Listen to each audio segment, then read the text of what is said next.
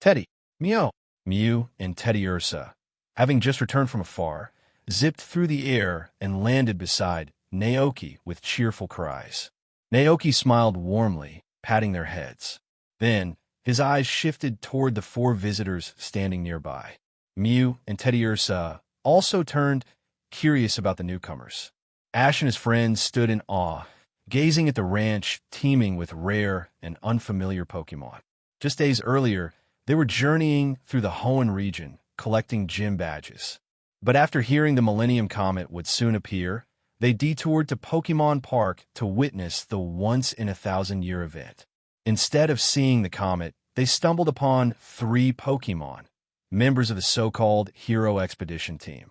Around the same time, Butler had handed over the sleep cocoon, and the expedition team had arrived just in time. A fierce encounter followed, during which they discovered Butler's dark intentions. Thanks to Teddy Ursa, the truth was revealed, and together, they foiled Butler's scheme and protected Jirachi. After the dust settled, Mew hinted at a possible way to break Jirachi's 1,000-year sleep cycle. Intrigued, Ash and his friends followed the Hero Expedition team across the sea, leading them to this mysterious ranch. Among the group, Brock was the only one who remained composed. Adjusting his ever-squinting eyes, he looked at Naoki. "Excuse me, sir. Are you the trainer of the Hero Expedition team?" May was still looking around, overwhelmed by the sight of so many incredible Pokémon, Zapdos, Mew, and even a unique-looking Teddy Ursa. "This is unbelievable," she whispered. Naoki smiled gently. "I'm Naoki, the owner of this ranch." Ash finally turned his attention away from the Pokémon. "Hi, I'm Ash from Pallet Town. I'm Brock. I'm May. And this is my little brother, Max." Naoki nodded politely, but didn't dwell on the introductions. His attention shifted to the small Pokémon hiding behind Absol, Jirachi. "Come with me," Naoki said. He led them inside to a cozy living room, where an NDD greeted them and began preparing tea and snacks. "Thank you for having us," Ash and the others said, bowing slightly as they took their seats. While sipping tea, Ash couldn't help but scan NDD with his Rotom phone. NDD, the emotion Pokémon. It diligently serves people and Pokémon alike to collect gratitude. Female NDD are particularly skilled at caring for children. "Amazing. What a fascinating Pokémon," Ash exclaimed. Naoki chuckled. NDD's incredibly reliable. Ash's curiosity shifted again, this time to the large Pokémon resting nearby.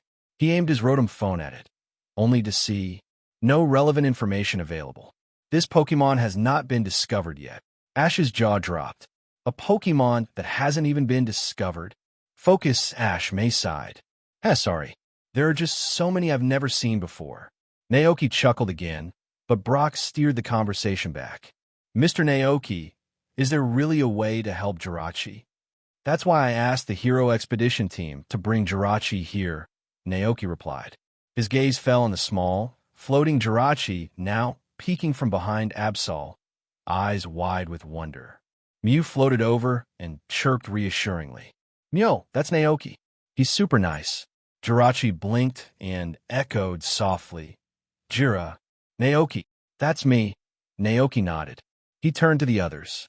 Pokémon like Jirachi naturally sleep for 1,000 years and only awaken for 7 days. Because of that, their personalities remain childlike. "That's really sad," May murmured. Max stepped forward, hopeful. "Mr. Naoki, can you help Jirachi?" Naoki nodded and left briefly, returning with a small, green dumpling. "This is a special dish made with rare ingredients and a unique method.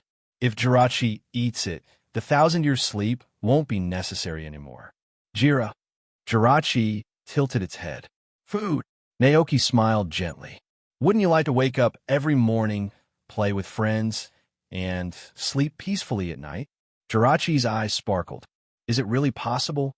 "Absolutely," Naoki affirmed. Looking to Mew, Teddy Ursa, then Ash and Brock, Jirachi saw only encouragement in their eyes. With a determined nod, it took a bite.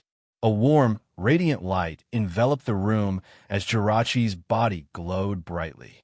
When it faded, everything looked the same, but something felt different. Jira, that's it. That's all. Naoki smiled. From now on, you're free from your deep slumber. Jirachi's eyes lit up. Mew let out a joyful cheer and twirled around Jirachi in celebration. That's so sweet, May said, smiling. Ash suddenly looked at Naoki. Wait, did you make that dumpling? Naoki nodded. Yes, it's a special recipe using a technique. Let's call it gift. Like psychic powers?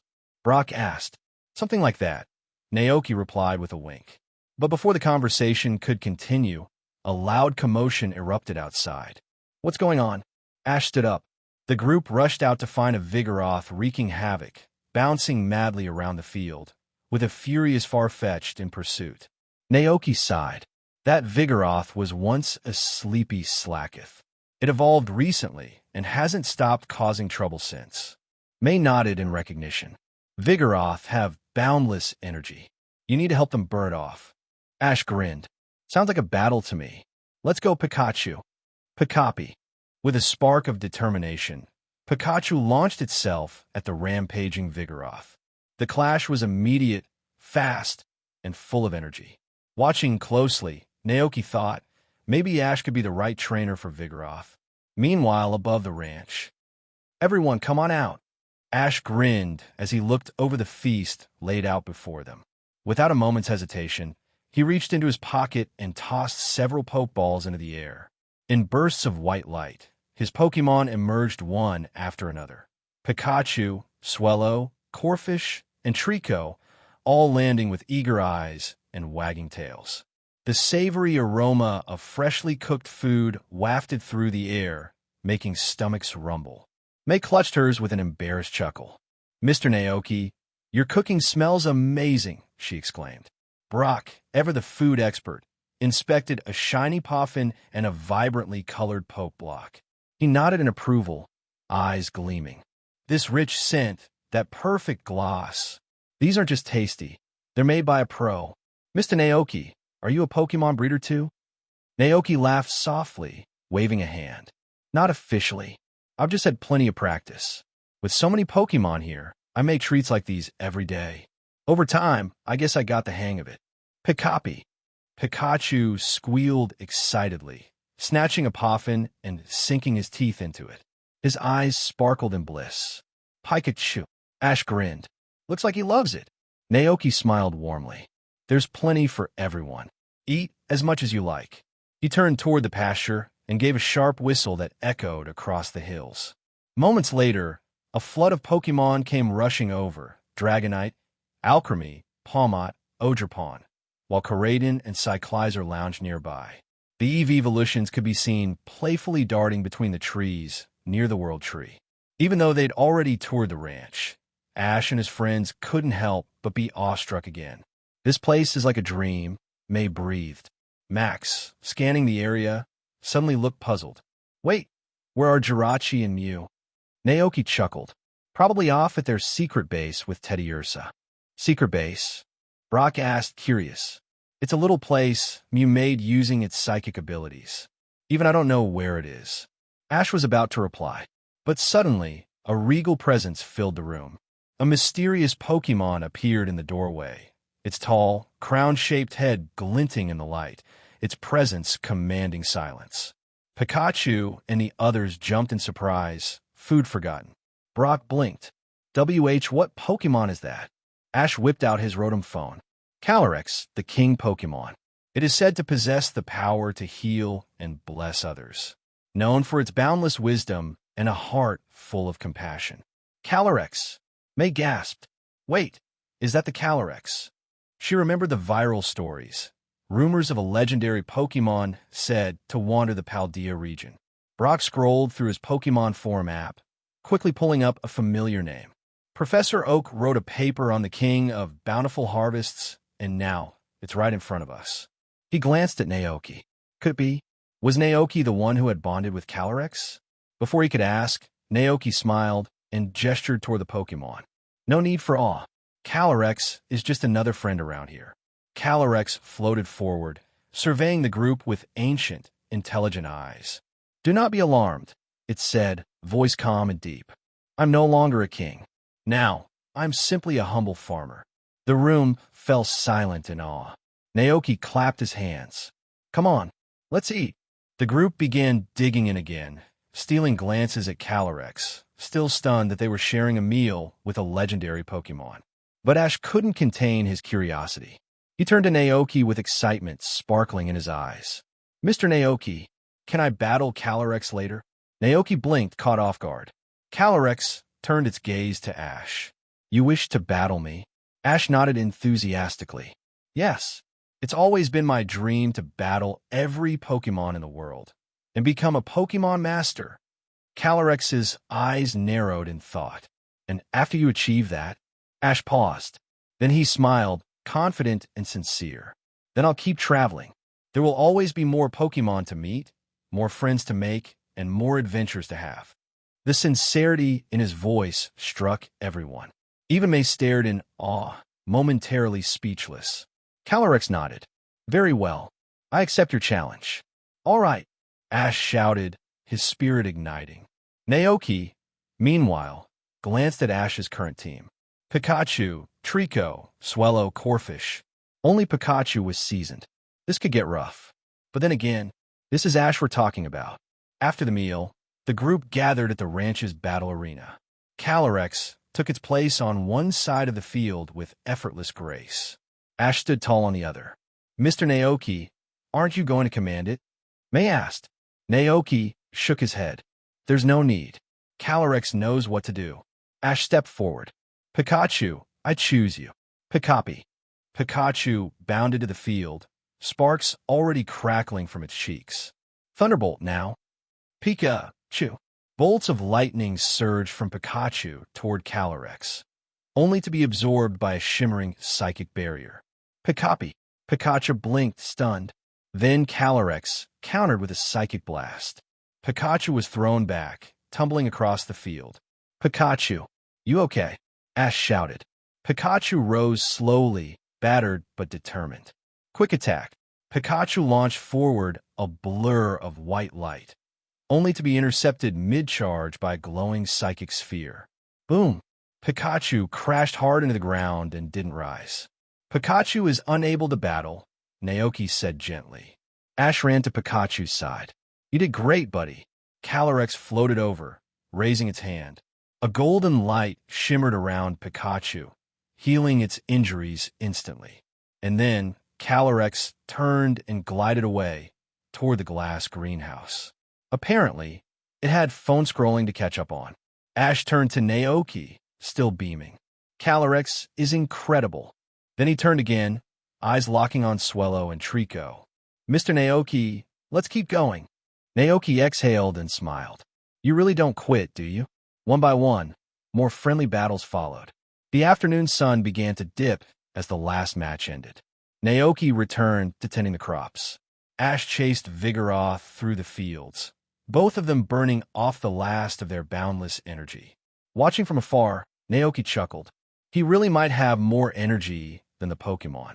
Brock and Max explored the ranch's many areas, while May helped in DD in the kitchen. Later, Naoki returned from the fields and found Ash and Vigoroth lying on their backs, panting and laughing. And for the first time, Vigoroth looked peaceful. Naoki smiled to himself. I know what to do now. That night, the stars shimmered overhead. Though Kosagi Town wasn't ideal for viewing the Millennium Comet, the ranch offered a perfect sky. Ash, May, Brock, and Max lay on the grass with Mew, Jirachi, and Teddiursa nearby. It's beautiful, May whispered. Ash and Max turned to Jirachi, eyes sparkling. Hey, Jirachi, can you really grant wishes when you wake up? Jirachi blinked. Wish? Max jumped in. Yeah, like, I wish for an endless mountain of snacks. The star on Jirachi's forehead glowed. Poof! Dozens of snack bags appeared out of thin air. Whoa!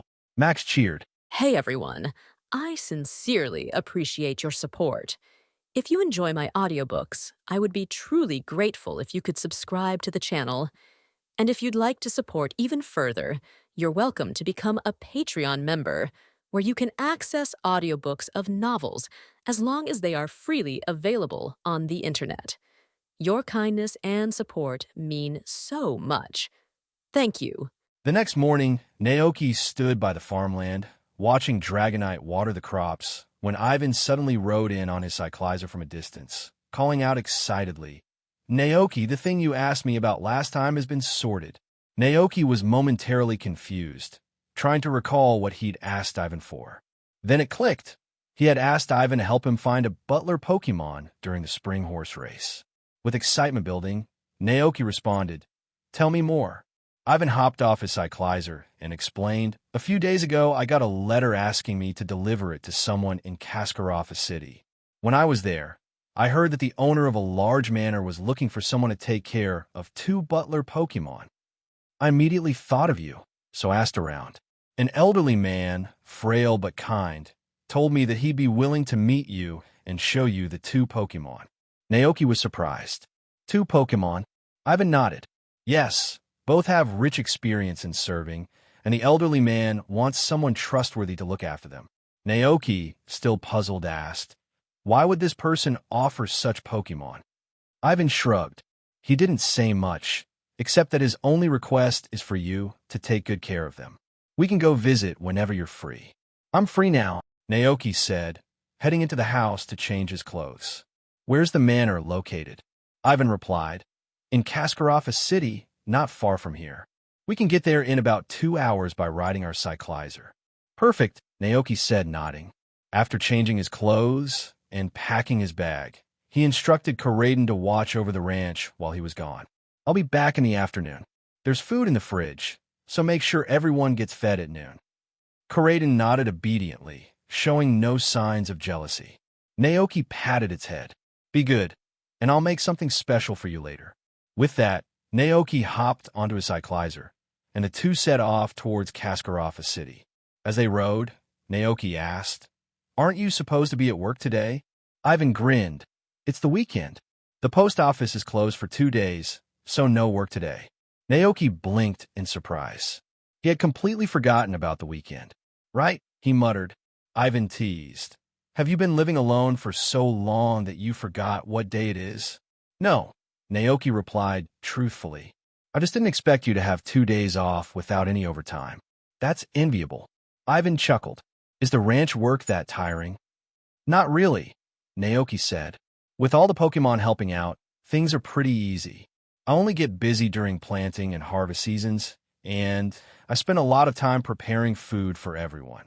It's tiring, but it's worth it seeing all the Pokémon happy and healthy." Naoki sighed inwardly, reflecting on how different life in this world was compared to his previous one. 2 days off a week, and no overtime luxuries that would have been unthinkable back then.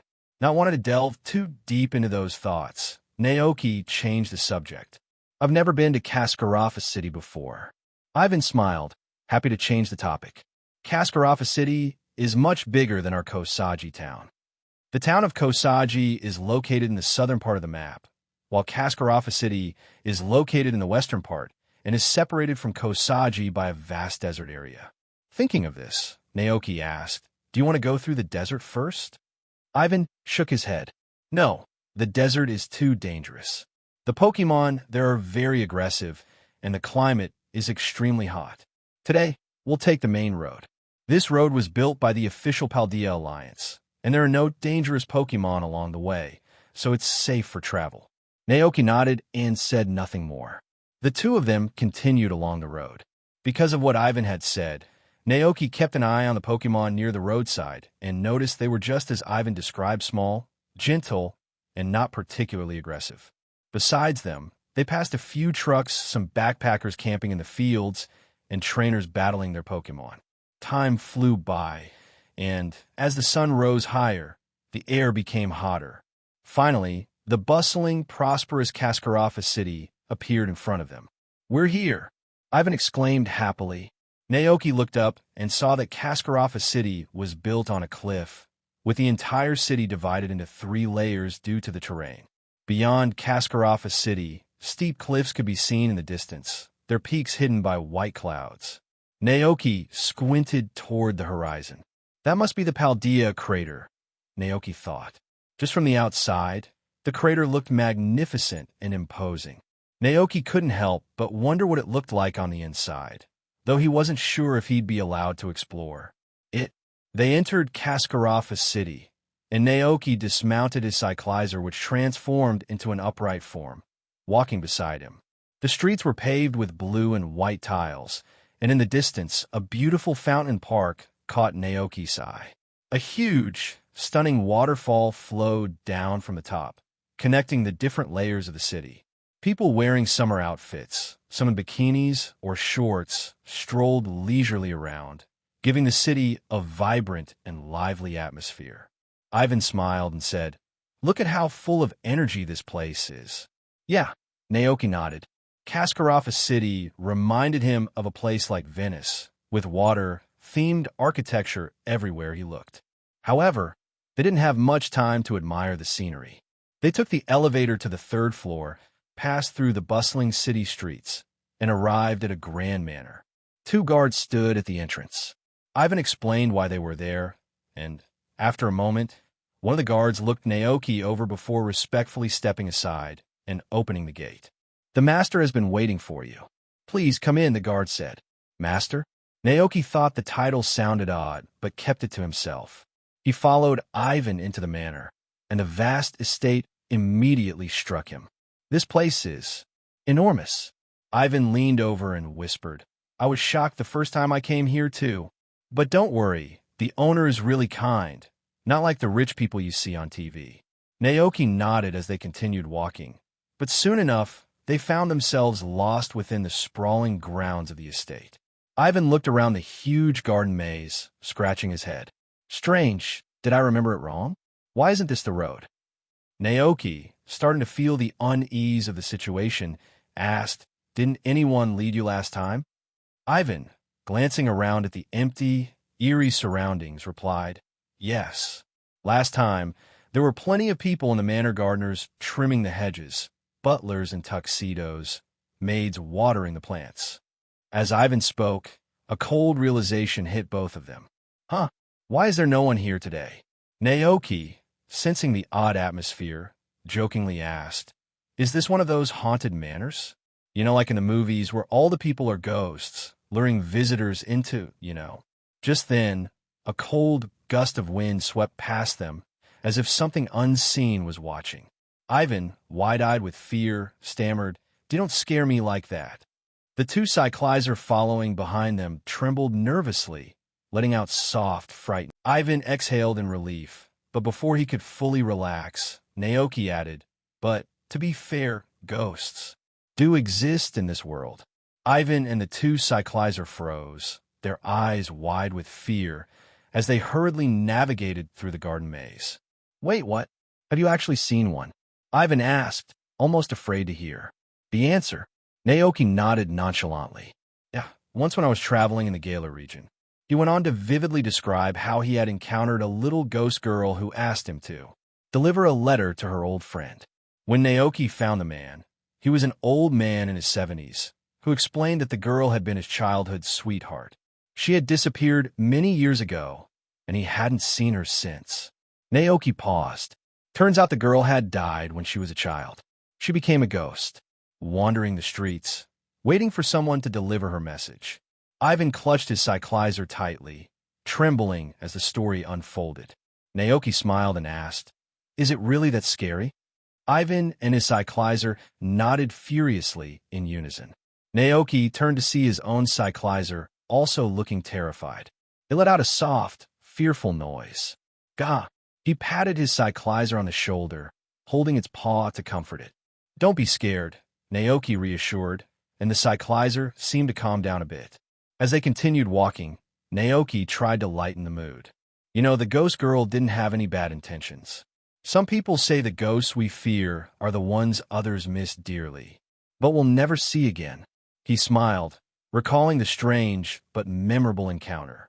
After I delivered the letter for her, she left me a gift, an enchanted spell tag with spiritual power.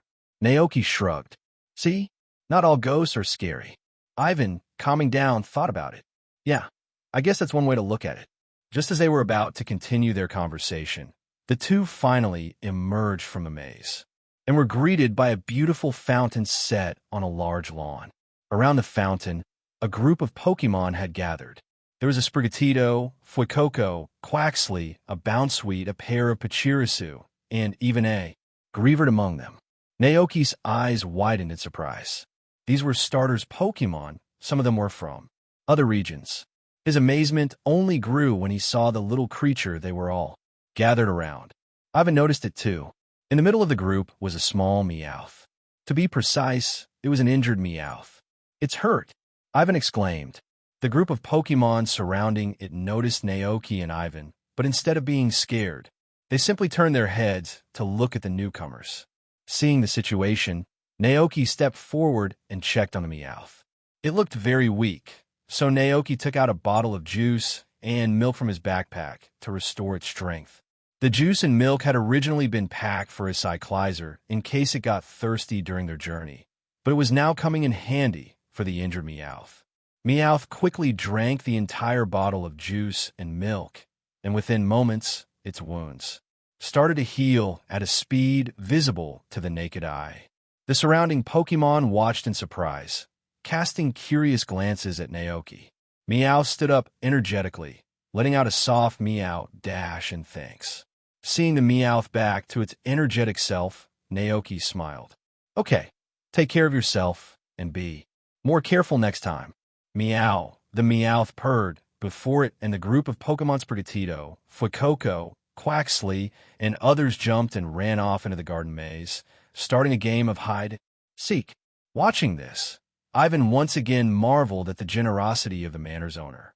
Was this garden maze built just for these Pokémon to play hide-and-seek? Ivan murmured. In awe, Naoki chuckled. It seems that way.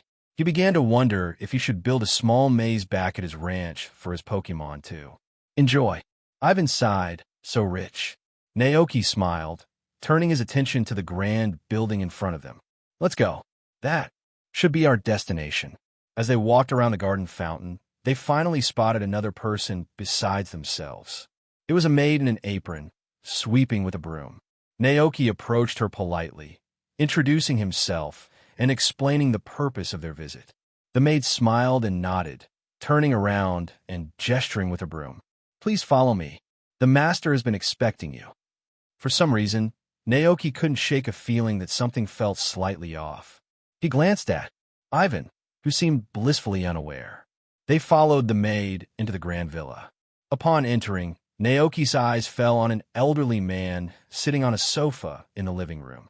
He was wearing a blue kimono, his hair silver with age, and his face lined with wrinkles. The man appeared tired, as if burdened by time. On either side of the old man stood two Pokémon that looked similar. Both had two horns on their heads, but one Pokémon's horn pointed upwards while the other's pointed downwards. The Pokémon with the upward-pointing horn had a half-closed, expressionless eye, giving off an air of detachment. Meanwhile, the one with the downward-pointing horn had a gentle smile, with its eyes open wide and a warm, kind expression. Naoki's mind flashed with recognition.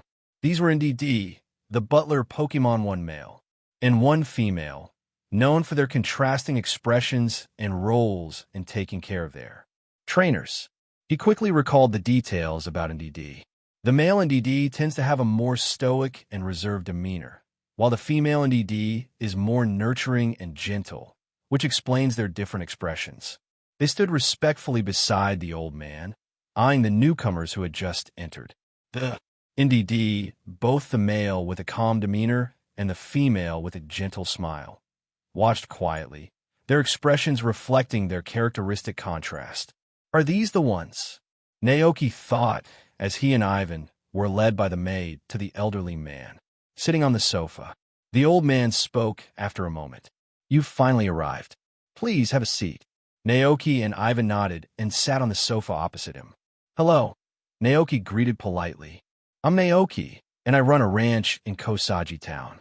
This is my partner, Cyclizer. The old man nodded slightly and murmured to himself, a ranch owner. After a pause, he continued, just call me Sato. What do you think? Is he suitable? He turned to the two NDDs beside him. The male NDD on the left nodded calmly. The female NDD on the right gave Naoki a warm, approving smile. Seeing their reactions, the old man laughed heartily. That's good. I think he's a fine choice. He'll take good care of the children. Naoki was caught off guard by the comment. Excuse me, Mr. Sato, but what do you mean by this? Noticing Naoki's confused expression, the old man chuckled. You must have thought I was referring to these two Pokémon. They've been with me for over 20 years. I can't bear to part with them. No, the ones I want you to care for are their children. Let me be clear, Naoki. When you arrived, I set a little test for you. Naoki's mind flashed back to the injured Meowth by the fountain. He began to piece things together. The old man smiled. You showed great kindness in helping a Pokémon you didn't even know, saving it without hesitation. That was no coincidence. He leaned forward slightly. And that ghost story you told in the garden? It was wonderful. The line about ghosts being those who are missed, but never seen again, so true. For a moment, the old man seemed lost in thought, but he quickly regained his focus. But that's not the main point. The real test was when your Cyclizer was frightened. You comforted it immediately, holding its hand. That showed real patience and understanding. Naoki felt a bit embarrassed at the old man's praise. He hadn't thought much about his actions at the time. The old man, seeing Naoki's modest expression, laughed softly. Forgive me, I didn't mean to eavesdrop on your conversation. I heard from my servants that you accidentally wandered into the garden maze. Because many Pokémon usually play there, for their safety, I had surveillance cameras installed, the old man explained. Naoki shook his head. It doesn't matter. In that case, please follow me. The old man stood up, gesturing for them to follow. Naoki and Ivan exchanged glances before following the old man down the hall until they reached a warmly decorated baby room. There, Naoki saw two baby NDD, the children of the butlers. They were small as if they had just been born. The old man smiled fondly. These are their babies, just 2 weeks old, a brother and a sister. Would you like to meet them? Naoki nodded and approached the young Pokémon, crouching in front of them. The baby NDD siblings noticed the newcomer. The sister, with wide eyes, gave Naoki an innocent smile. She waved her little hands enthusiastically. Her brother, on the other hand, had a much more serious demeanor. He glanced at his sisters, eagerness, and gave a disapproving look as if he were the mature one of the two. Naoki smiled and reached into his backpack, taking out 2 bottles of juice milk and 2 lucky puddings. He turned to the old man and asked, Mr. Sato, is it all right if they have some snacks? The old man and the 2 adult NDD butlers nodded. Of course. With their permission, Naoki gently handed the juice milk and pudding to the young Pokémon. The baby sister, sensing the milk's smell, immediately grabbed the bottle and began drinking it with no hesitation. She took a big gulp and stopped, looking content. Naoki then opened the package of lucky pudding and offered it to her. The sister eagerly took it and, after finishing the pudding, looked at Naoki with bright, happy eyes. She waved her tiny arms, asking for a hug. Naoki carefully picked her up, feeling her soft, fuzzy body in his hands. His movements became instinctively gentle as he cradled her. He then glanced at the brother, who was still standing by with his usual stern look. Don't you want to try? Naoki asked. The brother continued to glance disapprovingly at his sister, maintaining his mature posture. Smiling, Naoki gently pushed the milk bottle closer to him. How about a sip? The little butler blinked, smelling the milk. His expression softened slightly, and despite himself, he couldn't resist. After quietly swallowing, he took a cautious step forward and sipped from the bottle. Seeing this, Naoki let out a soft laugh. Quite cute. However, upon hearing Naoki's laughter, the baby butler quickly blushed and turned away, pretending as if nothing had happened. His serious expression returned as if to say, I wasn't enjoying that. Naoki didn't press the matter, content to play with the baby sister for a while, cradling her gently. The 2 adult NDDs behind the old man watched the scene with gentle expressions, communicating softly with each other. Murmured the male butler. Responded the female butler with a smile.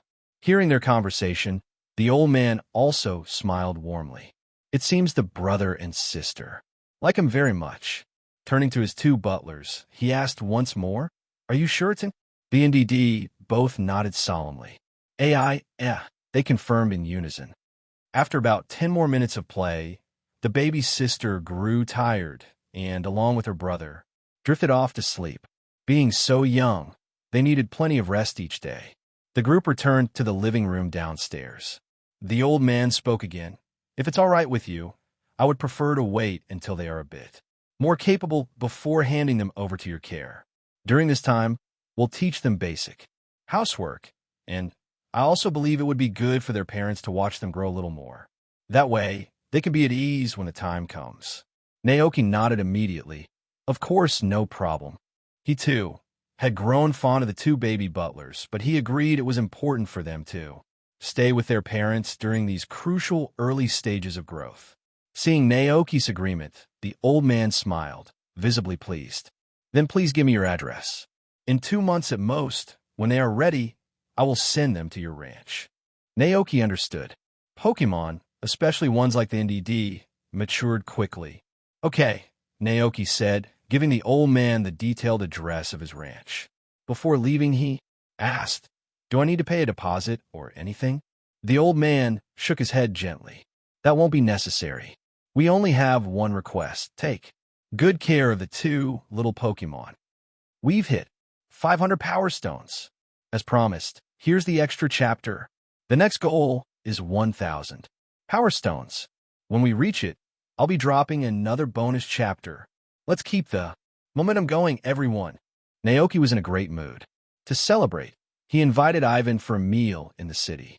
They chose a well-known spot, the Fresh Fish Restaurant, specializing in seafood dishes. The two sat under a parasol with their cyclizer nearby, and the waiter soon brought out a variety of fish dishes along with 4 drinks. Naoki placed a plate of fresh salmon sashimi in front of his cyclizer, saying, "It's really thanks to you today, Ivan. Otherwise, I would have taken forever to find a butler Pokémon." Ivan grinned and shrugged. "It was nothing. Is there anything else you need help with?" Naoki, thinking about his plans, asked, "Do you know where I can learn to make Poke Blocks?" Poke Blocks. Ivan paused to eat a piece of fish before thinking carefully. "I'm not sure. People who are good at making Poke Blocks are usually Pokémon breeders. Where do they learn how to make them?" Naoki asked. Ivan tapped his chin. "Probably from the Breeders' Association, but I'm not certain. I'm just a small-town mailman. Don't worry, though. I'll help you look into it next time I'm delivering letters." "Thank you. I appreciate it," Naoki said gratefully. Ivan then added with a mischievous smile, "But don't forget you owe me. Don't let me down at next year's horse race." Naoki couldn't help but internally grumble. He's still thinking about the 10,000 Poke Dollars he lost in the race. Still, Naoki wasn't sure if he could fulfill the promise, given his responsibilities at the ranch. He couldn't leave the Paldea region for too long. Seeing Naoki's hesitation, Ivan playfully insisted, "No, we made a deal. I help you find the butler Pokémon, and you help me win back those 10,000 Poke Dollars." All right, Naoki conceded with a smile. "Once winter comes and the fields are less demanding, I'll go out and see if I can find any horse Pokémon for you." By that time, Naoki reasoned, the two NDD would be helping with the ranch work, freeing him up to take a trip to the Gala region. Ivan was satisfied, but still a bit skeptical. "The horse Pokémon don't appear much in the winter, do they?" "Well, not all," Naoki replied with a smirk, recalling the Calyrex's Glastrier, the Ice Rider Pokémon. "Some horse Pokémon have Ice-type attributes. They thrive in snow and ice."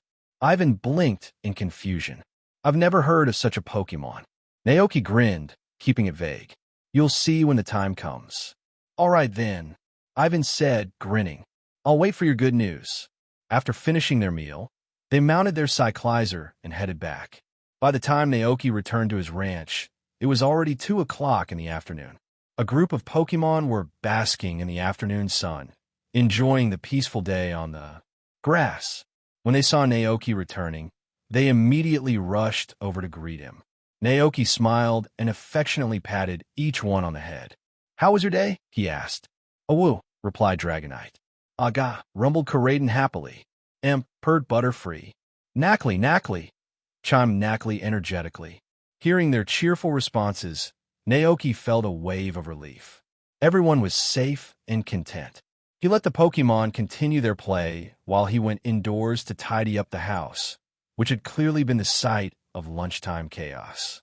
It was obvious that while he had been away, Koraidon must have helped prepare lunch for Glacian and the others. Naoki noticed the refrigerator was missing quite a few sandwiches, fruits, juice, and milk. Empty milk bottles were scattered around the table, one having even rolled to the floor.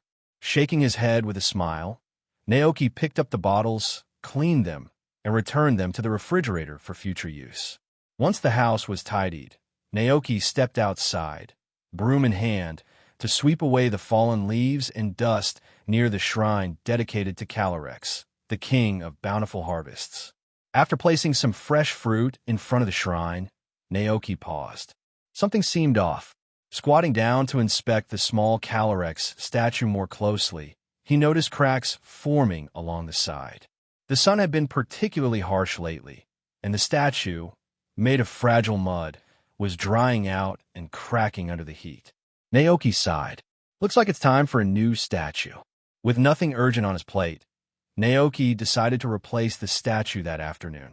Gathering his tools and a solid piece of wood, he sat under the eaves of his ranch house, recalling the regal appearance of Calyrex, the king of bountiful harvests, as he began to carve the new statue. As he worked, the sun shone gently on the lawn where the Pokémon played, their laughter and cries filling the air.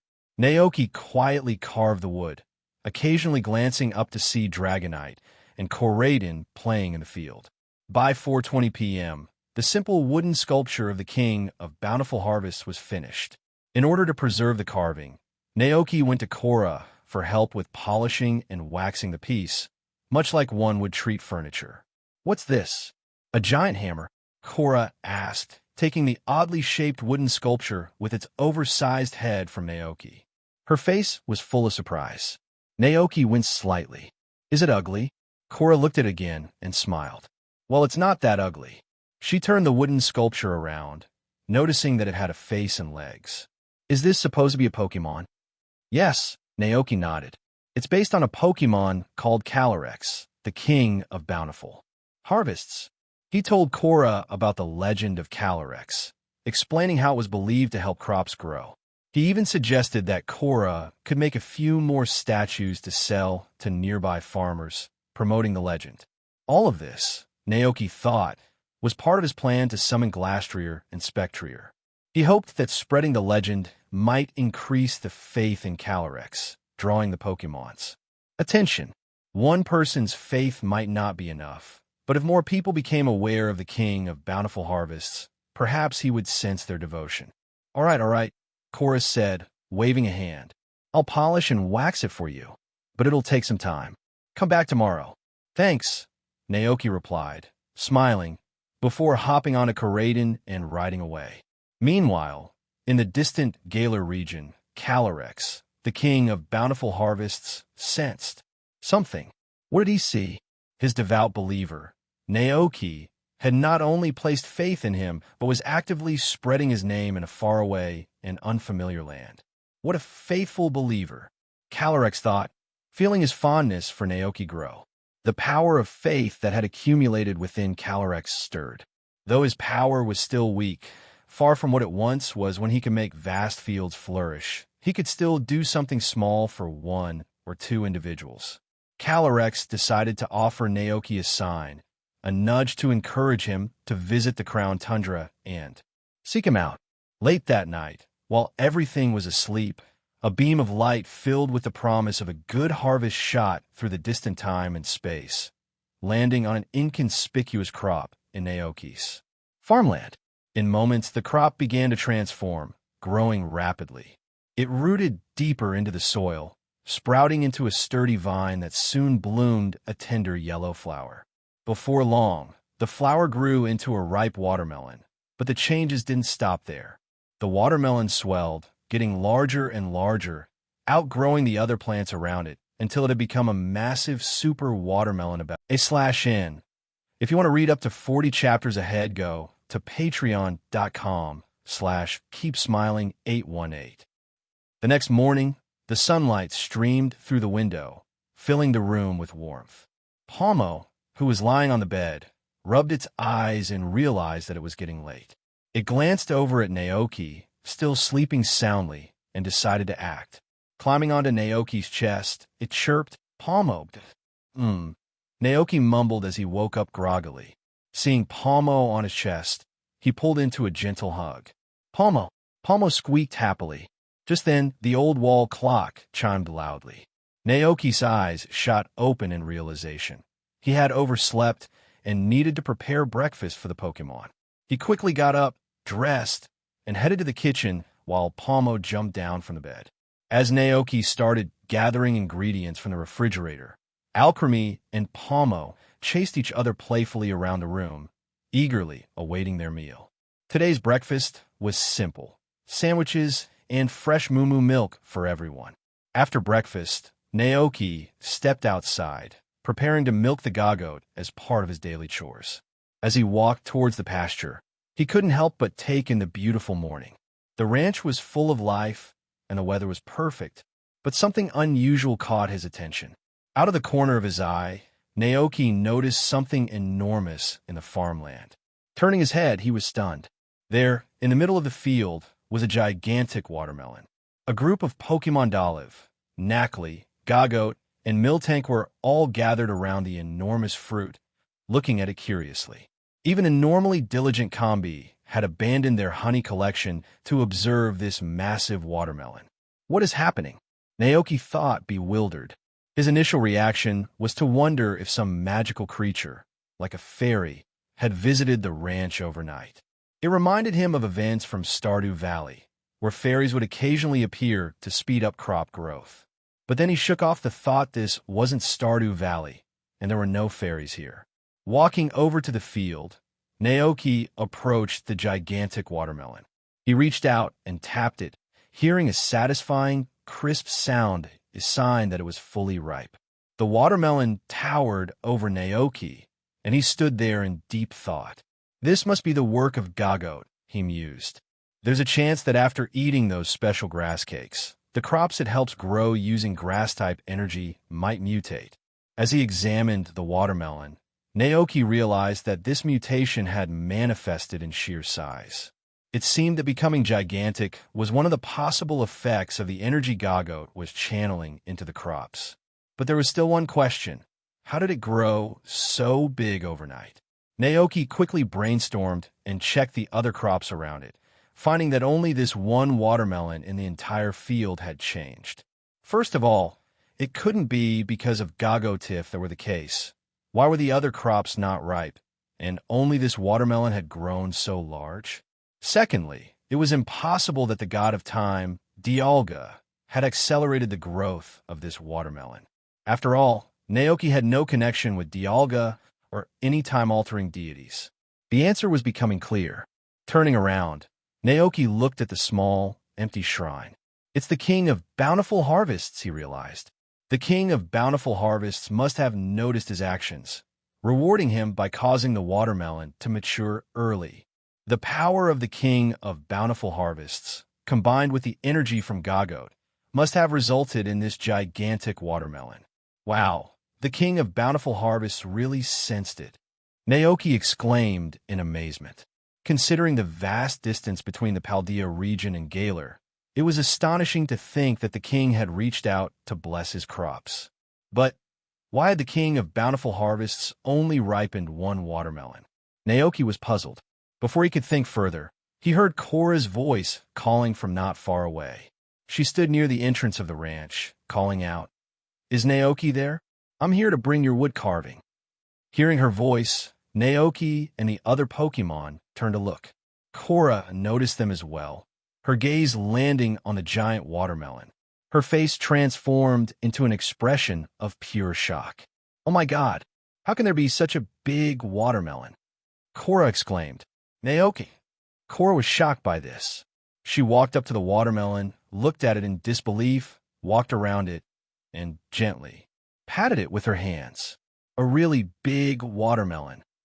Actually, I was shocked too. Naoki said. Then, as if she had thought of something, Cora opened her eyes wide and asked, "Is this the power of the king of bountiful harvests you mentioned yesterday?" Naoki, maybe. The king of bountiful harvests ripened the watermelon, but it grew bigger thanks to the power of Gagote. I never thought that the legend was actually true. Cora murmured to herself, and then a beam of light burst from her eyes. As expected of the king of bountiful harvests, this is amazing. Cora looked as though she were ready to start believing in the king of bountiful harvests herself. For a moment, Naoki wasn't sure if he was taking advantage of the king or if the king was using him. Oh no, he really became a missionary of the king of bountiful harvests.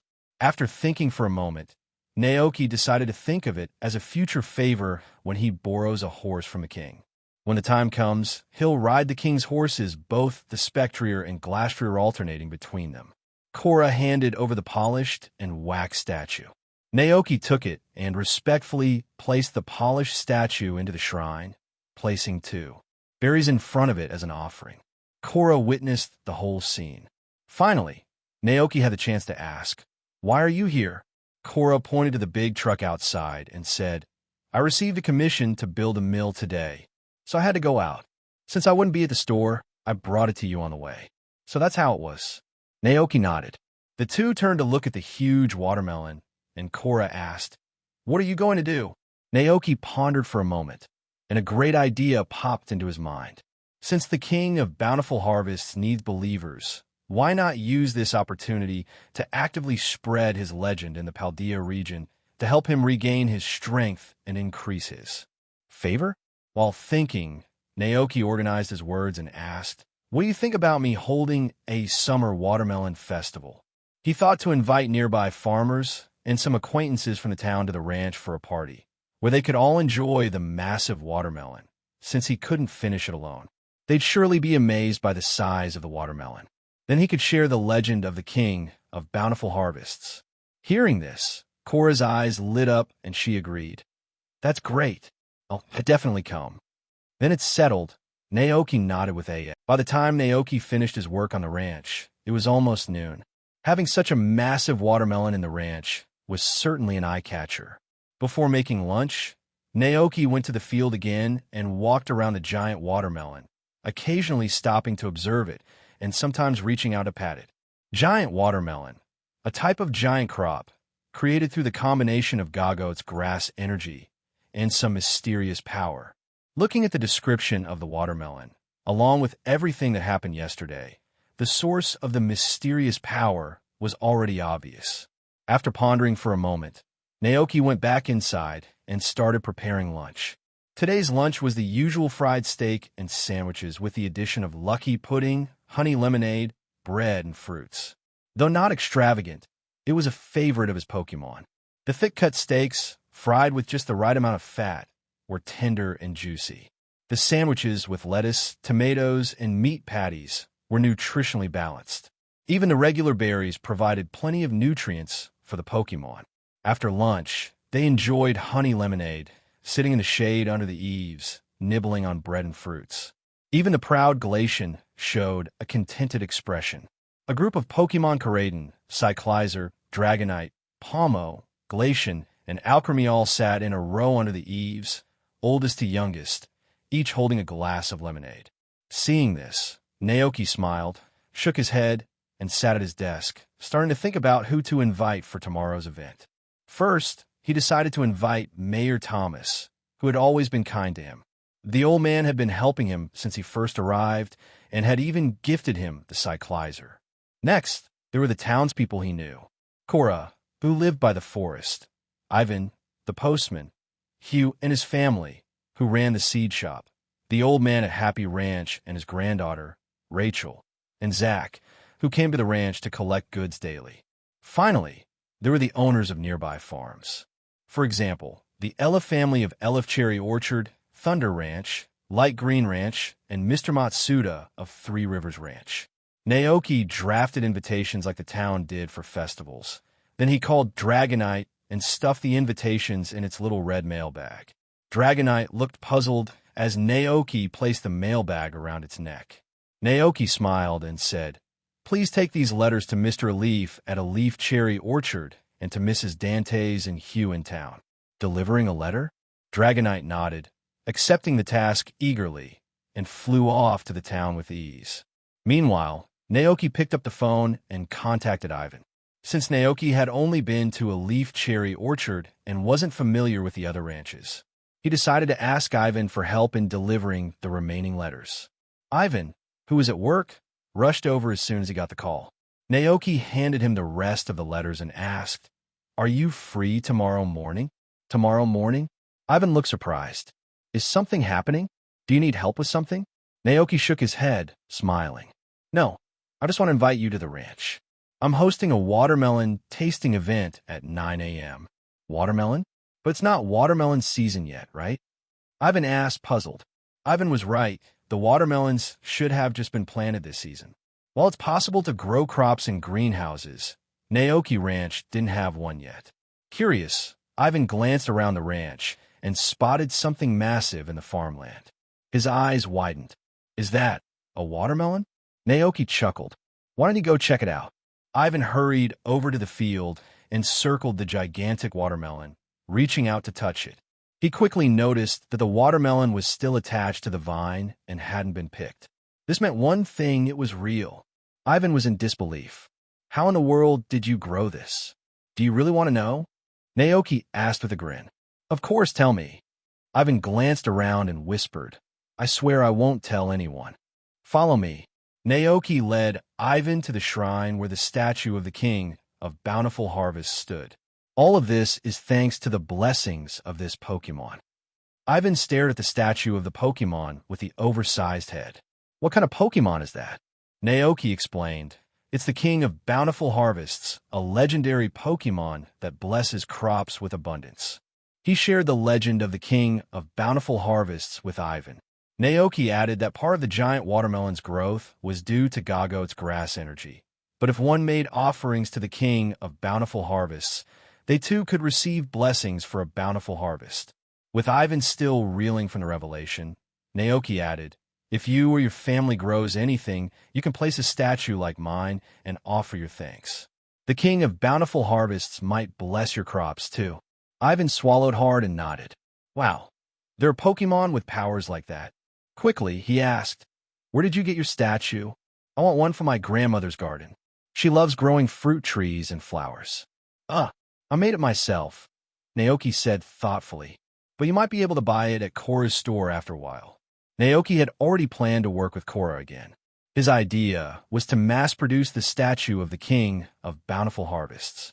He would provide the design, and Cora would handle the wood carving, which would then be polished and sold to nearby farmers.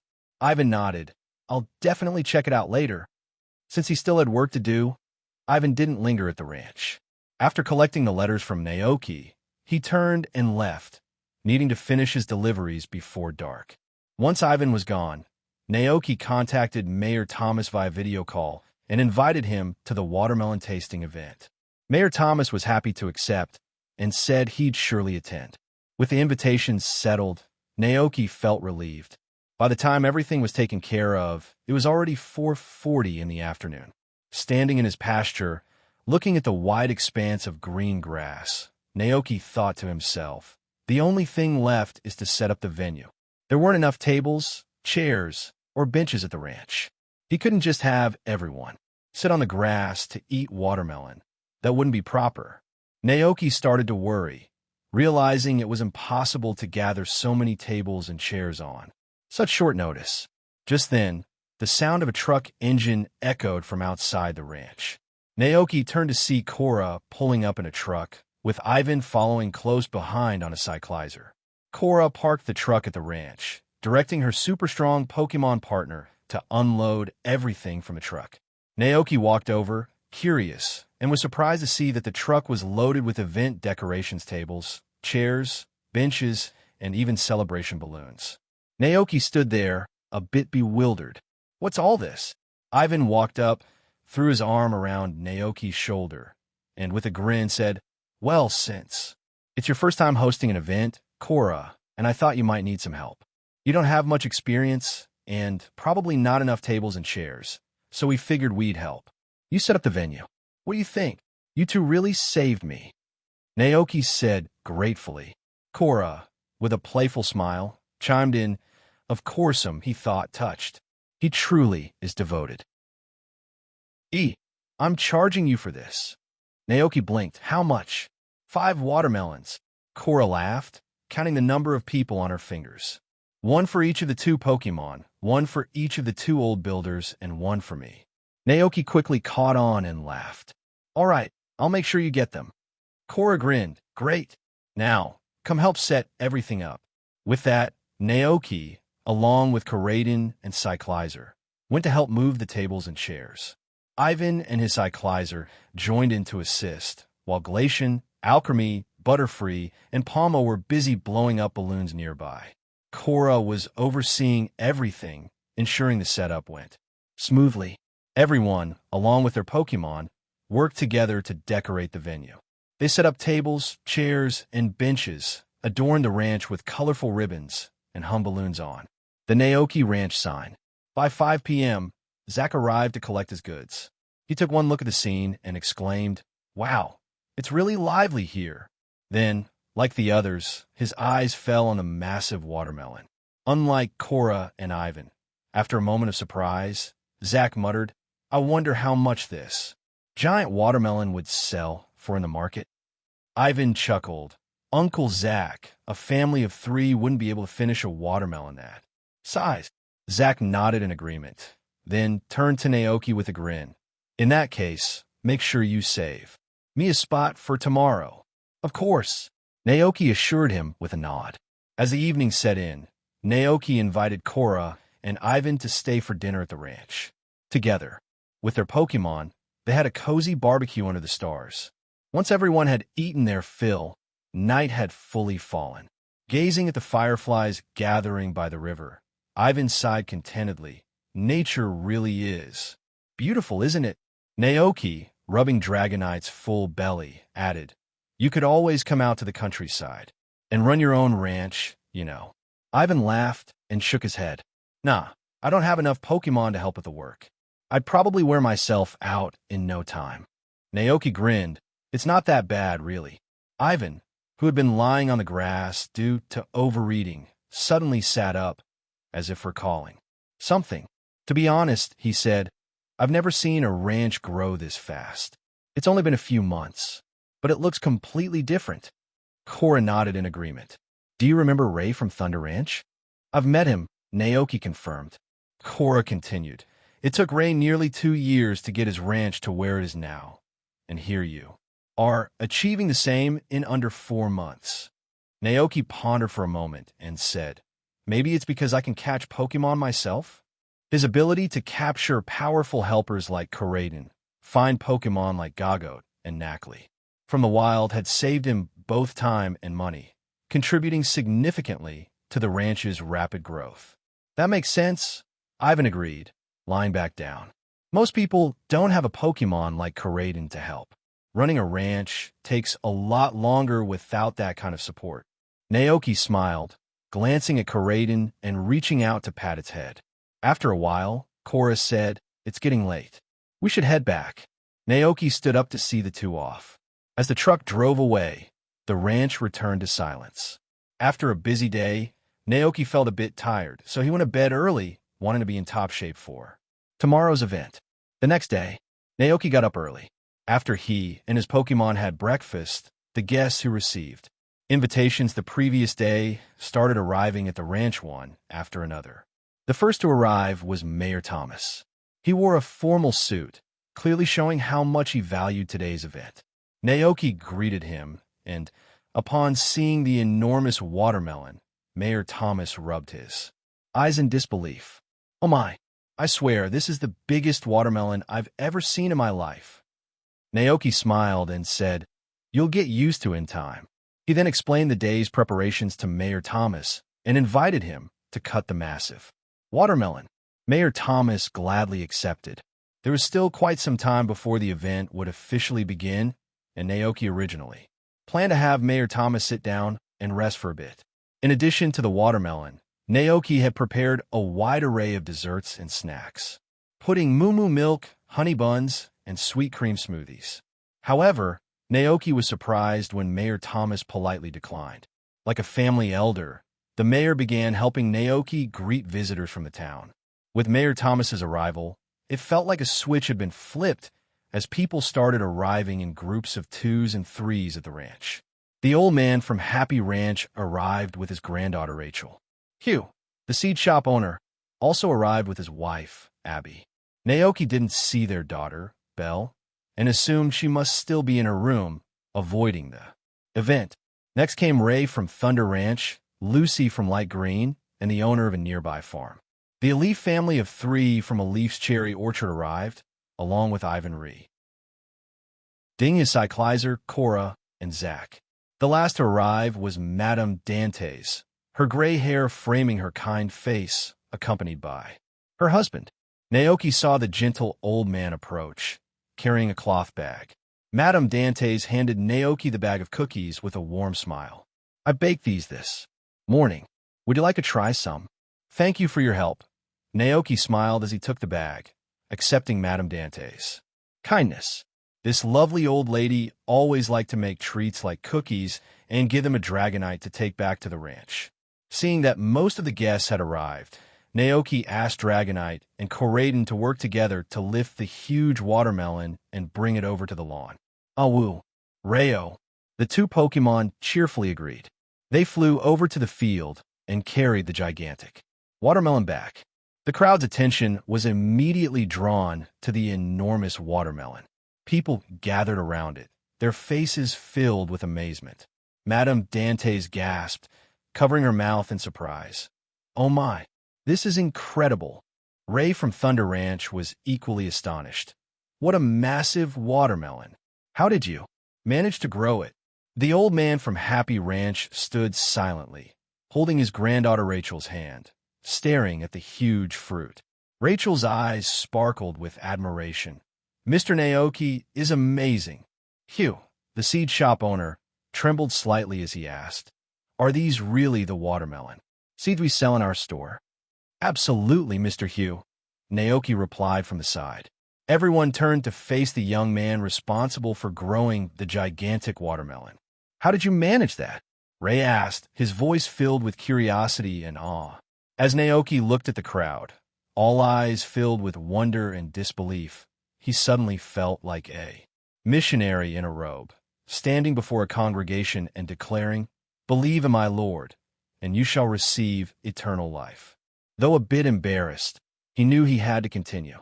After all, the event had been planned for a long time.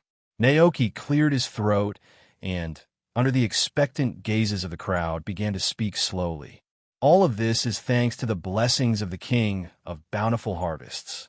The King of Bountiful Harvests? Someone in the crowd quickly chimed in. Naoki looked over to see it was Lucy from Light Green Ranch. He nodded. Yes, the legendary King of Bountiful Harvests, an embodiment of abundance. Naoki then shared the tale of the King of Bountiful Harvests, emphasizing how this Pokémon could make flowers bloom, enrich the soil, and ensure bountiful harvests. The King of Bountiful Harvests has a kind heart, Naoki continued. It can see into the past, present, and future, and it brings good fortune to those who believe in it. As Naoki spoke, he inwardly cringed, feeling more and more like a charlatan. He quickly cleared his throat again and changed the topic. Mayor Thomas, shall we begin slicing the watermelon? Before anyone could respond, Mayor Thomas had already approached the podium with a smile. Holding a watermelon knife, he said, "Let us thank the King of Bountiful Harvest for blessing us with such a delicious watermelon this season." In the Galar region, within the Crown Tundra, the King of Bountiful Harvest suddenly felt a warm surge of energy flow through his body. It was a feeling he hadn't experienced in a very long time, a sensation born from the faith of humans. Feeling his body grow warmer, the King of Bountiful Harvest teleported to a vast, seemingly endless, snow-covered field. With a light step on the snow, his eyes glowed with a soft blue psychic light. Through the folds of time and space, he saw a gathering of humans, celebrating joyously, and his faithful follower standing before them, passionately proclaiming his existence. The great Lord of Plenty, the embodiment of abundance, the Pokémon with a heart full of love. Let us give thanks to the King of Bountiful Harvests. Hearing these words and witnessing the scene, the King of Bountiful Harvests was deeply moved. In all his long years, this was the first time a human had ever done something like this for him. I never imagined that my little believer would have such faith in. The watermelon is so sweet. On the ranch, people gathered, enjoying large slices of watermelon, with juice dripping from their mouths. The Pokémon that accompanied the guests were also savoring the watermelon. Cora's Machamps stood beside her, holding a large piece of watermelon, happily munching away. After the watermelon feast, Pokémon like Palmo and Butterfree began chasing each other and playing on the lawn. It's a shame the watermelon is too big to fit in the fridge. Chilled watermelon would be perfect in this weather, Mayor Thomas remarked with a hint of regret. About a solution, Naoki thought to himself, finding this to be an easy fix. Oh, Mayor Thomas's eyes lit up as he turned towards Naoki. Naoki scanned the area and spotted Glacian, who was hanging out with Alchemy, and called it over. After hearing Naoki's request, Glacian immediately leaped onto the table. Bye! With a wave of icy energy, Glacian sent a gust of cold air toward the watermelon. A thin layer of white frost formed on the surface, giving the watermelon a refreshing, frosty appearance. Mayor Thomas laughed heartily at the sight. I'm getting old. I completely forgot that Ice-type Pokémon could help with freezing watermelons. Thank you, Glacian. Bye. Glacian, feeling shy, quickly scurried over to Naoki. It wasn't used to being around so many people, but being near Naoki gave a sense of security. Odd shot, Mrs. Dantes remarked with a kind smile. What a sweet little Glacian. Glacian, feeling even more embarrassed, tucked itself closer to Naoki. Naoki gently patted its head. All right, go have some fun. With that, Glacian darted away, hiding next to Miltank. Mayor Thomas began passing out the chilled watermelon slices, while some of the children from the town and their Pokémon happily devoured the pudding Naoki had prepared in advance. Naoki watched the scene unfold, feeling deeply moved. It was the first time the ranch had ever been this lively. He scanned the crowd, looking for his Pokémon. He spotted a group of grass-type Pokémon gathered around Gogode, admiring its release of powerful grass-type energy with awe. Koraidon, Dragonite, and Cyclizer stood together, munching on watermelons while chatting about something with great enthusiasm. Nearby, Alchemy and Knackley were stacked on top of Knacklestack, putting on a brick stacking show for the other Pokémon, much to everyone's amusement. Butterfree and Combi relaxed in the watermelon, enjoying the sweet juice that pooled inside. Miltank rolled around joyfully on the grass. Palmo, proudly wearing a red cape, was surrounded by a group of excited children. It shouted Palmo and leapt into the air like a superhero, soaring off the ground. The children cheered in admiration as Palmo struck a heroic pose, looking both strong and dashing. Meanwhile, Naoki was chatting with some of the townspeople. Hugh, the seed shop owner, approached, and they began discussing Bell. Naoki asked, "Did the method I suggested work?" Hugh nodded, though his expression soon turned troubled. It did work. After that day, I adopted an EV egg from someone in town and gave it to Belle. At first, Belle was very resistant. She was afraid the Pokémon in the egg would hatch at night and, well, attack her while she slept. Naoki blinked, speechless for a moment. Paranoia sure leads to some unique concerns, he thought. And then what happened? Naoki asked, curious. Hugh continued. Eventually, I convinced her mother to reassure Belle that the Pokémon inside the egg was just a harmless EV. Belle finally accepted it and began trying to bond with the egg. This morning, I even saw her make a warm little nest for it out of a blanket and a cardboard box. Naoki imagined the scene and smiled. That sounded like progress. Things seem to be going well. Hugh nodded again. Yeah, I really hope Belle will continue to care for it once EV hatches. Seeing the worry on both Hugh's and his wife's faces, Naoki couldn't help but sigh, feeling empathy for the challenges of parenthood. Though he had no children himself, Naoki tried to offer reassurance. "It'll be okay."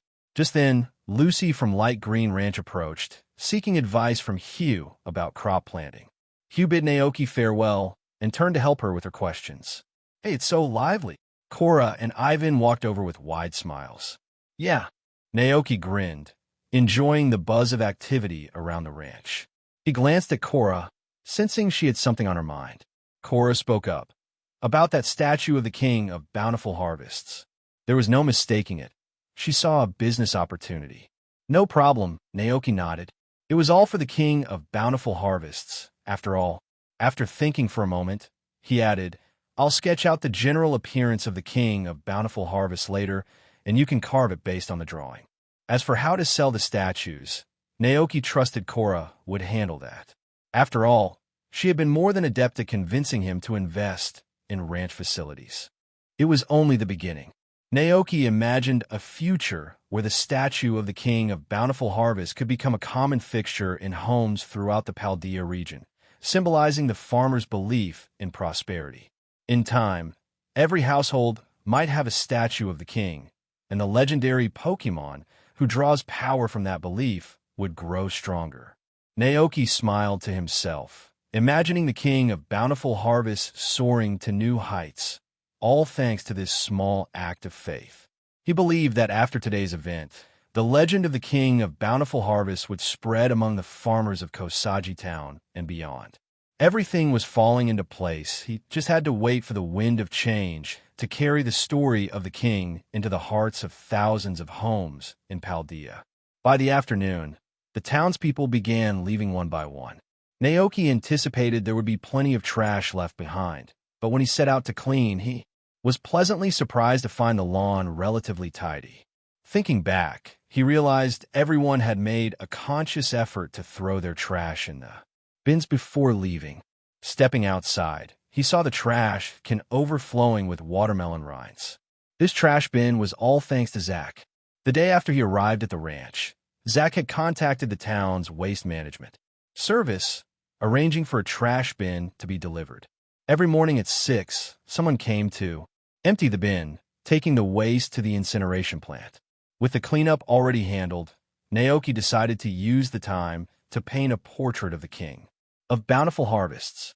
The image of the king was still clear in his mind, and having learned to draw in the past, he was able to capture the regal form of the Pokémon with ease. As Naoki painted, Dragonite stood nearby, carrying a small red satchel, gently dozing off as it waited. When the portrait was finished, Dragonite stirred, stretched, and took the letter containing the drawing, placing it carefully into its satchel. With a mighty flap of its wings, it soared off toward the town. Naoki looked up at the sky and exhaled slowly, feeling satisfied. Turning to Karaden and Cyclizer beside him, he smiled and asked, "Did you enjoy today?" "Aru, Rayo." The two Pokémon answered in unison, clearly happy. "Good to hear. You don't seem hungry yet, so I'll cook later."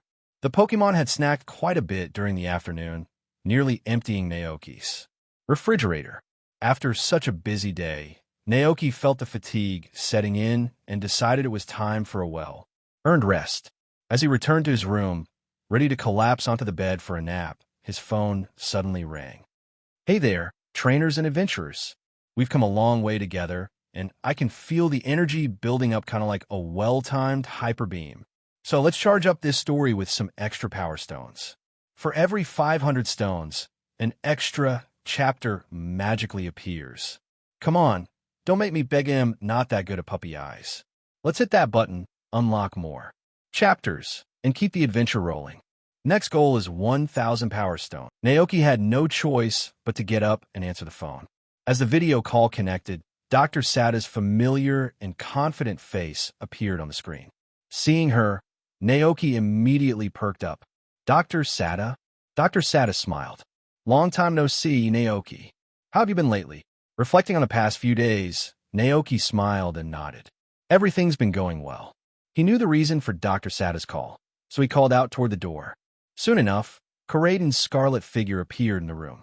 Naoki smiled. "Say hello to the doctor."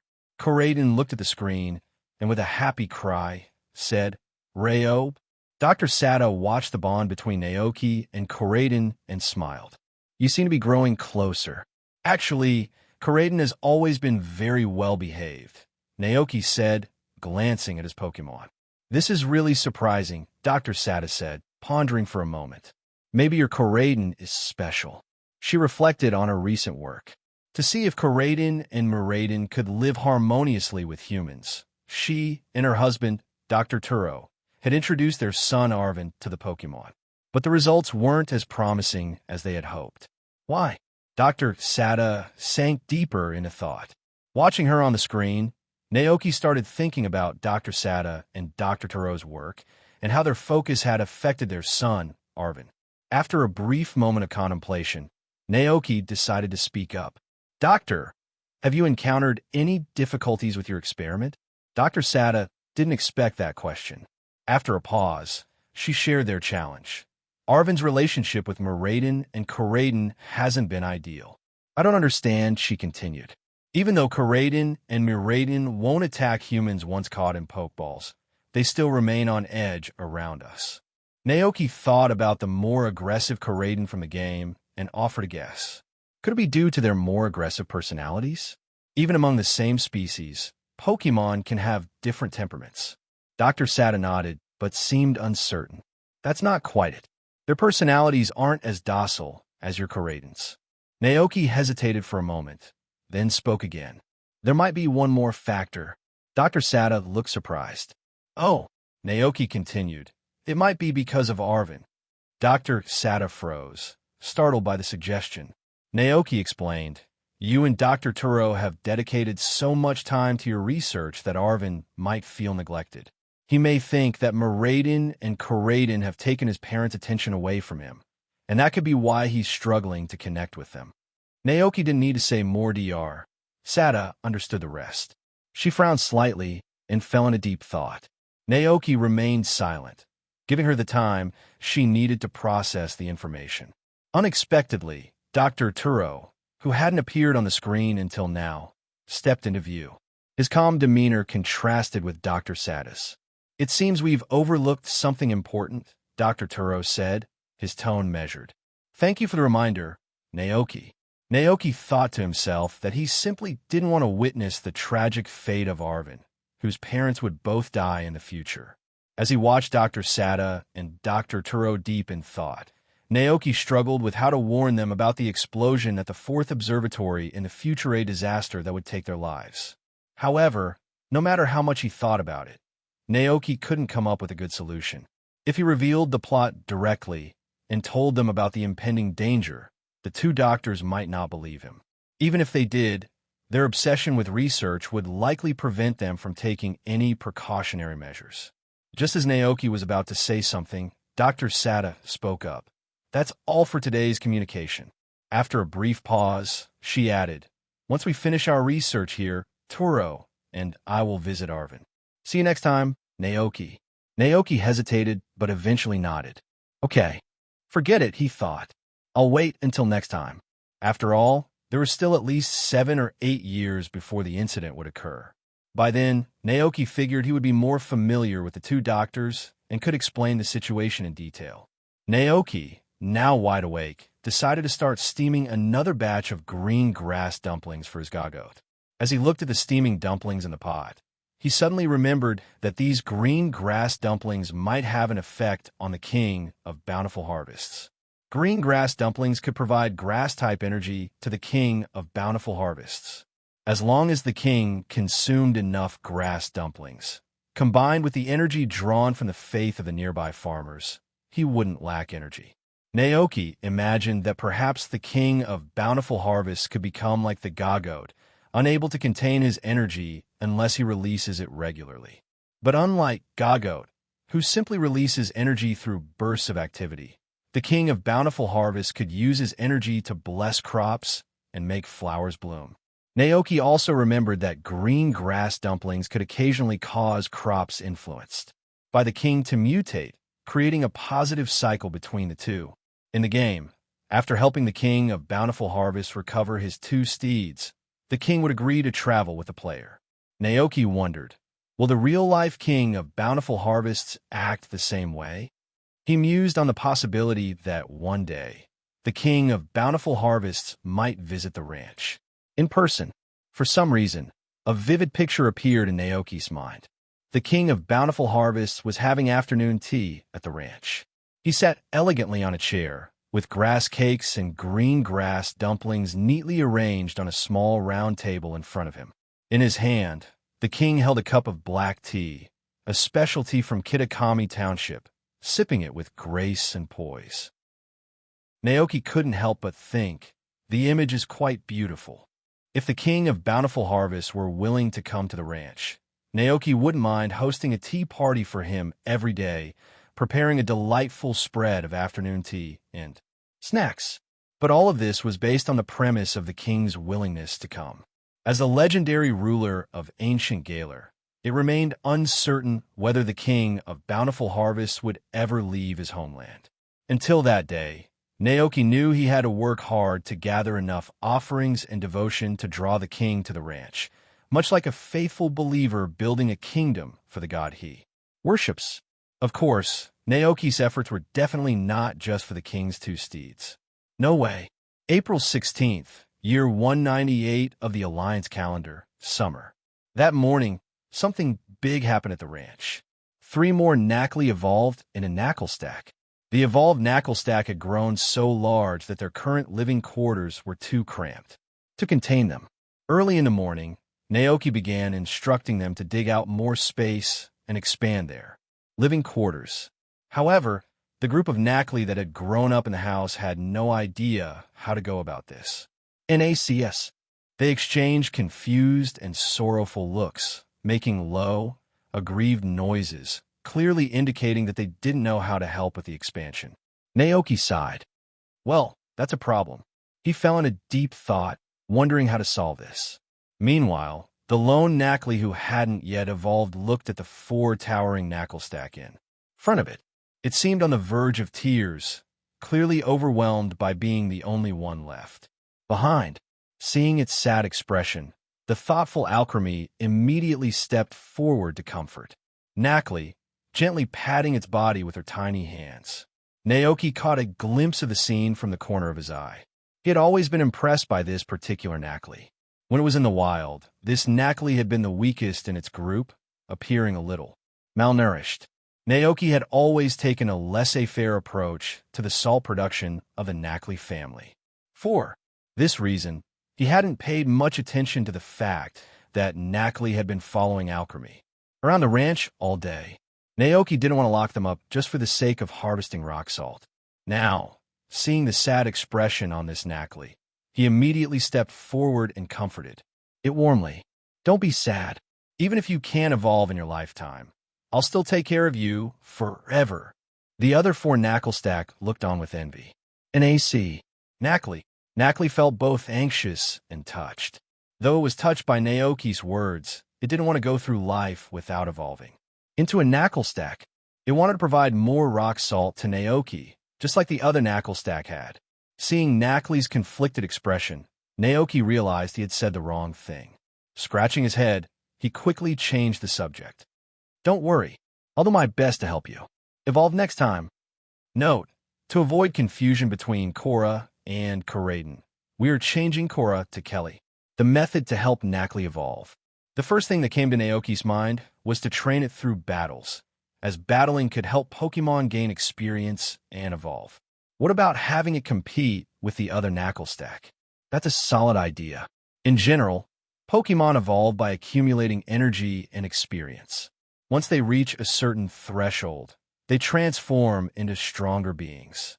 So, to help Knackley evolve, it would need sufficient nutrition and energy. That could be easily managed. Naoki could prepare more of the rock salt-fried soil dish that Knackley loved so much. This meal helped strengthen Knackley, making it more robust and healthier. With that in mind, Naoki asked the other 4 knackle stack to share their evolution experiences with Knackley while he headed to check the supplies in his room.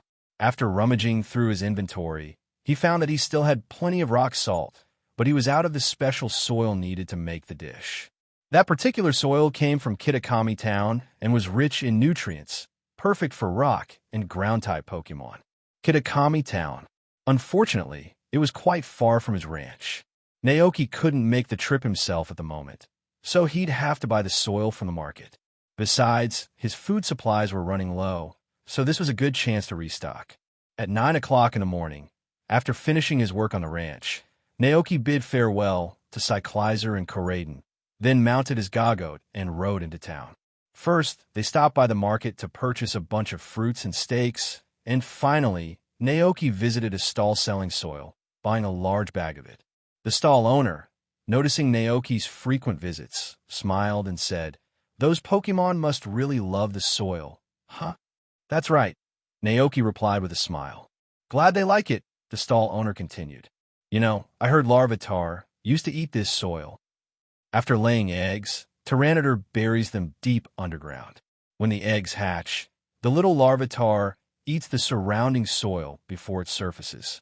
The more soil around them, the higher the chance Tyranitar and Larvitar will live nearby." Really? Naoki had only known that Larvitar was born underground. "Yep." The stall owner looked certain and added, "So if you ever find this kind of soil in the wild, be sure to leave quickly. Tyranitar is very territorial, and you wouldn't want it to see you as an intruder." "That's a good point," Naoki nodded, though he didn't take it too seriously. As another customer approached to buy soil, Naoki took his leave, riding Gagote back to the ranch. The ranch was as lively and bustling as ever. Naoki returned to his room, carrying several large bags. He glanced at the old-fashioned pendulum clock on the wall and saw that it was still early, so he set about preparing the dish for Nacli. The Pokémon were playing outside, and the room was quiet, save for the soft sound of Naoki stirring the frying pan. Occasionally, he could hear the distant cries of Pokémon from outside. Listening closely, Naoki realized it was Koraiden teaching Cyclizer and Dragonite something.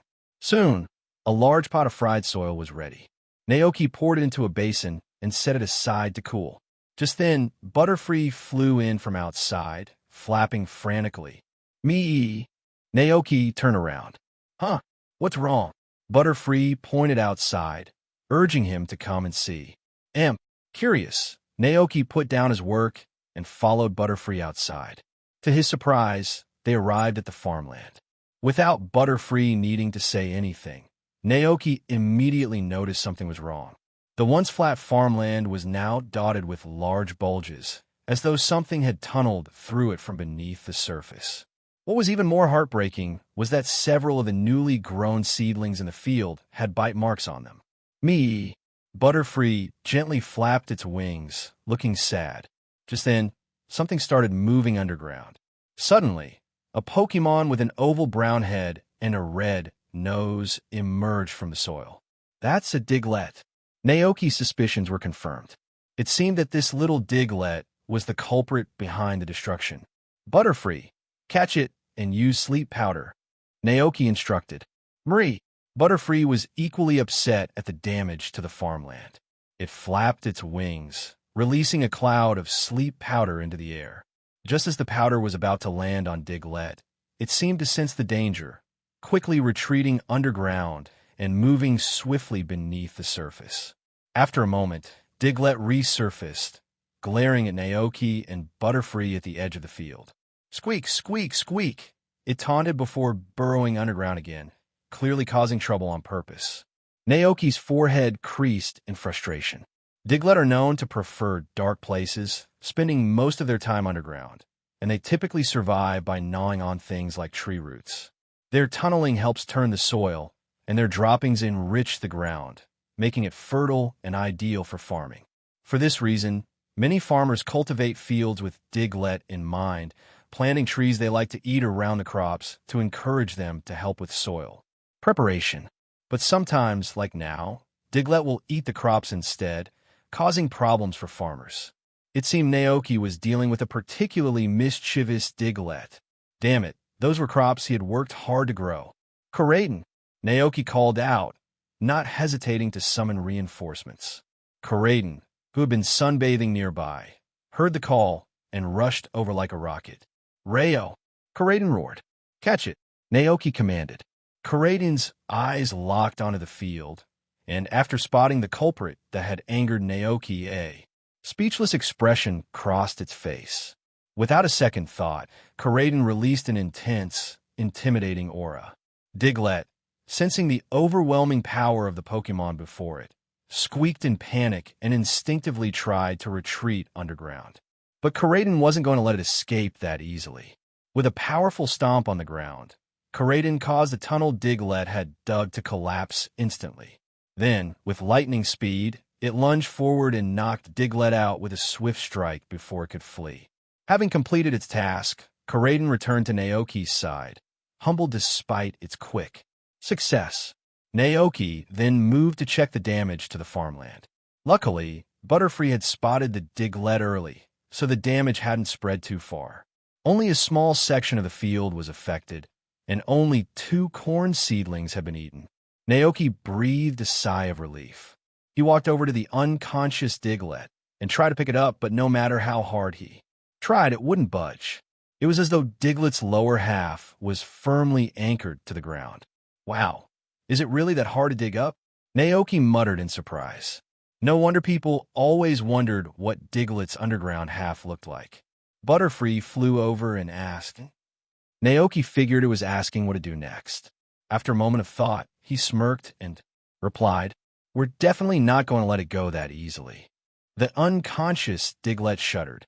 Naoki noticed this and thought to himself, wow, it can actually pretend to be knocked out.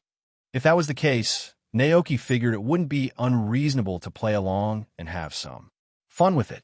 Feigning anger, Naoki said, "This little troublemaker is so awful, it deserves to be punished."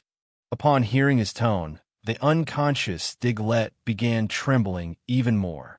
Though it could burrow underground to escape, it knew there was no way to flee from the terrifying Pokémon watching over it. Naoki cast a sly glance at Diglett and turned to Karaden and Butterfree. "What do you think? How should we punish this mischievous Diglett?" Butterfree buzzed in irritation. "Me!" Karaden grunted. "Rayo," Naoki dramatically declared. "Then let's lock it up and leave it to starve for a month. We'll roast it with flames, freeze it in an ice cave, and finally toss it into the river." Hearing this, Diglett began trembling even more violently.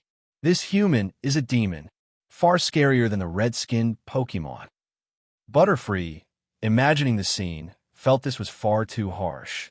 Although the Diglett had been naughty, it didn't deserve such a fate. Unable to bear it, Butterfree protested softly. "Me? Squeak, squeak, squeak." Diglett squeaked in a panic. Yes, it didn't mean any harm. It was just trying to play a trick." Hearing Butterfree's gentle plea, Naoki sighed and said, Fine. I guess we could let it go, but only if it stays and helps me work to make up for the damage it caused." Karaden, watching this play out, was a little baffled. It knew Naoki was only teasing the poor Diglett and had no real intention of harming it. But Diglett didn't see it that way. In Diglett's eyes, Naoki was the most terrifying creature in the world. Its mind raced, imagining itself being locked up, roasted by fire, frozen, and then thrown into the river. So scary. Regretting its decisions, Diglett suddenly heard Naoki say it could be spared if it stayed to work. Seizing the opportunity, Diglett opened its eyes and eagerly nodded under Naoki's surprised gaze. Squeak, squeak, squeak. It was more than willing to stay and work to repay the damage it caused. Naoki chuckled, thinking, what a frightened little thing. He looked at Diglett with interest, impressed by how it had volunteered to stay and work. In truth, when Naoki first encountered Diglett, he had considered keeping it around. But the mischievous mole had been too naughty, playing whack-a-mole with him, which left Naoki no choice but to have Karaden give it a good scare. Are you really willing to stay and work? Naoki asked, his tone skeptical.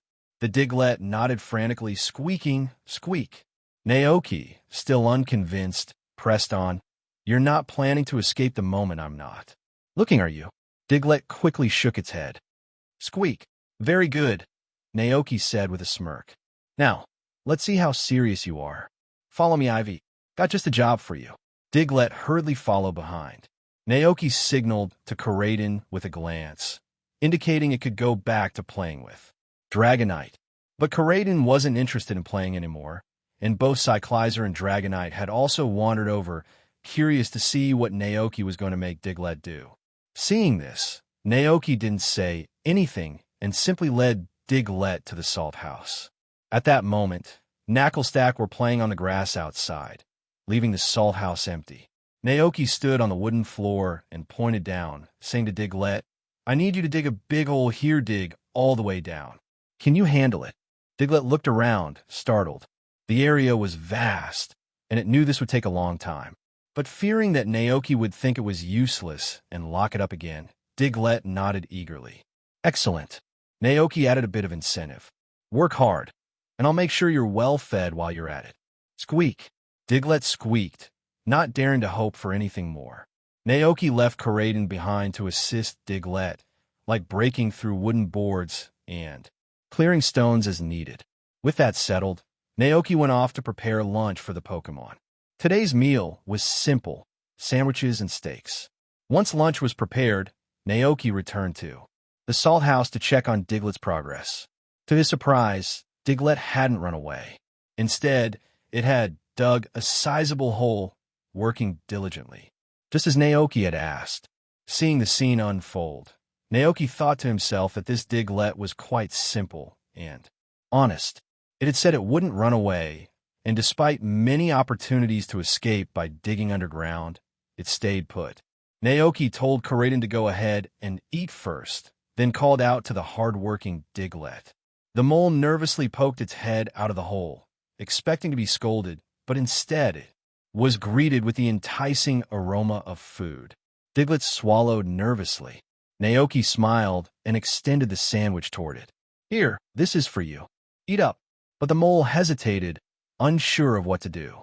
Seeing this, Naoki realized the poor thing was probably still scared. He thought for a moment, then gently reassured it, "Relax. As long as you stop destroying my farmland, I won't hurt you, and neither will any of the other Pokémon on the ranch. Once you finish helping me dig the hole, you're free to go if you want. I won't stop you. And while you're here, I'll make sure you have food every day." Hearing these words, Diglett blinked. Squeak. It glanced at the sandwich and then at Naoki. For some reason, the mole suddenly felt that this human wasn't so frightening when he wasn't angry. Carefully, Diglett took a bite of the sandwich. As soon as it tasted the food, its little eyes lit up. Squeak, squeak, squeak. It squeaked excitedly. It had never tasted anything this delicious. The Diglett began eating faster, devouring the entire sandwich in no time. The food even had the effect of restoring its energy, bringing it back to peak condition.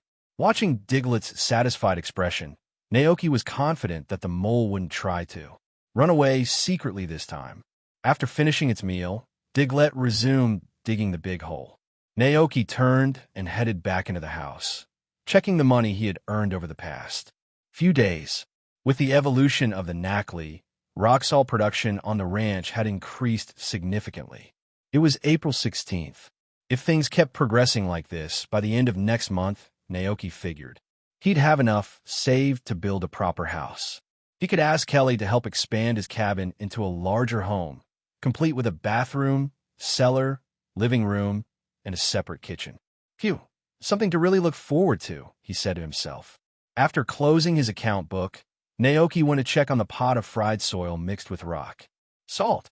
Seeing that it had cooled down, he grabbed the basin and went over to where Knackley was resting under a tree. With a soft thud, Naoki placed the basin in front of the Pokémon and smiled encouragingly. "Eat up. After you finish this basin of soil, you should be able to evolve." Naoki knew Knackley wasn't lacking in strength, but in physical fitness. Its body wasn't as robust as the other Knackley due to its early malnutrition. Though it had been eating nutritious food since arriving at the ranch, Knackley's overall condition was still a bit weaker compared to the others. This fried soil dish was meant to boost Knackley's strength. As long as it got stronger, it might meet the conditions needed for evolution. And if it didn't evolve after eating, Naoki planned to let Nacli train with other Pokémon. He was confident it wouldn't take long before it evolved into Knacklestack. Nacli. Nacli looked at the special meal Naoki had made for it. None of the other Nacli had such a treat. Moved by Naoki's care, Nacli eagerly began eating the soil in front of it. However, having just finished lunch, its stomach was already full. After a few big bites, Nacli flopped onto the grass, making weak, tired sounds. Nacli. It whimpered, clearly too full. Naoki chuckled at the sight. Silly, you don't have to eat it all at once. Take it slow, treat it like a snack. If you can't finish it now, just save some for later. Hearing this, Nacli felt a bit embarrassed. Naoki picked it up, weighing it a few times in his arms. Wow, you're much heavier than when I first met you. Nacli cooed happily, cuddling closer to Naoki. Both Nacli and the other Knacklestack were deeply grateful to Naoki. He even prepared special meals for them every day. Even their former protector, the Garganacl, hadn't treated them as well as Naoki did. Naoki simply held Nacli in his arms as they sat together in the shade of the tree, enjoying the cool breeze. Looking out over the vast fields, Naoki mused, once you evolve into Knacklestack, I won't be able to hold you like this anymore. Nacli. Nacli's eyes were filled with determination. But it didn't matter. When Naoki couldn't hold them anymore, he knew they would be the ones to carry him. By the afternoon, the Diglett had managed to dig a large hole beneath the salt house. The little Diglett was panting with exhaustion. The scale of the project was immense, far beyond its usual digging. However, there still wasn't enough stone to build stable walls for living.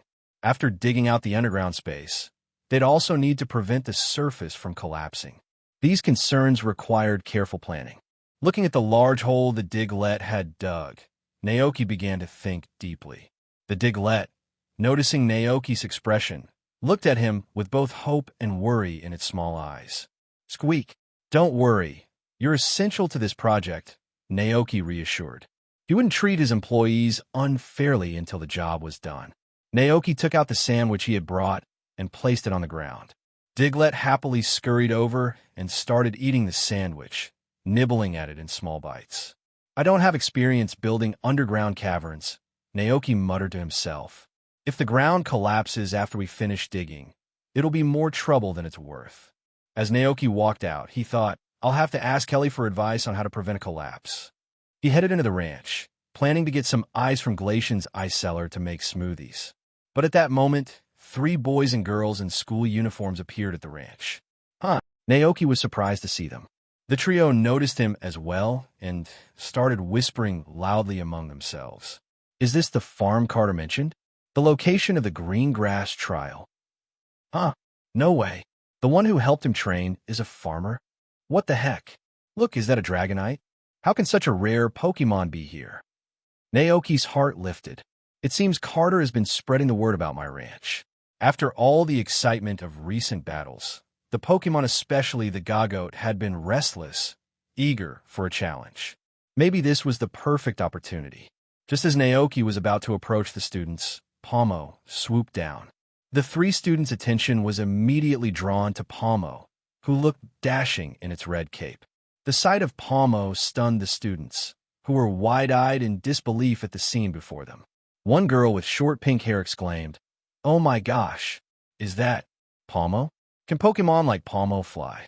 A boy with glasses adjusted them thoughtfully, observing Palmo's movements. It's probably using electromagnetic levitation. At that moment, another student noticed Karaden. What kind of Pokémon is that? I don't know either, one of the students murmured.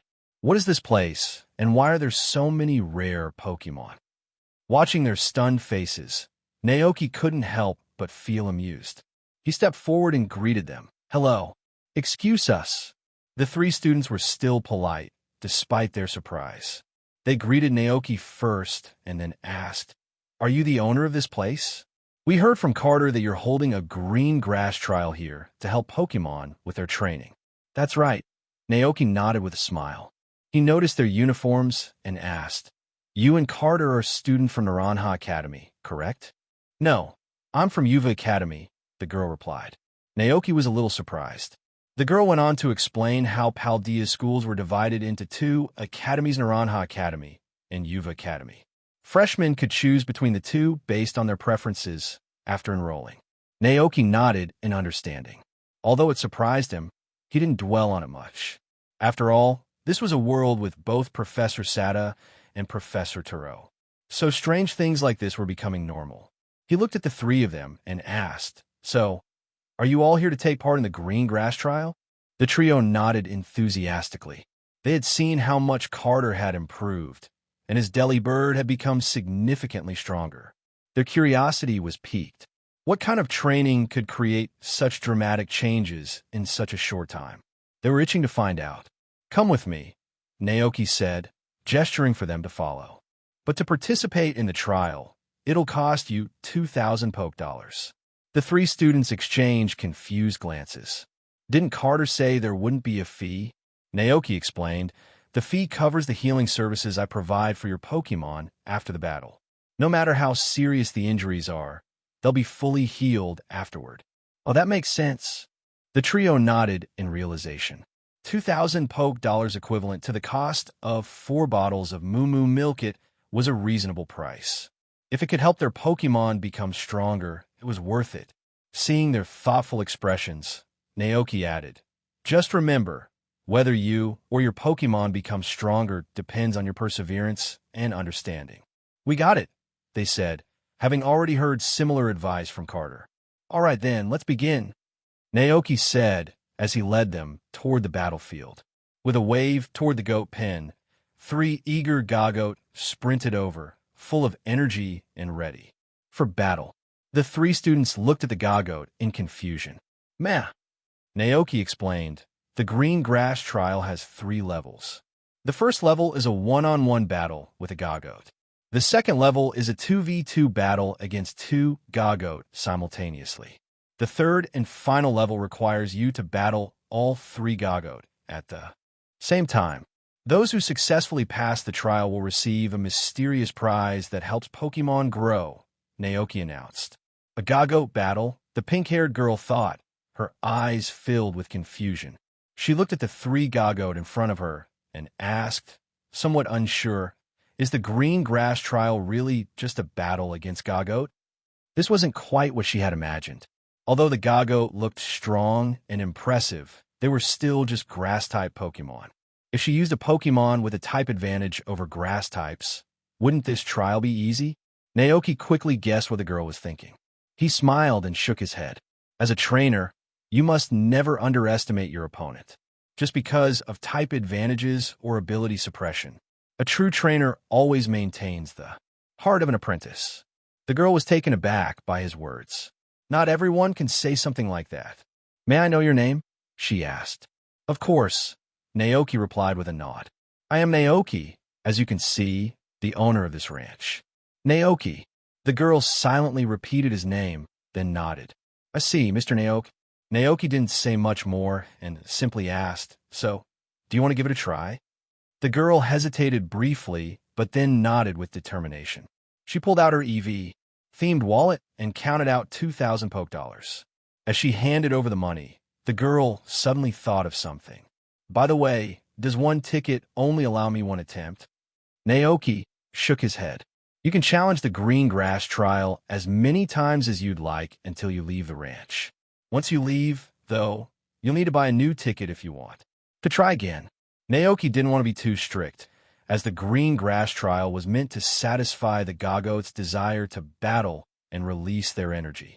Selling single-try tickets would likely discourage many trainers from challenging the trial. However, he wasn't too concerned about trainers coming back repeatedly. After all, not everyone can handle losing over and over.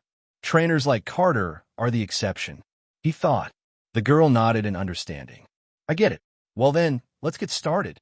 Naoki stepped back, taking on the role of referee. One of the Gagoat stepped onto the battlefield, eager for the challenge ahead. The girl sent out her Pokémon in imposing Avalugg. The battle officially began. The Gagoat instantly released a surge of grass-type energy that enveloped the entire battlefield. In response, Avalugg retaliated with an avalanche, a heavy ice-type attack that gathered ice and snow from the battlefield as it surged toward Gagote. The immense weight of ice collided with the grassy terrain, tearing through the lush greenery and causing the grass-type energy to wane. Seeing the devastation, Gagote grew visibly agitated. Its eyes narrowed as it channeled even more powerful grass-type energy, causing the battlefield to be quickly restored as if by magic.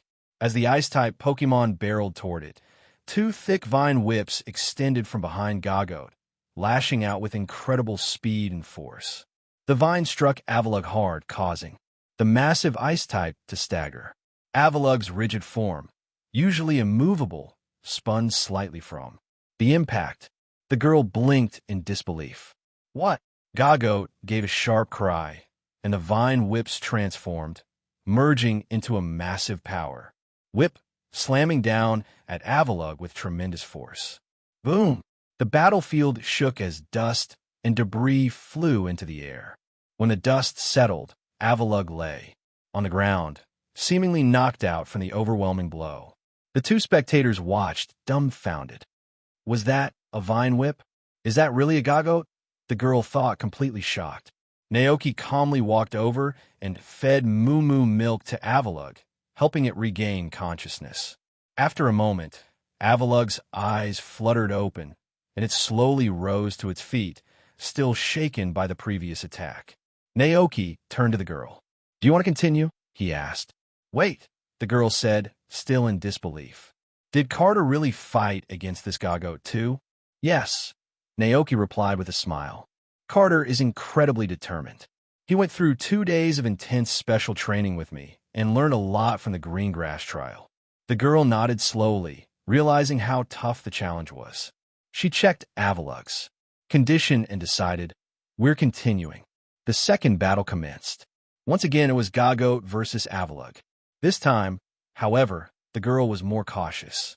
She had Avalugg refrain from using Avalanche, knowing that it might get tangled up again by Gagote's devastating power whip. Avalugg, use body press, the girl commanded, her voice firm. Avalugg let out a mighty roar and jumped high into the air. Its massive, weighty body blocked out the sunlight as it prepared to slam down on Gagote with immense force. Gagote's eyes were locked onto the airborne Avalugg, but this time it was ready. Gathering a massive amount of grass-type energy in its body, Gagote prepared its next move. The two boys watching the battle immediately sensed something was wrong. In the next second, they saw Gagote begin to gather a glowing green energy in its mouth, condensing into a massive blade of grass. Whoa, what is that? Their eyes widened in disbelief. No words could adequately capture their astonishment. With a blade of grass in its mouth, Gagote charged straight toward the descending Avalugg. The two Pokémon collided violently in midair. The moment the massive grass blade struck Avalugg, the ice-type lost its balance, plummeting to the ground with a heavy thud, creating a crater upon impact. Gagote landed gracefully behind Avalugg, its eyes sharp with determination. The grass blade dissipated, and the Gagote slowly turned around to observe the now incapacitated Avalugg, lying in the pit. Did it just knock out Avalugg in one hit? The boy with glasses stared at the scene, stunned. Despite his usual calm demeanor, he couldn't help but gasp at what had just unfolded. The girl was equally shocked. She gazed at Avalugg, which had clearly lost the battle, her mind grappling with the reality of the overwhelming gap in power between herself and Naoki. The difference felt insurmountable, like the distance between heaven and earth. Her eyes shifted to Naoki, who simply smiled and asked, "Do you want to continue?" The girl shuddered, shaking her head vigorously. No way. She knew her limits. If they continued, her Pokémon would only suffer more against this formidable Gagote. I'm not a masochist. Why would I want more of that, she thought. Naoki looked a bit disappointed, having prepared 2 more Gagote for battle. Turning to the 2 boys, he asked, "What about you? Want to get a try?" The boys, still startled by what they had just witnessed, shook their heads in unison. "Forget it. We'll pass for now." The Dragonite hovering nearby, the mysterious Pokémon they had never seen before, the flying Palmo, the roaming knuckle stack, and this immensely powerful Gagote. Everything around them screamed that this was no ordinary ranch. Naoki, noticing their hesitation, sighed, feeling a bit lost. They're too scared by the sheer power of Gagote, he thought. Reflecting for a moment, Naoki decided to use the same motivational speech he'd used to inspire Carter. What a pity, Naoki sighed. You haven't understood the true meaning of the green grass. Trial. As expected, the trio's curiosity was piqued. What do you mean by that? Mr. Naoki, the girl asked. Naoki responded calmly. My original purpose in creating the green grass trial was to help trainers test and develop the strength and character of their Pokémon. Winning isn't the main goal. The purpose is to gain valuable experience from the battle, to learn how to face powerful opponents, and to cultivate courage. One day, when your Pokémon faces a tough opponent, it will remember this moment. It will know it survived a difficult trial, and it will be fearless in the face of any challenge. Unyielding spirit and tenacious perseverance are essential to becoming a strong trainer, like the grass that grows wild and resilient, even in harsh conditions. Carter learned this, which is why he improved so rapidly. It wasn't about avoiding scars. It was about growing from them. Naoki paused, his words sinking in. I don't want you to leave here without learning something valuable from this trial. His reasoning and heartfelt explanation resonated with the trio. The girl, reflecting on Naoki's earlier words, a true trainer always has the heart of an apprentice, realized this was no ordinary person speaking. Mr. Naoki, you must be an incredible trainer, she exclaimed. Is he a gym leader? Or perhaps a retired champion? Not only was Naoki powerful, but he was also kind and humble, living a quiet life in the countryside, yet still taking the time to pass on his wisdom to young trainers. He's a man of noble character, the girl thought. As dusk settled over the ranch, the three challengers, now thoroughly worn out, bid farewell to Naoki. Their bodies showed signs of fatigue, but their spirits were lifted. Goodbye, Mr. Naoki. Thank you so much for your help today. We'll be back if we get the chance, they said as they waved. Naoki gave them a casual wave. Take care. From the way they looked, it seemed they had learned a great deal from the day's challenges. Satisfied, the three of them departed. Naoki turned back to check on his Gagote. After expending all their built-up energy, the three Gagote seemed content, relaxed, and rested.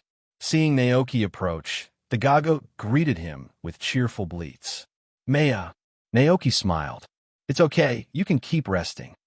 As he made his way back to the house, he thought about the situation with his Gagote. Whether through battling or dancing, both activities helped them release energy, but the effect was always temporary. The real challenge lay in finding a longer-lasting solution. If Gagote could be compared to a balloon filled with water where the water represented the grass-type energy within them, then expanding the capacity of the balloon would allow them to hold more energy without needing to release it so frequently. Naoki knew that if he wanted his Gagote to stop needing daily battles to expend energy, he'd need to improve their physical strength and expand the amount of energy they could store. The only proven methods for this in the world of Pokémon were rigorous training and intense battles. It would be nice if I could prepare some dishes to help them build their strength, Naoki mused. The special fried rock salt and soil he made for Knackley worked wonders for the rock-type Pokémon, enhancing their strength, but unfortunately, it had no effect on grass types like Gagote. By now, the day was winding down, and Pokémon that had spent the day frolicking outside were returning to their nests. Koraidon lay by Naoki's bed, lazily wagging its tail, while Cyclizer and Dragonite stood by the refrigerator, greedily gulping down glasses of tree sap juice. Naoki turned his attention to preparing dinner for everyone. As the warm light from the stove flickered, the smell of sizzling food filled the air. Smoke curled out of the chimney, rising high into the evening sky, while the soft orange glow of the setting sun streamed through the window. The entire room was bathed in a warm, tranquil atmosphere. While cooking, Naoki's mind drifted to thoughts of Teddiursa and Mew. It had been nearly half a month since he had last heard from them. He wondered where they were and how they were faring. From the messages they had sent and the Pokémon that delivered their updates, Naoki guessed there was a 70% chance that the two were somewhere in either the Kanto or Johto regions. Those regions were far from Paldea, and given the time difference, while it was evening here, it was likely late at night over there. He imagined that Teddiursa and Mew were fast asleep, perhaps tucked away under a great tree, using Mew's powers to create a cozy hideout. The two small, furry Pokémon likely slept soundly, nestled in each other's warmth. Dinner was ready, and the sky outside had turned completely dark. Naoki, along with his Pokémon companions, began enjoying their meal together. Meanwhile, far away in the Kanto region, just as Naoki had predicted, it was already late at night. Waves crashed against the rocky cliffs below, and the vast, deep sea stretched endlessly into the horizon. The weather wasn't ideal. The sky was starless, shrouded in darkness, and the only light in the area came from a lone lighthouse perched on the cliff's edge. Mew and Teddiursa were sitting leisurely atop the lighthouse.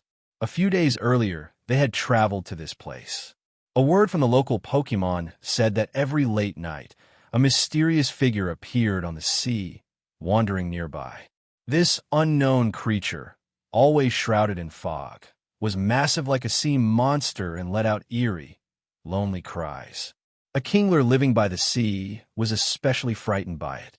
One day, it learned about the recently famous hero expedition Team adventurous pair of Pokémon known for helping those in need.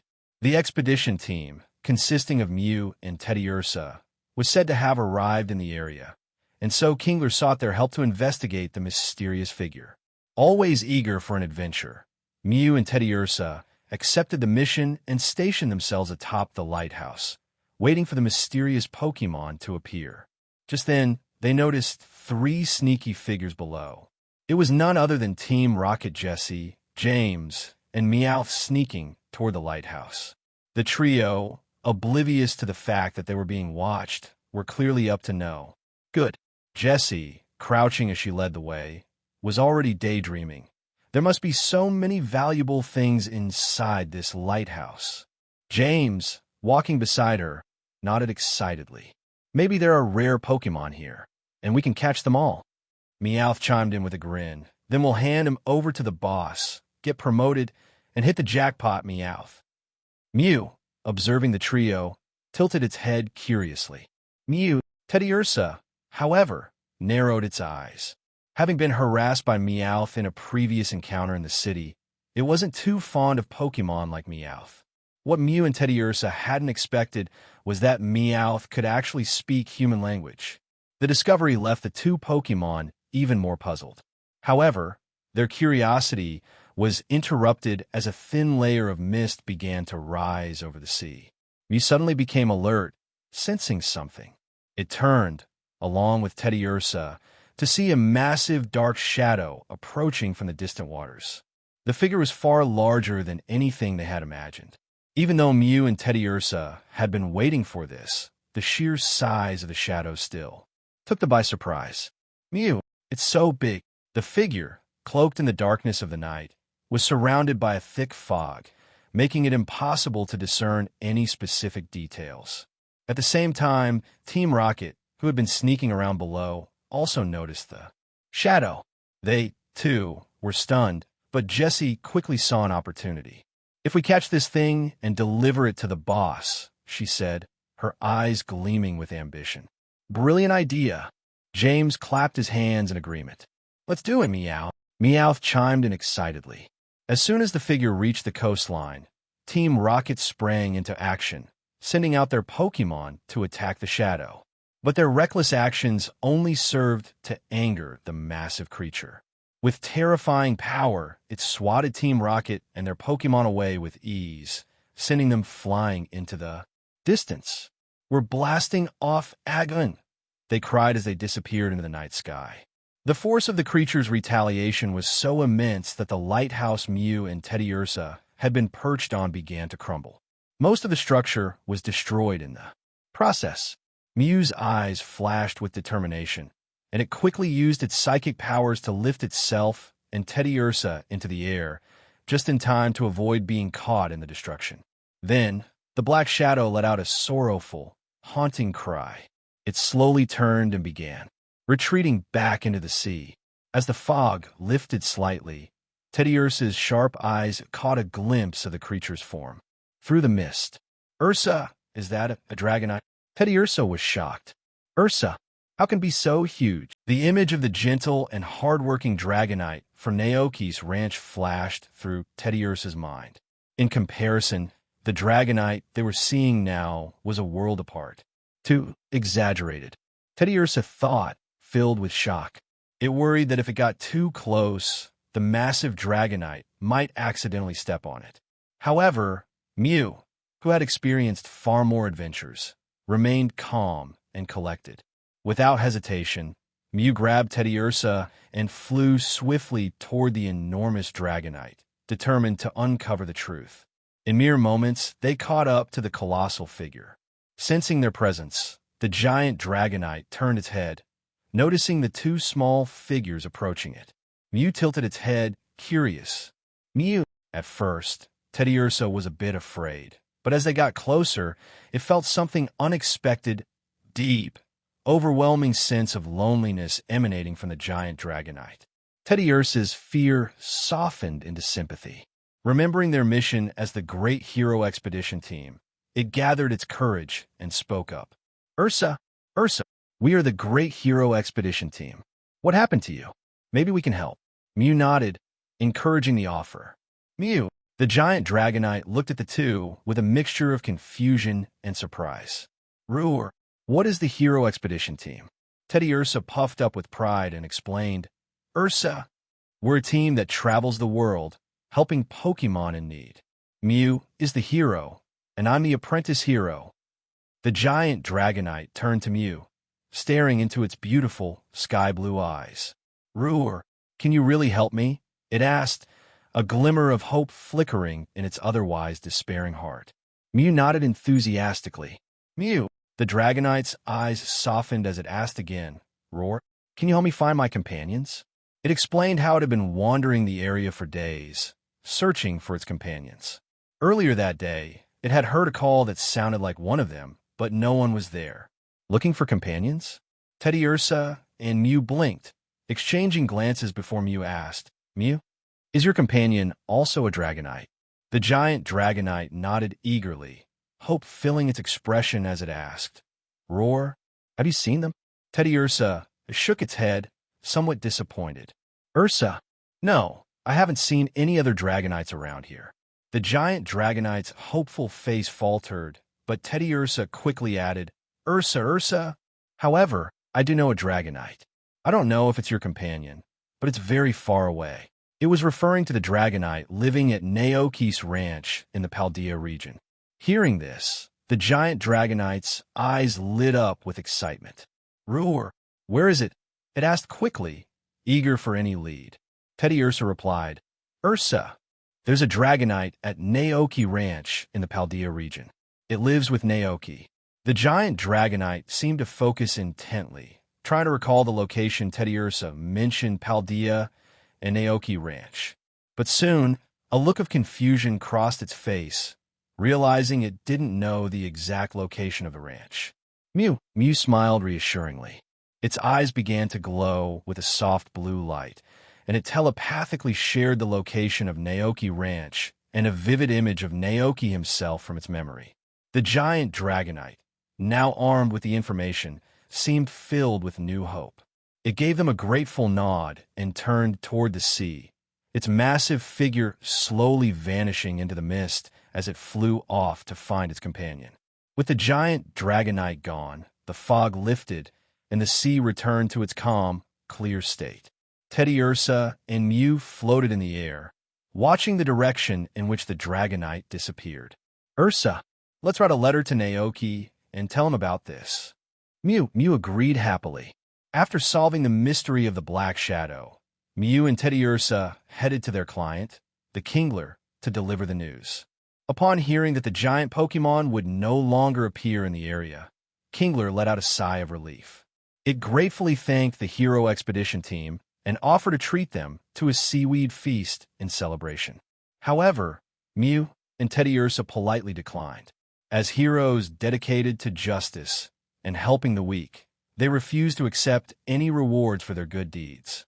Kingler, moved by their selflessness, thanked them once more with deep gratitude. Mew and Teddiursa then returned to their temporary treehole base.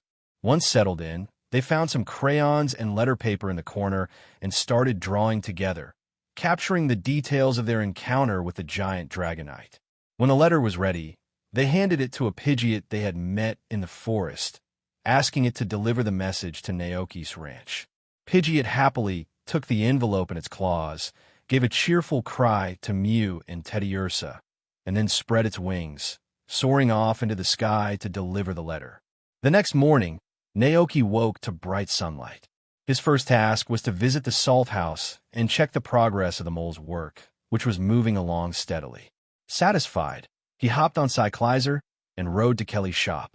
Upon entering the shop, Naoki's eyes were immediately drawn to a statue of the Calyrex, the king of bountiful harvest, displayed prominently on the shelf. Compared to the rudimentary ones he had carved himself, Kelly's work was impeccable, so lifelike. It almost seemed like the real king of bountiful harvest. Naoki picked one up and inspected it closely. "How are the sales?" he asked, curious. Kelly smiled brightly.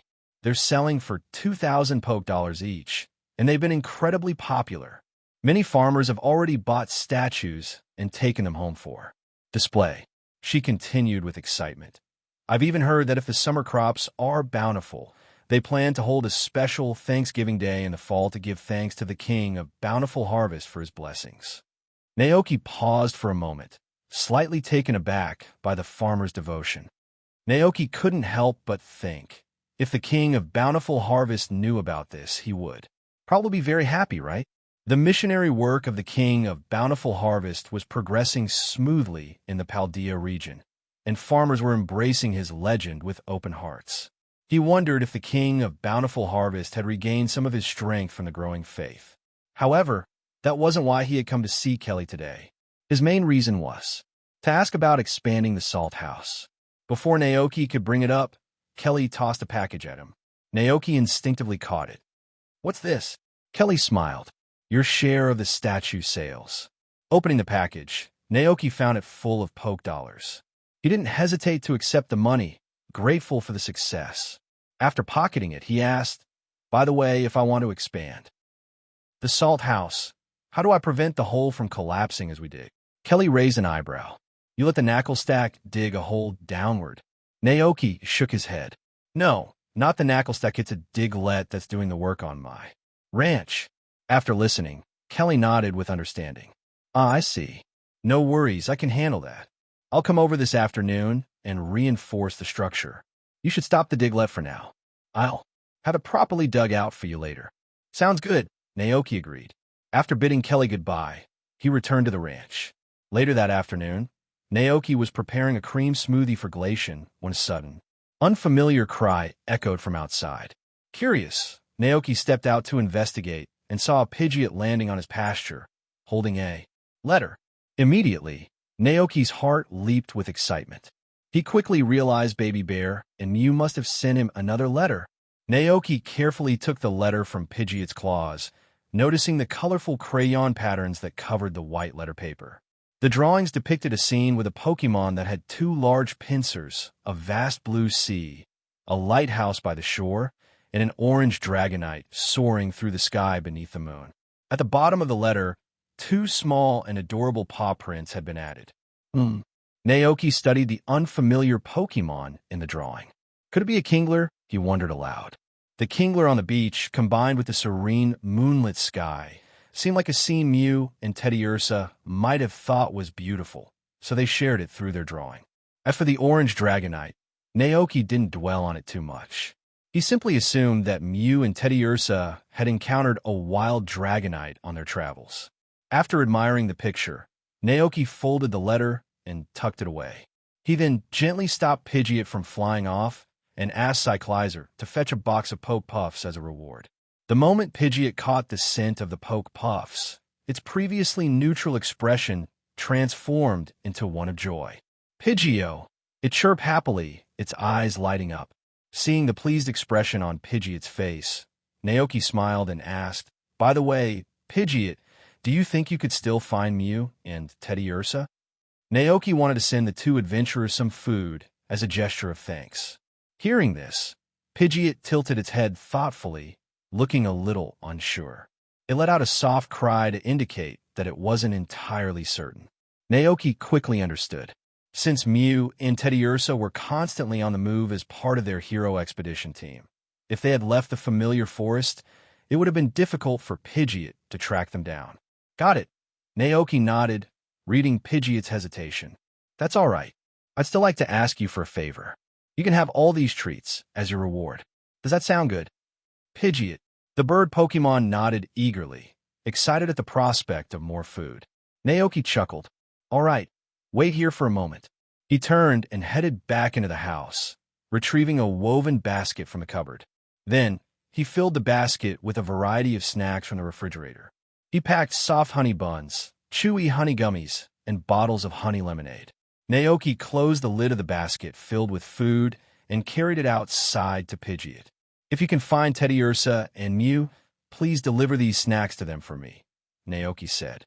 "If you can't find them, feel free to enjoy them yourself." Pidgeot tilted its head to look at the wicker basket and then nodded in understanding. The next moment, it spread its wings, grabbed the basket with its claws, and took off into the sky. Naoki watched Pidgeot fly off, feeling a sense of appreciation. He couldn't help but think, Mew and Teddy Ursa sure have a knack for making great friends. He smiled to himself, wondering which Pokémon might show up next with another letter or delivery. "I should buy a camera," Naoki thought aloud. "Maybe I can ask Pidgeot to deliver it to Teddy Ursa and Mew. That way, they can take pictures and send postcards back." It was a clever idea, and he made a mental note to buy a camera on his next trip to town for supplies. Just then, Kelly arrived at the ranch, bringing the equipment needed to help reinforce the salt house. Naoki quickly went over to greet her and led her to the salt house for an inspection. As they entered, Kelly surveyed the room. The floor of the salt house had been severely dug up by Diglett, leaving a large hole beneath it. "Is this the Pokémon you just caught?" Kelly asked, noticing the Diglett resting in the corner. Naoki shook his head with a grin. "Not exactly. It destroyed part of my farmland, so it's working here to pay off its debt."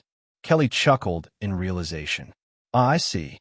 I thought you had hired it to help at the ranch, like your Dragonite." Naoki nodded. "A lot of farmers actually work with Digletts since they're great for turning over soil for crops. But I'll leave the decision up to Diglett. I won't force any Pokémon to do something they don't want to." Kelly gave a nod of approval. She checked the big hole below and took out a Pokeball, accompanied by a flash of white light. A Pokémon that looked like a snake with a segmented yellow body, a blue underside, and small wings on each section appeared in front of Naoki. After seeing its figure clearly, Naoki was slightly surprised. Noticing his gaze, Kelly explained with a smile. "This is Dunsparce, the evolution of Dunsparce. It can use its strong body and burrowing skills to build underground nests. It also knows the rock type Move Ancient Power, which helps stabilize the structure to prevent collapse. When the time comes, you'll need its help when I build the cellar for you." As she spoke, Kelly turned to Dunsparce and said, "I'm counting on you." Dunsparce, known for its docile nature, nodded and immediately dove into the big hole. In no time, dust flew everywhere as the soil and rocks underground were turned into powder under its efforts. The Diglett nearby looked at the scene in amazement. "Wow, so awesome," it thought, but then it realized that it might not be needed anymore. Naoki, unaware of Diglett's feelings, continued chatting with Kelly about the size of the nest. Kelly asked, "How large a nest do you want to build?" Dunsparce is excellent at building nests. Wild Dunsparce can create massive underground burrows, stretching over great distances. Naoki thought for a moment before replying. "It just needs to be knuckle stack. 5 knuckle stacks." Kelly considered their size and replied, "Got it. This construction should be finished by tomorrow. Dunsparce will stay here for the night, and I'll come to pick it up in the morning." "No problem. I'll take good care of Dunsparce," Naoki said with a smile. Kelly smiled slightly. "Then I'll leave it to you." She called Duden sparse over, gave it some instructions, and then turned to leave. Naoki saw her off from the ranch, but when he returned to the salt house, he noticed something odd. Diglett had disappeared without a trace. He looked around, feeling a little confused. "Diglett?" he called out, scanning the surroundings, but received no response. Could it have run away? Naoki muttered, unsure what to think. After searching around the ranch, and still unable to find Diglett, Naoki sighed. It seemed their paths weren't meant to align after all. As night began to fall, Naoki called over his 4 Knucklestack and NACL Pokémon, informing them that the salt house was still under construction and asking them to return to their poke balls for the night. The Pokémon had no objections.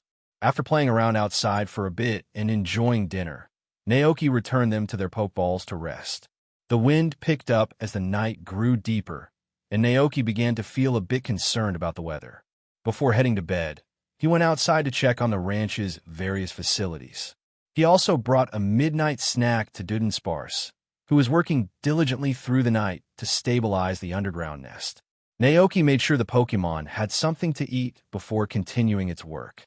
Once he was certain everything was in order, Naoki returned to his house. Feeling at peace, he hugged his soft, furry companion and drifted off to sleep. After Steven's departure, life at the ranch returned to its usual peaceful rhythm. With the increase in Dragonites and the elimination of Team Magma and Team Aqua from the Hoenn region, Naoki finally introduced a cross-regional Dragonite delivery service. The distance between Hoenn and the Paldea region wasn't too far. At full speed, Dragonite could make a round trip in just 3 hours, a manageable task for such strong flyers. Initially, Naoki worried that the long distances might exhaust the Dragonites, but he soon learned from them that they genuinely enjoyed the journeys. One of the Dragonites explained that their life on Dragonite Island had often felt dull. Rather than lingering there, most Dragonites would spend their days flying over the ocean, exploring unknown waters, training in storms, or even helping distressed ships and lost sailors. Some Dragonites would embark on long flights around the globe, stopping on various lands along the way.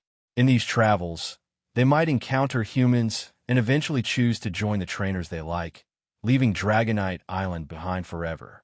Hearing this, Naoki felt reassured. The Dragonites seemed happy to be out and about delivering goods every day.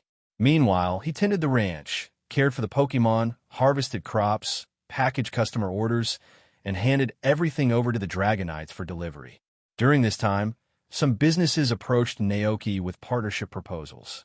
They wanted to formalize the operation into a dedicated Dragonite express company that would handle all deliveries in the Paldea region. Their vision included transforming every Dragonite into a professional courier. Naoki, however, turned them down. He didn't want his Dragonites overworked. Under these companies' plans, the Dragonites would lose their flexible schedules, constantly busy without the free time they currently enjoy. Instead of the current 6 a.m. to 5 p.m. workday, where they delivered a manageable number of orders, the Dragonites would be burdened with non-stop tasks. Naoki ensured that the store's inventory remained limited, meaning each Dragonite typically handled only 5 or 6 deliveries daily. He also closed the shop promptly at 5 p.m. to avoid overloading the couriers. Naoki saw no need to squeeze more out of the Dragonites. He was already doing fine financially. He preferred seeing them work joyfully, then rest peacefully in the pasture, contentedly exposing their round bellies as they napped. After Naoki declined their proposal, the companies shifted focus, training Pokémon like Pelipper and Pidgeot to serve as professional couriers instead. Time passed quietly at the ranch, with the Pokémon thriving under Naoki's care. Soon, it was June 7th, in the 200th year of the league calendar. That day was destined to be extraordinary for Naoki and his Pokémon. Calyrex would ripen the World Tree for the final time. Recalling the commotion the World Tree had caused previously, Naoki anticipated an even bigger spectacle this time. To minimize disruption, he chose to have the event take place at midnight. Paldea region, Kosagi town, 11:54 p.m. The distant town lay silent and dark, its residents fast asleep. In contrast, Naoki Ranch was alight with activity. Corradon, Cyclizer, Gagote, Butterfree, Alchemy, Garganacle, Miltank Dragonite, Florges, Palmot, Goldingo, and Ogerpon all gathered to witness the World Tree's birth. Elsewhere, in the Distortion World, Mutwo and Giratina stood ready. Mutwo, having spent time with Giratina, now had a clearer understanding of this legendary Pokémon's peculiar love of browsing the internet. Together, they prepared to elevate the World Tree. When Naoki and his Pokémon arrived, Mutwo turned to Giratina and said, "Let's begin." The plan was simple. Giratina would place the World Tree in a special anti-gravity state, after which Mutwo would use its psychic power to lift the tree into the sky. Giratina glided around the tree, its blood-red eyes gleaming with anticipation. With a deep growl, it unleashed a jet-black energy that enveloped the World Tree and the floating island beneath it. The dark light absorbed into the tree, rendering it weightless. Returning to Mutwo, Giratina said, "Your turn." Mutwo remained silent, then raised its hand as a brilliant blue light gleamed in its eyes. Its immense psychic energy spread rapidly, wrapping around the World Tree and the floating island. In an instant, the massive tree, the island, Mutwo, and Giratina all vanished from the Distortion World. Naoki and Calyrex, who were aboard the World Tree, felt a brief moment of disorientation. When their vision cleared, they realized the World Tree was now floating high in the sky. Above them, a vast starry sky stretched out beneath the luminous moon. Beneath their feet lay a sea of clouds, shimmering faintly in the moonlight. It was a breathtaking, serene sight. These views made it clear the World Tree was no longer in the Distortion World. It had risen into the sky.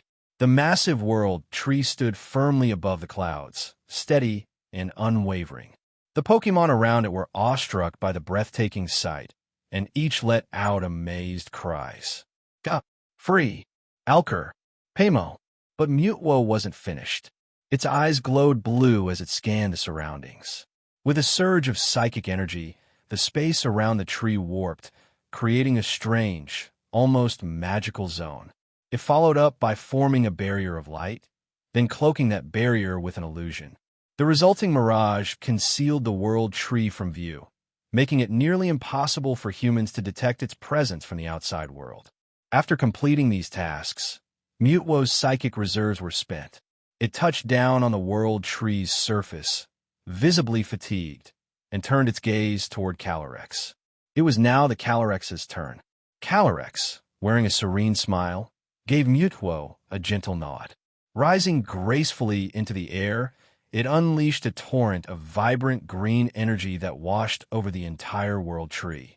The glow spread like a tidal wave, immersing Naoki and all the Pokémon in an emerald sea.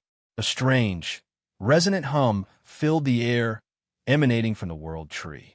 Then, just as suddenly, all the light was drawn inward, absorbed entirely by the tree's massive form. Buzz! For a moment, everything fell silent. The air itself seemed to pause, as though the world were holding its breath. Then came the release. A rippling surge of natural energy radiated outward from the World Tree. The green waves spread across the sky, tracing the curvature of the planet and blanketing it with an aura of pure, vibrant life. In the distant reaches of space, Rayquaza, mid-bite into a meteorite, suddenly sensed something extraordinary. Looking down at the planet below, it saw the Earth, normally a rich blue, glowing with a vivid green hue. "Ray, what is that?" Shocked, Rayquaza abandoned its meal, its shiny body swiveling toward the source of the energy. Without hesitation, it dove toward the planet, homing in on the place where the natural energy was strongest. Johto region. Perched atop the bell tower, Ho-Oh abruptly lifted its head toward the night sky. That same unmistakable aura of pure natural energy had returned, even stronger than before. This time, there was no mistaking it. What it felt earlier wasn't an illusion. What could this be? Ho-Oh murmured, captivated by the overwhelming energy that called out from afar. Beside it, Reiku tilted its head in confusion. "What's wrong, Lord Ho-Oh?"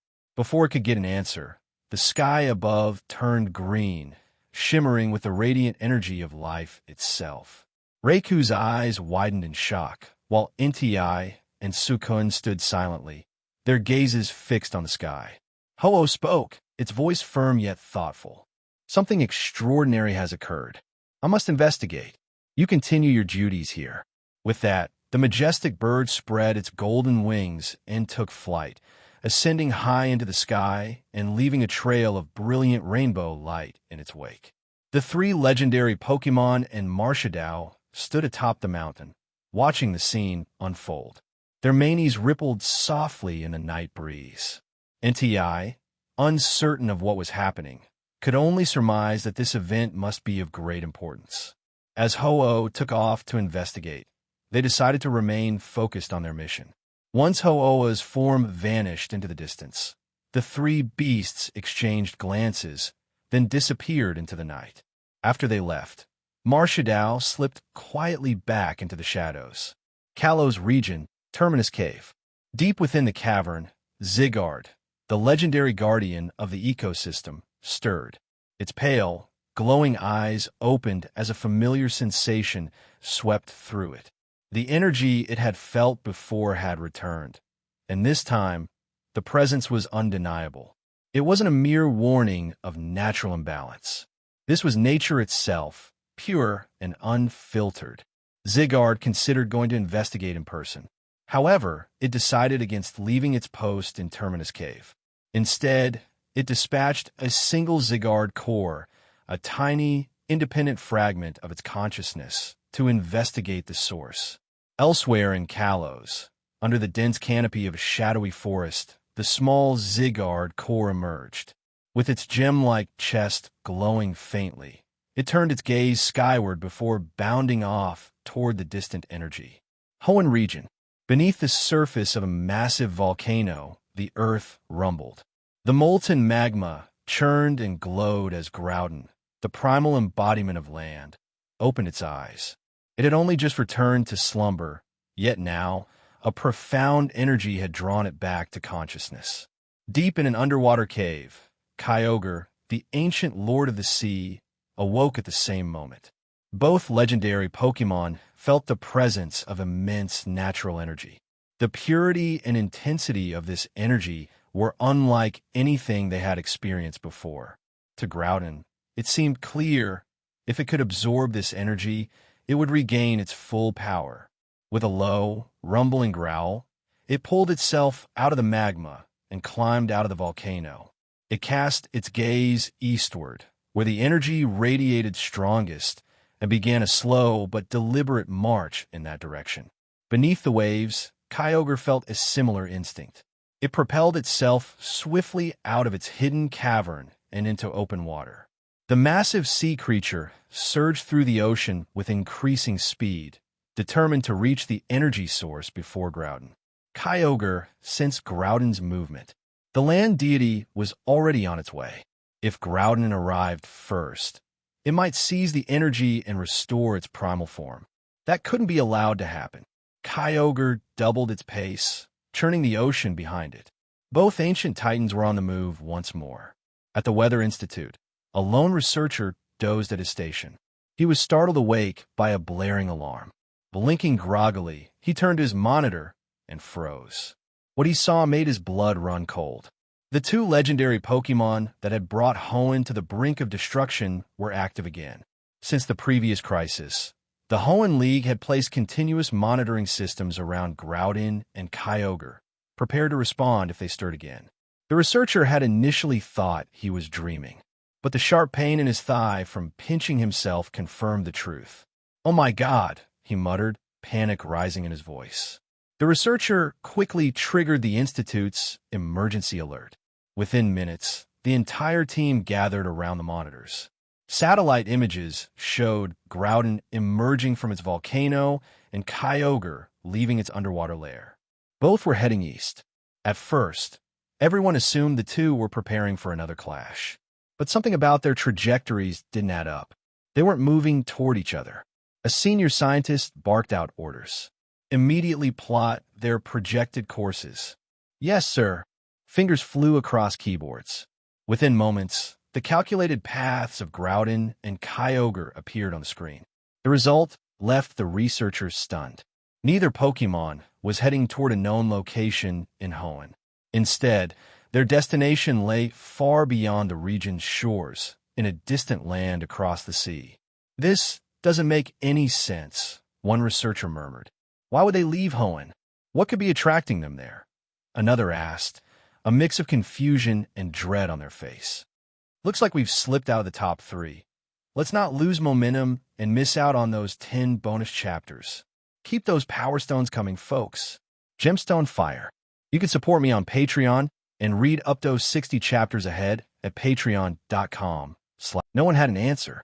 Inside the expansive Weather Institute, the silence was deafening. The entire research team stared at the enormous split-screen display, each half showing a legendary Pokémon in motion. On the left, Groudon trudged forward with its powerful legs, its massive tail scraping the ground and leaving deep furrows behind. On the right, Kyogre swam swiftly through the ocean, too large for the satellite to fully capture, but the radar's readings made one thing clear. Kyogre was moving at extraordinary speed. In fact, it had already outpaced Groudon and was no longer within Hoenn's borders. It was heading toward Unova. Alert the Unova League immediately, a senior executive instructed. Tell them to prepare for anything. Yes, sir. An assistant immediately set about contacting the Unova League. What about Groudon? Another researcher asked, shifting their gaze to the massive land-bound Pokémon. If Groudon was also bound for Unova, its journey would be far slower. Unlike Kyogre, Groudon had no way to traverse the ocean quickly. It could not soar above the waves using its immense fins as Kyogre did. The room fell into uneasy silence. After a moment, a senior researcher spoke. Continue tracking Groudon's movements. Ensure it doesn't approach any towns or cause harm to civilians. Recalling Groudon's ability to create land by spewing magma, he added, just keep an eye on it until it leaves Hoenn. Naoki, meanwhile, remained blissfully unaware of the chaos unfolding elsewhere. He stood atop the Sky Island, gazing up at the towering World Tree, his spirits high. World Tree, mythical and incarnation of nature, the source of ecosystems, and the mother of all life. It radiates natural energy to nourish the entire planet. It is said that it can sustain an entire world, from a mature stage to mythical status. Naoki murmured, reading the description. That's not surprising. As if sensing the World Tree's transformation, Pokémon from every corner of the Sky Island began to emerge. Flying Pokémon fluttered eagerly around the World Tree's canopy, exploring its vast branches. Ground Pokémon made their way up the tree's sturdy limbs to peer out at the endless sea of clouds below. It was a view they had never seen before, a world transformed. Treyek, wow! Trico's eyes gleamed with amazement. The other Pokémon shared its awe, gazing at the verdant World Tree, the misty expanse of clouds, and the glittering stars above. These sights, unknown to them in the distortion world, filled them with wonder. Naoki shared their sentiment. Seated among the branches of the World Tree, he looked out at the magnificent starry sky with his companions. Below, at the guild's headquarters, Calyrex, Mewtwo, and Giratina rested. Having poured their energies into the World Tree's growth, they now stood quietly while Pokémon scurried around them. Pikachu and Meowth arrived, carrying containers of fresh tree sap to help the trio recover their strength. Milotic directed Venusaur to prepare an array of sushi for the 3 great heroes. Even the Trico trio, who guarded the orchard, brought forth a selection of ripe fruits as a show of gratitude. Under the hazy glow of the moon, Ninetales lit a cheerful bonfire, sparking a spontaneous celebration. The Pokémon gathered around the flames, their faces alight with joy. Together, they held a lively bonfire party to celebrate the World Tree's ascension. Mewtwo sat by a fountain, its usually piercing gaze softened as it took in the joyous scene before it. Pokémon of all kinds danced and played, their laughter ringing out under the starlit sky. For a moment, the powerful psychic creature closed its eyes and let a small, tranquil smile form on its face. This is the peace I've always longed for. Giratina, too, had changed. The once fierce legend had softened in the company of these cheerful Pokémon. It laughed along with them, enjoying the attention and the carefree atmosphere. Calyrex sat gracefully in a chair, sipping tea prepared by Sinistia and Polteageist, its usual serene smile never leaving its face. High above, Naoki observed it all from his perch. Looking down at the celebration below, he felt a wave of gratitude for the life around him. Exhaling slowly, he turned his eyes upward to the starlit sky. From today forward, the World Tree is truly complete. Naoki marveled at how every Pokémon that called this place home now had all their needs met. Newcomers, no matter their species, would find safety, companionship, and an endless source of nourishment. There would be no more hunger, boredom, or danger to worry about. After all, Mutwo remained a vigilant guardian here. Should any threat arise, Mutwo would act without hesitation to ensure the well-being of everyone in the World Tree Sanctuary.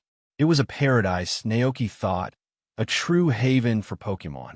Meanwhile, beyond all known universes, Arceus, the god of creation, observed this unique world. Today, the atmosphere was especially vibrant, brimming with the life-giving energy radiating from the World Tree. Out of all the worlds Arceus had shaped, this one was uniquely captivating. In his vision, Arceus could see the Pokémon gathering around the bonfire, their laughter and joy filling the air. The sight of the Pokémon Guild in the background caught his attention, and his gaze seemed to sharpen for a moment. Yet he held back. Not yet, Arceus murmured to himself. It was not the right time. His avatar, his incarnation in this world, remained dormant. Until it awoke, he would wait. A plan began to form in his mind. Naoki, Arceus whispered, his voice reverberating through the void, I am aware of the agreement you've made with Giratina. In light of that, I will set one final challenge before you. His tone grew firmer. If you can overcome the rampaging clone, then I shall descend in person. Prove yourself. His words echoed briefly before fading away, leaving the space once again silent and still. Back at the World Tree, Mutwo stirred. Its eyes snapped open, and it turned its gaze skyward. A powerful, imposing presence was approaching rapidly, heading straight for them. In a flash, Mutwo appeared beside Naoki, who was grooming Palmot's fur. An unknown Pokémon is approaching. RP in alert. Naoki blinked, momentarily stunned. He and Karaden, along with a nearby Pokémon, lifted their heads. From above, a sleek, shiny black Rayquaza descended, its presence commanding and its movements confident and unhurried. As it drew near, the World Tree's immense canopy reflected in its wide, curious eyes. Roar! Rayquaza's cry echoed as it hovered, staring in disbelief at the enormous tree before it. Naoki, however, simply smiled and sat back down. It's fine, I know that one. It doesn't mean any harm. Not far away, Dragonite and a group of other Pokémon noticed Rayquaza's arrival. With wide-eyed excitement, they flew out to greet it. "Awoo!" they called out enthusiastically. "Rayquaza Senpai."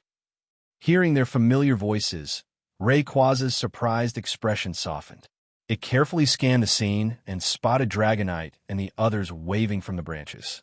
Confused but curious, it moved closer, rising higher into the tree's canopy. There, Rayquaza found even more Pokémon than it had expected. Rayquaza was stunned and couldn't figure out what was going on for a moment. Dragonite quickly floated over, calling out a cheerful explanation, "Awoo!" It took Rayquaza a moment, but realization gradually dawned on its face. "Rake," it rumbled softly, though it still seemed a little taken aback. Its gaze wandered over the scene, taking in Cyclizer, Butterfree, and all the other Pokémon. It spotted Naoki perched on a branch of the World Tree, who waved in a friendly greeting. Rayquaza also recognized a Pokémon it remembered from the time they helped stop Groudon and Kyogre. That Pokémon, noticing Rayquaza, suddenly grew animated and called out to Naoki. Naoki, invite him to the group. Rayquaza blinked, its expression unreadable. Question mark. Naoki. Naoki, however, let out a small sigh, descended from the branch on Koraidon's back, and gave Mutwo a pleading look. Could you help me out here, Mutwo? Mutwo glanced at Rayquaza, then back at Naoki, and offered a calm nod of agreement. A few minutes later, Naoki returned with a brand-new Rotom phone. He handed it over to Rayquaza, who stared at the device with a mixture of curiosity and confusion. Naoki began his explanation. This is a Rotom phone. It's a human invention. I imagine living up in the ozone layer must get pretty boring for a dragon like you. With this phone, Rotom can keep you company and let you know what's happening around the world in real time. Rayquaza gingerly accepted the Rotom phone, gripping it awkwardly in its claws. It was clearly unfamiliar with the device. Naoki started to demonstrate its functions, but before he could finish, Giratina eagerly jumped in. The legendary Pokémon began enthusiastically describing the phone's features and walking Rayquaza through the setup process. Naoki stepped aside, silently acknowledging that Giratina, ever the internet celebrity, had a natural talent for communication. After about half an hour, Giratina had not only explained the phone's functions, but had also helped Rayquaza register all the necessary accounts. Finally, Giratina turned back to Naoki with an excited suggestion. Add him to the group chat. Naoki sighed, his expression one of resigned acceptance. He tapped a few buttons on his own Rotom phone and added Rayquaza as a friend, then pulled into the legendary Pokémon group chat. A new notification immediately popped up. Rayquaza has joined the group chat. Giratina, satisfied, stepped back to let Rayquaza explore the phone on its own.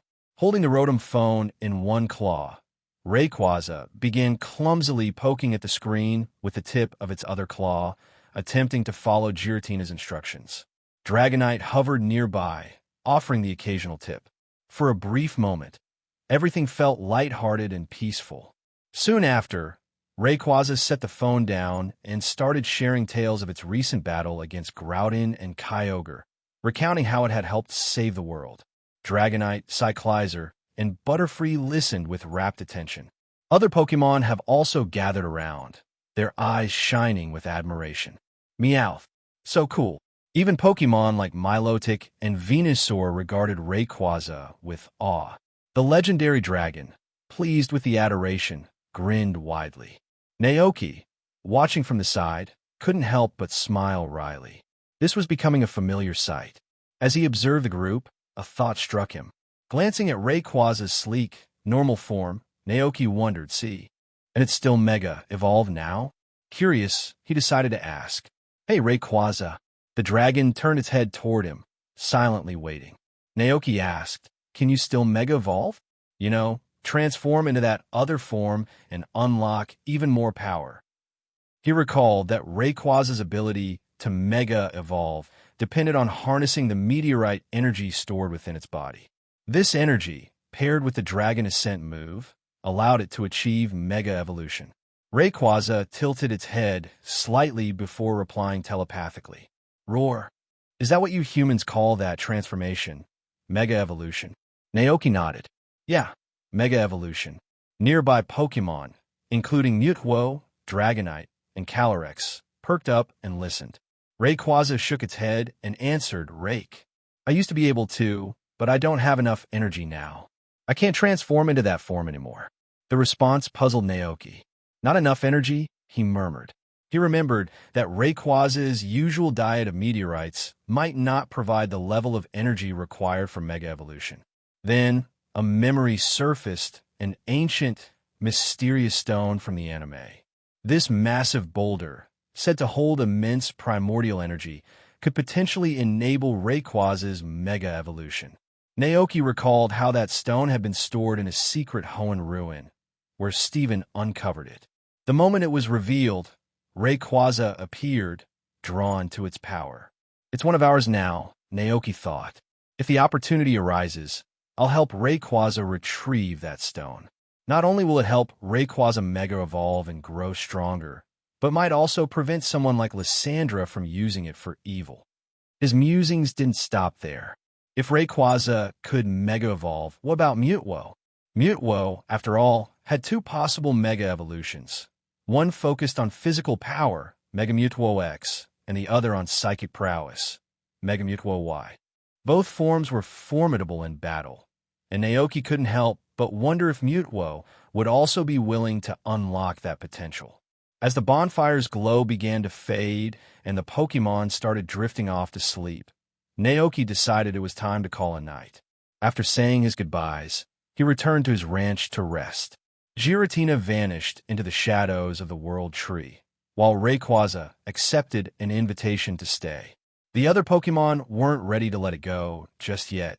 They still wanted to hear more of its adventures. Finding the abundant natural energy of the World Tree to its liking, Rayquaza decided to stay.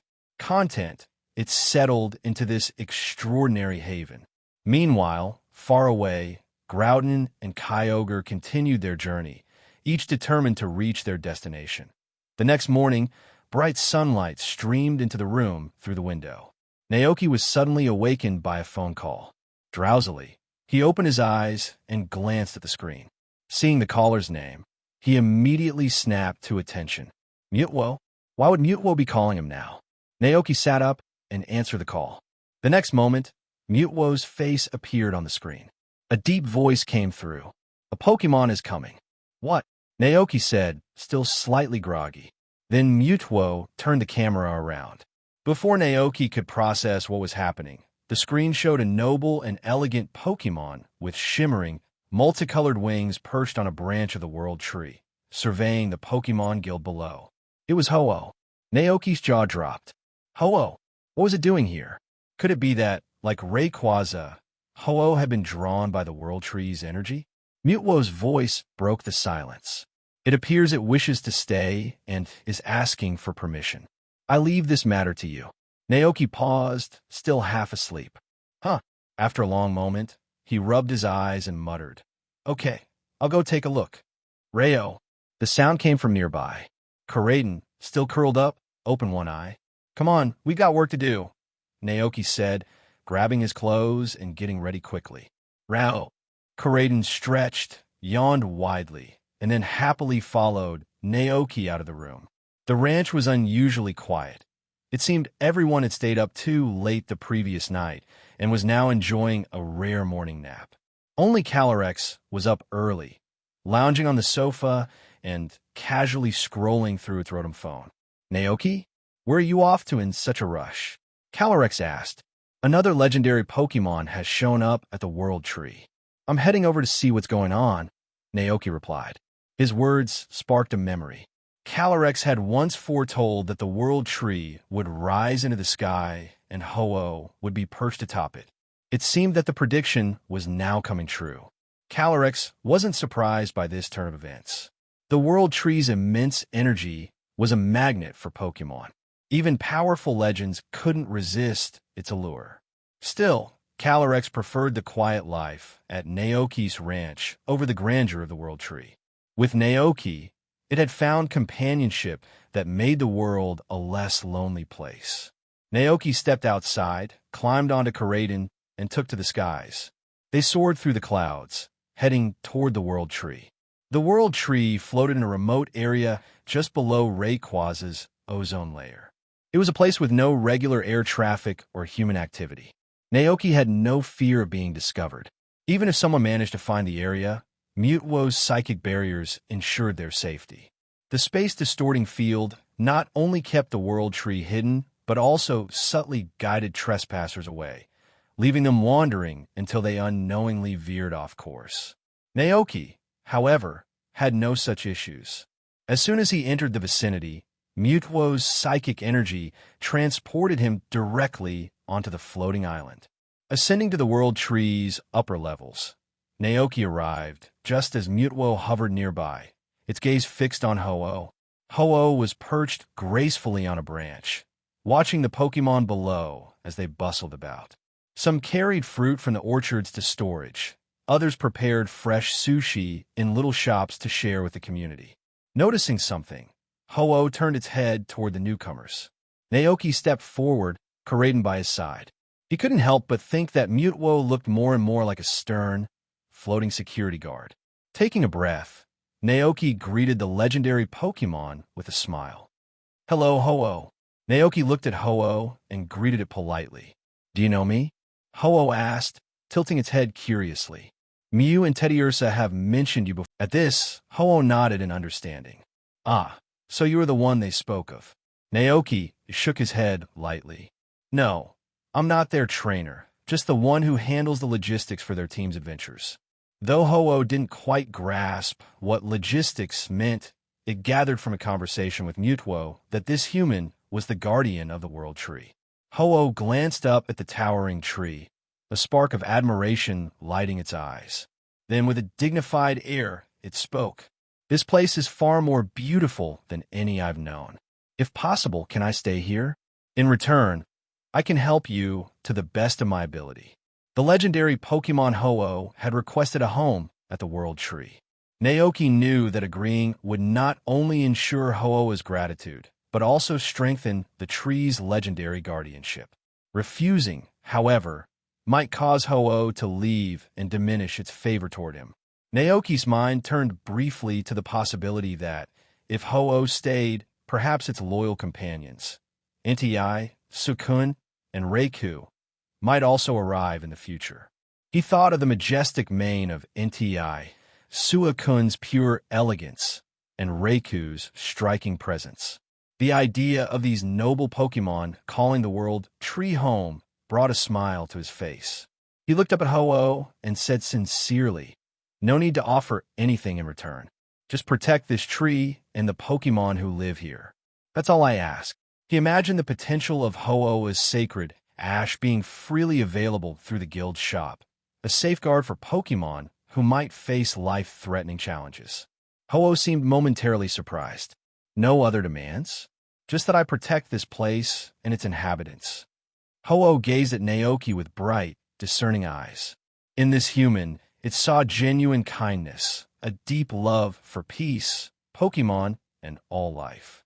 The sight of such a pure heart moved Ho-Oh. This person may truly be worthy of the title of Rainbow Hero, Ho-Oh thought silently, then inclined its noble head. "Very well, I accept." Naoki smiled. "Then welcome to your new home." Ho-Oh spread its wings and let out a clear, resonant cry.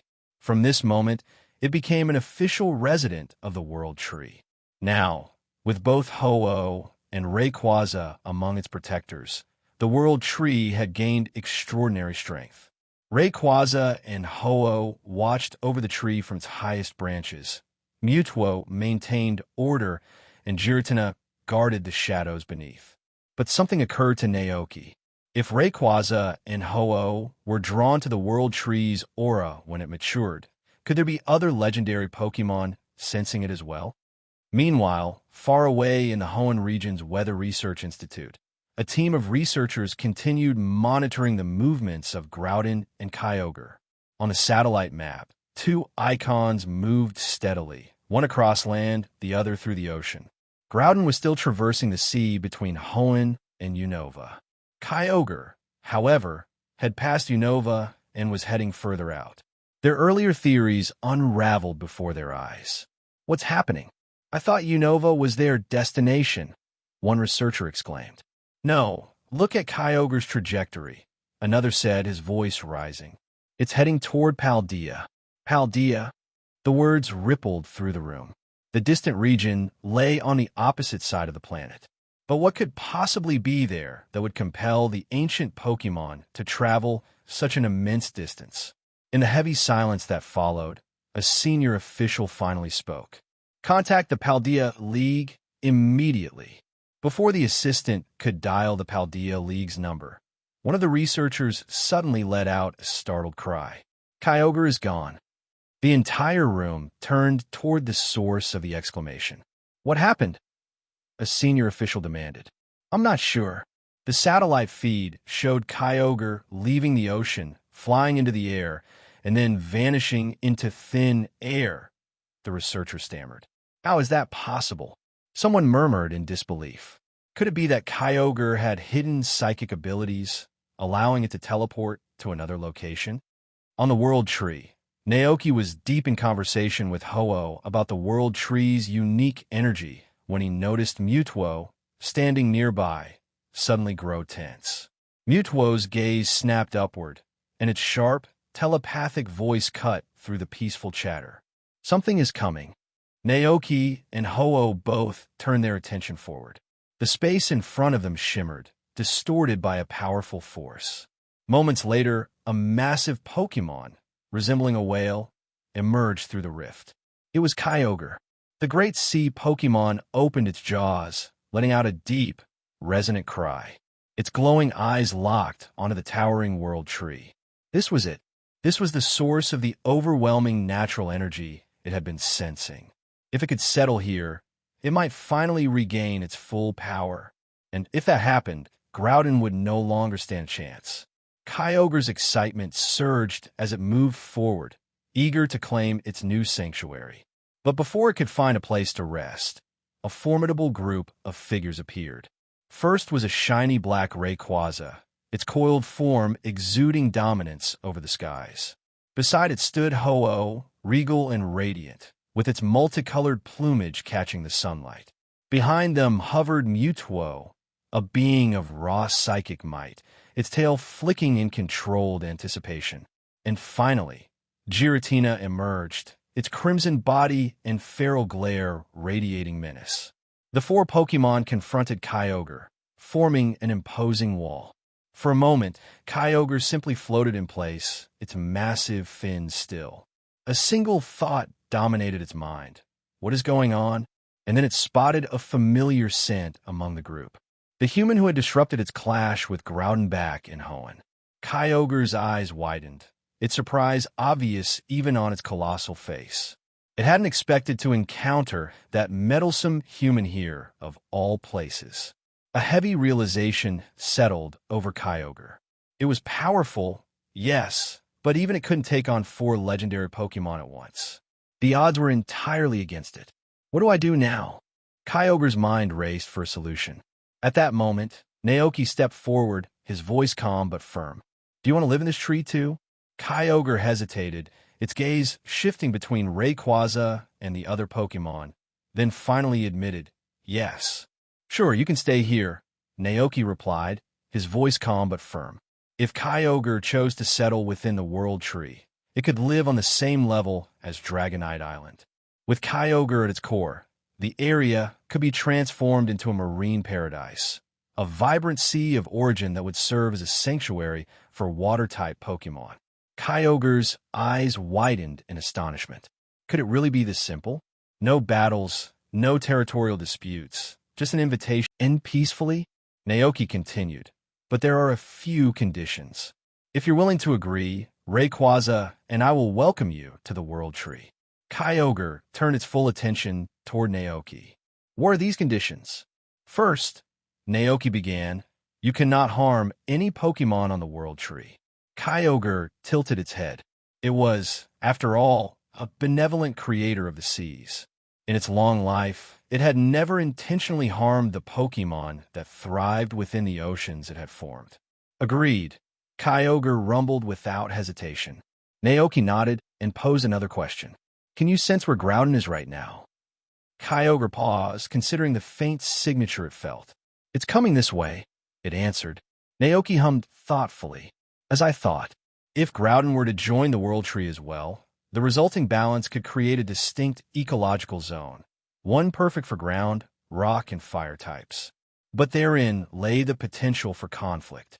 Groudon and Kyogre were eternal rivals, destined to clash whenever they met. Such a battle would surely disrupt the tranquility of the World Tree and put its residents in danger. That brings me to the second and most important condition, Naoki said, his tone growing serious. If Groudon decides to live on the World Tree, you must not fight. He met Kyogre's gaze, his voice steady.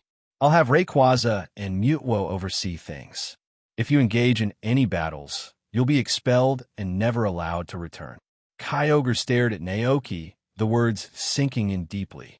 It could feel the overwhelming natural energy radiating from the world tree. This was a chance to reclaim its strength and remain in a place of unmatched serenity. Slowly, it forced down its inherent instincts and replied firmly, "Fine, as long as Groudon doesn't start anything." Naoki nodded. "Good. Then we're agreed." With that settled, Naoki gestured for Mewtwo to escort Kyogre to the lower level, where Dragonite Island is located. Naoki took out his phone, checking the current location of Groudon. Meanwhile, far away in the Unova region, a bustling scene was unfolding at the port city. Trainers from all around had gathered along the docks, excitement and curiosity buzzing through the crowd. "Did you hear?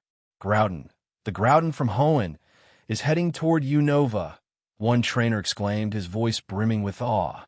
"Unbelievable. I've never seen a legendary Pokémon in my life," another chimed in. "Is it really close?" someone else asked. "The latest report says it should be here any minute," came the reply. Just then, a massive silhouette appeared on the horizon, slowly approaching from the sea. "It's here!" As Groudon's massive form moved steadily across the horizon, some people voiced their fears. "Do you think it will attack us?" someone whispered nervously. Before anyone could answer, the wailing sound of sirens erupted around city's port. Local officer Jenny rushed in with a team of officers, urging the gathered crowd to evacuate the area immediately. "Everyone, get out of here," she shouted. "It's not safe to stay here." Her fellow officers quickly worked to set up barriers and push back the onlookers. Meanwhile, Alder, the Unova region's champion, arrived with the elite 4 members in tow. They crossed their arms as they stared at the distant figure of Groudon, their expressions a mixture of awe and apprehension. "Is that really Groudon?" one of the elite 4 murmured. "It sure looks like it," Alder said grimly. "We need to be ready. This thing's power far surpasses anything we're used to facing." The group immediately began preparing for battle, each trainer checking their Pokémon and strategizing as Groudon's colossal figure grew closer. Time seemed to stretch as Groudon's enormous bulk lumbered toward the shore. Yet, to everyone's surprise, it didn't stop at the port. Instead, Groudon simply bypassed the city altogether, continuing on its way without showing any aggression. Alder and the others stood frozen in disbelief. "It's not attacking," one of them asked. "It doesn't look that way," Alder said cautiously. "What's its target, then?" No one had an answer, but the tension in the air eased slightly. Alder allowed himself a small smile. "Well, at least it didn't come ashore. If it had caused the kind of chaos we saw in Hoenn, it could have been catastrophic." The others nodded in agreement, their initial worry shifting to relief. They stayed there a while longer, watching Groudon's hulking form fade into the distance. As Groudon moved further and further from Unova, its journey became a spectacle. Reporters and daring trainers followed it relentlessly, capturing photos and streaming live footage. Each update spread like wildfire across the internet, captivating people around the world. "Where is it going?" was the question on everyone's mind.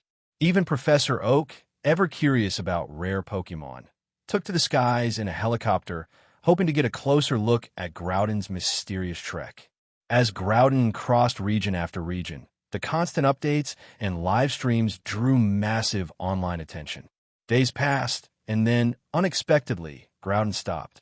In a scene broadcast live to millions, Groudon stood motionless in the middle of the ocean. It tilted its head back, staring intently at the sky. Waves surged around its feet, but didn't move an inch, fixated on the blue expanse above. "What's it looking at?" someone in the stream's chat asked. "Maybe it's pondering life," another joked. "Wow, I didn't know Groudon had a philosopher's soul," came one lighthearted comment. But not everyone saw the humor. Observant viewers noticed something unusual, a flicker of anxiety in Groudon's expression. Its massive, formidable face occasionally tightened, as if wrestling with some unknown problem. At times, it even appeared helpless. And then, suddenly, Groudon's mood shifted. It roared in frustration, lashing out at the planes and drones, filming its every move. With a powerful sweep of its massive claws, It scattered the airborne intruders, some narrowly escaping, others spiraling out of control. Once the skies were cleared, Groudon's roar subsided. It returned to its previous posture, gazing upward at the endless blue above. The incident with Groudon continues to escalate. More and more people were drawn to the scene, curious to see the legendary Pokémon. Trainers on flying Pokémon or private planes hovered at a distance, using binoculars to get a closer look at Groudon standing out in the ocean. Some adventurous trainers try to form teams and approach Groudon, hoping to challenge, defeat, and ultimately capture it. Not only did their attempts fail, but their interference also enraged Groudon. The powerful legendary Pokémon sent them all crashing down, firmly asserting its dominance. "What a sight!" exclaimed Professor Oak, who was aboard a helicopter. The renowned Kanto region researcher peered through his telescope at the rare legendary Pokémon, unable to suppress his awe. Why would Groudon trek all the way from Hoenn to Paldea? Oak mused aloud. Was it migrating? Or had something in Paldea specifically drawn its attention? No one had the answer. For now, the situation remained at a standstill. Across the water, Paldea's champions, led by Gita, stood silently observing Groudon. The mighty ground-type Pokémon was now only a few kilometers away from the Paldea region. Gita couldn't help but recall the fierce battle Groudon had waged against Kyogre just days ago. The memory of that destructive confrontation filled her with worry. If Groudon sets foot in Paldea, who knows what might happen to the peace we've long enjoyed here, she murmured. Capturing it seemed out of the question. All Gita could hope for was that Groudon would leave Paldea as quickly as possible and return to its natural habitat. Meanwhile, at Naoki's ranch, Naoki watched the global commotion over Groudon through online news feeds. His feelings were mixed. When he saw Groudon standing alone in the ocean, gazing at the sky, Naoki couldn't help but find the powerful Pokémon oddly pitiful. Even the legendary chat group was buzzing with speculation about Groudon. Giratina, could it be heading to the World Tree? Mutwo, there's a good chance, about 90%. Giratina, then why is it just standing there? Rayquaza, maybe because it can't fly? Naoki sighed heavily. Enough of this teasing, he muttered. Determined to take action, Naoki used the portal Giratina had opened to travel from his ranch to the World Tree's guild area. This shortcut through the distortion world allowed Naoki to reach the tree without needing to fly there, making the journey much more convenient. Once there, Naoki found Mutwo and made a request. Use teleportation to bring Groudon to the World Tree. Mutwo, who had been observing the situation in the chat group, was silent for a moment. Finally, it gave a slight nod. Its eyes glowed with an intense psychic power. Moments later, Groudon vanished from the sea and reappeared at the World Tree. Back on the ocean, people watching Groudon from afar gasped in unison. "It's gone," someone shouted. "Where did Groudon go?" Another trainer looked around frantically, scanning the horizon. Search efforts quickly began. Trainers and researchers searched the skies, dug beneath the waves, and combed every corner of the sea. Yet no trace of Groudon could be found. The onlookers could only disperse with disappointment, and the event went down in history as an unsolved mystery. Some Pokémon scholars even named it one of the world's top 10 unexplained phenomena, the mystery of Groudon's disappearance. At the Hoenn Weather Institute, the researchers stared at the red dot on their monitors, now vanished from the sea. Confusion and disbelief spread across their faces. "It's gone," one researcher murmured. It vanished from the same location where Kyogre disappeared. What puzzled them even more was their inability to track the locations of either super ancient Pokémon. It was as if both had vanished entirely. "What on earth just happened?" another asked, voice trembling with incredulity. Did they travel through time and space? After the initial shock, a few researchers broke into relieved smiles. "If that's the case, then maybe those two won't fight each other anymore," one said hopefully. "Exactly. This could mean we'll never face another disaster like the one that hit Hoenn before." "Wonderful news," another chimed in. At the World Tree, Groudon was still reeling from the sudden teleportation. It instinctively prepared for a fight, its body surging with earth energy, ready to unleash its most devastating attack at any moment. But as Groudon took in its surroundings, it noticed the abundant natural energy saturating the area. Its fierce demeanor wavered, replaced by astonishment. Was this the source of the energy? The realization struck Groudon hard. It had arrived at the source, the World Tree. But how? Its eyes scanned the human and Pokémon gathered before it, including Rayquaza. Groudon quickly recognized that this wasn't just any group. It was surrounded by Pokémon with strength that rivaled its own. Not far away, ordinary Pokémon were peeking curiously from behind branches and bushes, watching the scene unfold. Groudon hesitated. The sheer number of powerful Pokémon here made it think twice about taking any hostile actions. "Welcome, Groudon," Naoki said, smiling warmly. "This isn't our first meeting, is it? I'm Naoki. Welcome to the World Tree." Groudon's massive maw hung open as it stared at Naoki in disbelief. Its instincts told it that this human was the master of this incredible place. The Pokémon gathered here clearly respected and followed him. As Groudon stood there, stunned, Naoki gave a small shake of his head and continued. "Let me get straight to the point. I know why you came. You were drawn to the World Tree's natural energy. I'll let you stay here, but only if you agree to a few conditions." "What conditions?" Groudon rumbled, its deep voice echoing in Naoki's mind.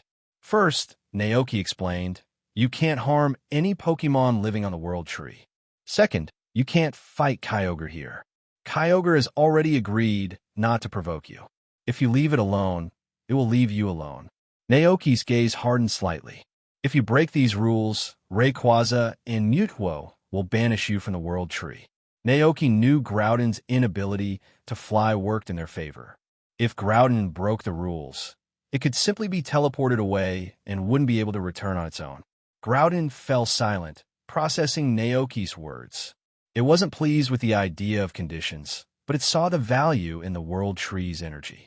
By staying here and absorbing that energy, Groudon could grow stronger, strong enough that Kyogre would never dare challenge it again. After a moment of thought, Groudon gave a heavy nod. "Very well." Naoki smiled, extending his hand. "Good. Then we have an agreement." Naoki personally guided Groudon to the third level of the World Tree, a floor situated beneath the sea zone that Kyogre now called home. This particular area had never been occupied before. No Pokémon had claimed it as their habitat. Naoki saw potential in the unused space and envisioned transforming it into a sanctuary for rock, ground, and fire-type Pokémon. He shared his plan with Groudon, who listened without any objections. In fact, the idea suited Groudon perfectly. It had been looking forward to creating its own lava pool to rest in. Without hesitation, Groudon began its work. First, it summoned the Earth's energy to raise a small volcano from the barren ground. Then, tapping into the magma within its own body, it filled the newly formed crater. A bright, glowing lava pool emerged in an instant. But Groudon didn't stop there. Standing atop the volcano, Groudon's body radiated intense earthen energy. The very ground beneath the volcano trembled as if alive, rocks shifting and terrain reshaping. Within moments, a hot, rugged valley began to take form. The transformation continued as Groudon expanded the area. Closer to the volcano's core, the air remained scorching, perfect for fire types like Charizard and Vulpix. But as the terrain stretched outward, the heat gradually lessened. By the time the valley reached its edges, the temperature returned to a more moderate climate. This zone, filled with rocky outcrops, winding caves, and rugged cliffs, offered an ideal environment for ground and rock types like Onyx and Tyranitar. Even a few steaming geysers and bubbling hot springs popped up around the volcano, creating small havens of warmth. Once Groudon finished reshaping the landscape, Naoki added his own touch. He enlisted a team of water-type Pokémon to summon rain, transforming the dry outer valley into fertile soil. The rainwater pooled into a meandering river that snaked through the land. On the banks of the river, Naoki planted rows of fruit-bearing trees.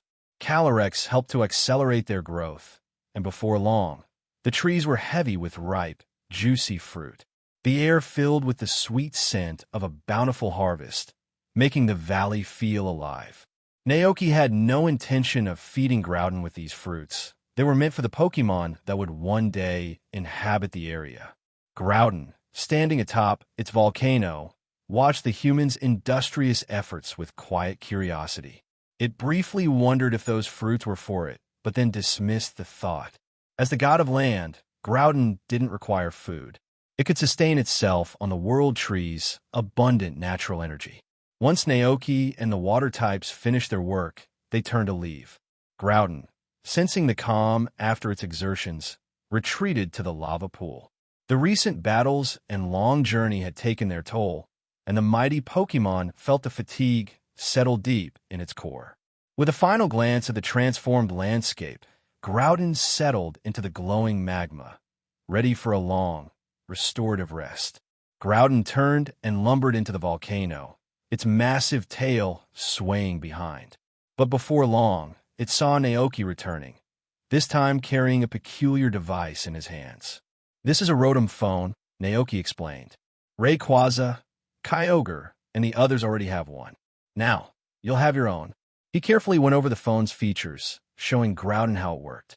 Upon hearing that both Rayquaza and Kyogre are using the device, Groudon's competitive spirit kicked in. It couldn't allow itself to be left out. It needed one too. Naoki added a final note. "Okay, that's it for now. If you have any questions, you can ask the Rotom in your phone, and whatever you do, don't drop it in lava."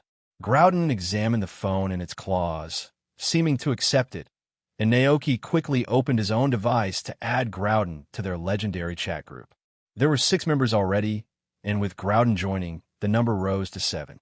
In no time, Rayquaza on the treetop, Ho-Oh on a high branch, Kyogre from the upper floor, Giratina in the shadows, Mutwo near the farmland, and Calyrex on a lower level received the notification. Groudon has joined the chat group. The friendly Pokémon, led by the Calyrex, welcomed Groudon warmly. Kyogre didn't respond, which Naoki figured was due to it resting after the recent intense battle. Groudon, still unfamiliar with how to navigate the Rotom phone, remained silent in the chat for now. After ensuring Groudon was settled, Naoki excused himself and left. Groudon, still weary from its journey and recent confrontation, settled down to sleep. But unlike before, the natural energy emanating from the World Tree would help it recover far more quickly. Meanwhile, Naoki and Koraidon stood on the Sky Island, gazing up at the towering World Tree. The tree's transformation was complete. Now all that was left was to invite more Pokémon friends from their travels to join this haven. Naoki found it hard to believe how far things had come. Not so long ago, he'd been watering a small sapling, axing in its shade, never imagining it would grow into such a colossal sanctuary. Even more incredible was the number of legendary Pokémon it had drawn in. Surveying the lineup, Naoki couldn't help but envision the World Tree as a battle tower of sorts. Each level could be a stronghold for a different legendary guardian. Groudon on the 4th floor, Kyogre on the 5th, Mutwo and Giratina on others, with Ho-Oh and Rayquaza perched at the top. Together, they created a defense so formidable that even the Rocket team would think twice before attempting anything. The sun dipped below the horizon, casting long, golden rays across the landscape. A gentle breeze rustled the leaves, and Naoki exhaled slowly, feeling a sense of calm and accomplishment. It had been a wonderful day. As evening descended, Naoki and Koraidon made their way back to the ranch. The sky was dimming, and the air was filled with the gentle hum of crickets. The Pokémon who had spent the entire day playing outdoors began to trickle back inside, flopping contentedly onto the soft, cozy carpet.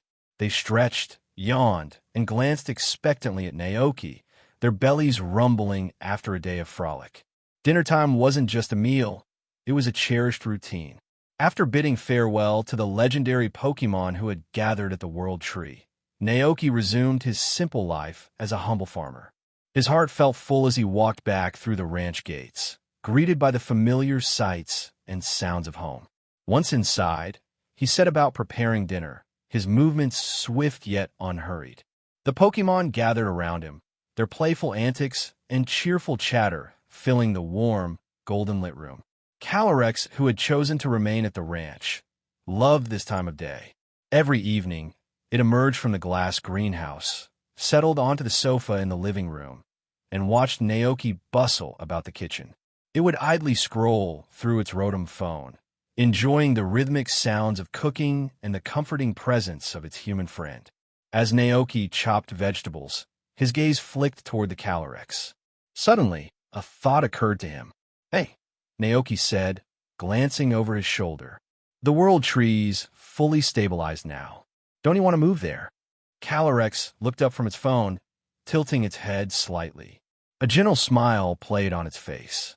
"No," it said softly. "I'd rather stay here with you." Naoki nodded, understanding. The ranch was more than just a place.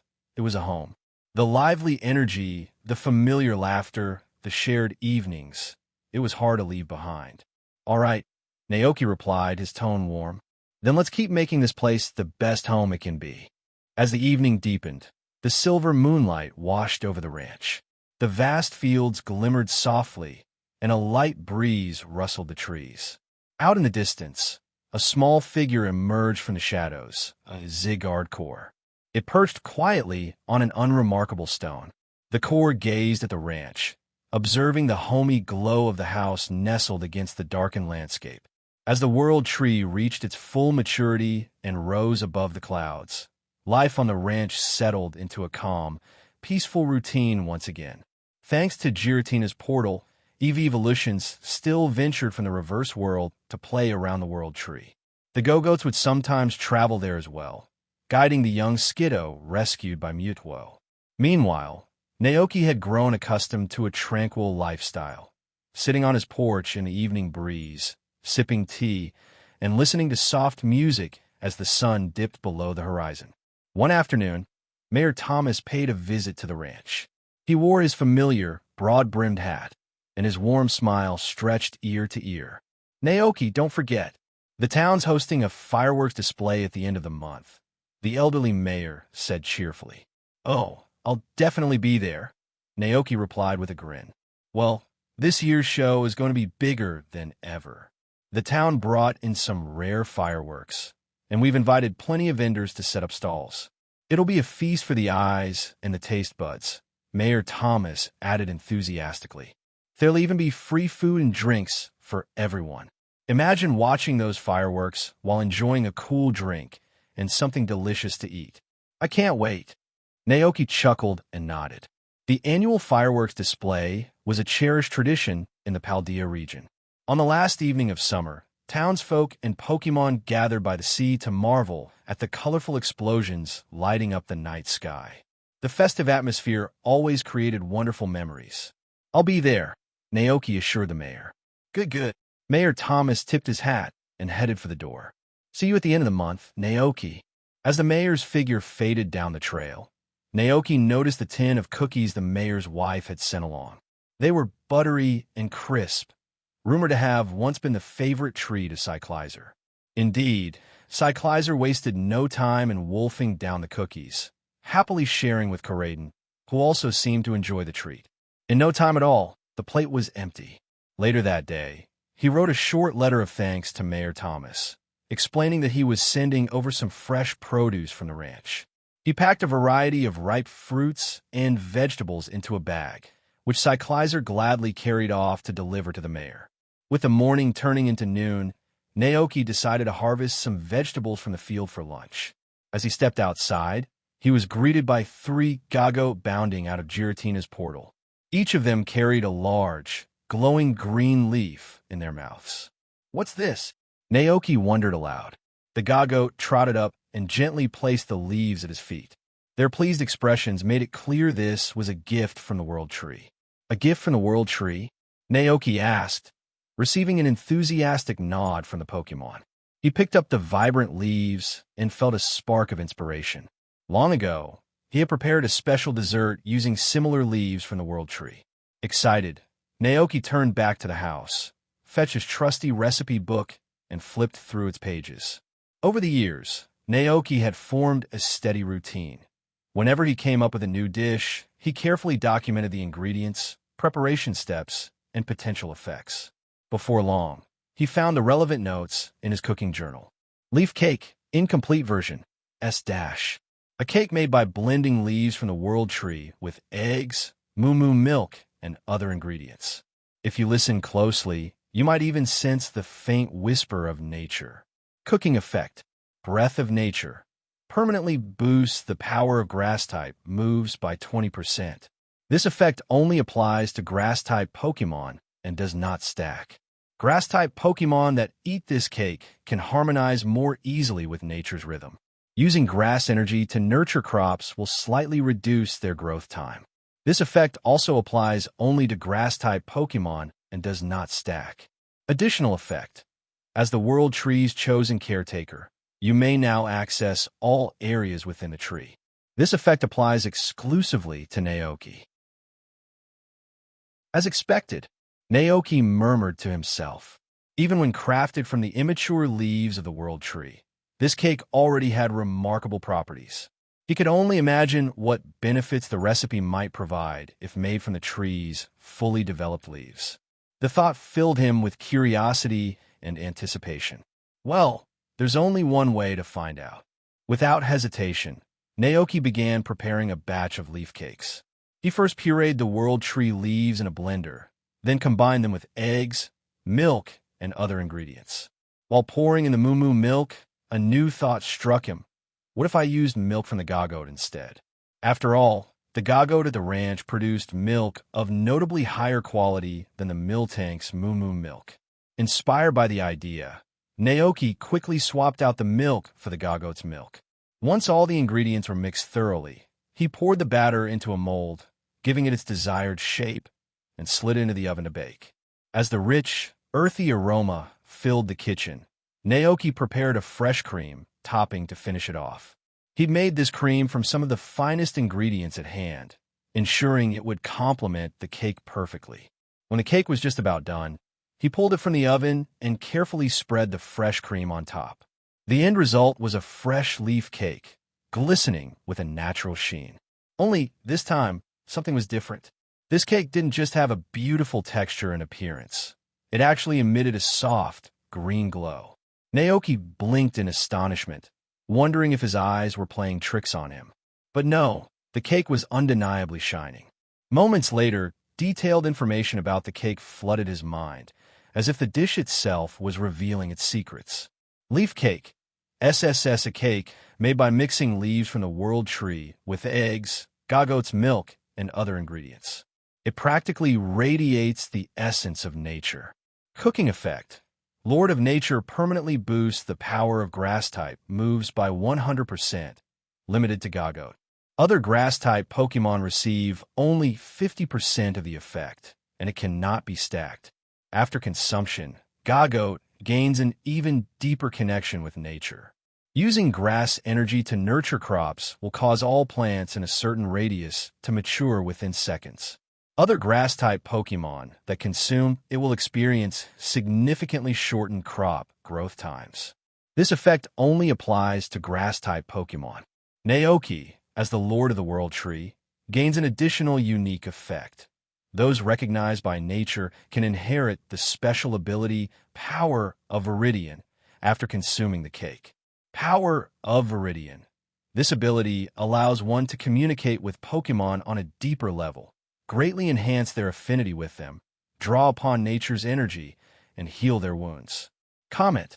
A perfect creation, unmatched anywhere in the world. Naoki's jaw dropped. An SSS-level dish. That's insane. He couldn't believe the sheer power of what he'd just created.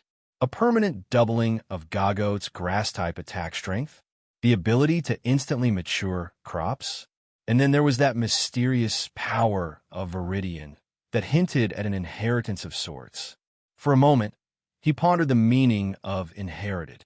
Could it refer to passable traits or abilities? He wasn't entirely sure. After all, he wasn't in a situation where he could test that effect. Still, it didn't detract from the awe he felt.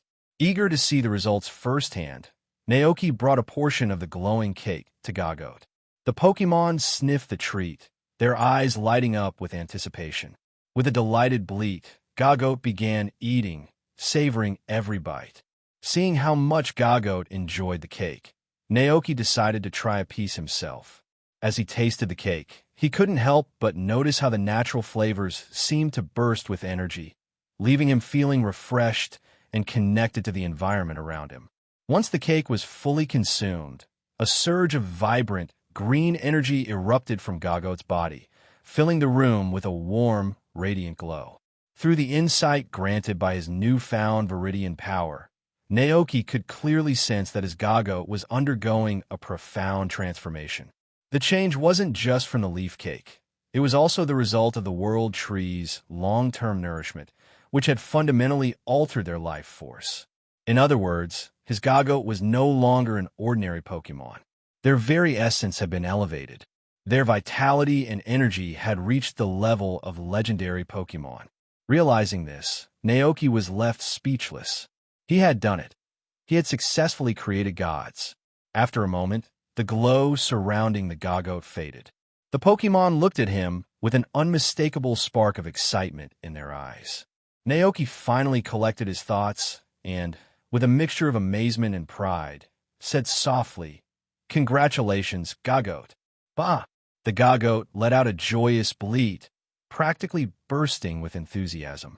"Let's see what's different about you now," Naoki said, still somewhat in awe as he examined his newly enhanced Pokémon. Driven by curiosity, Naoki led the trio of Gagote to the ranch's training area. They stood tall and proud in a line, awaiting Naoki's instructions with an air of confidence and determination. "All right," he said, "let's start by looking at your vine whip."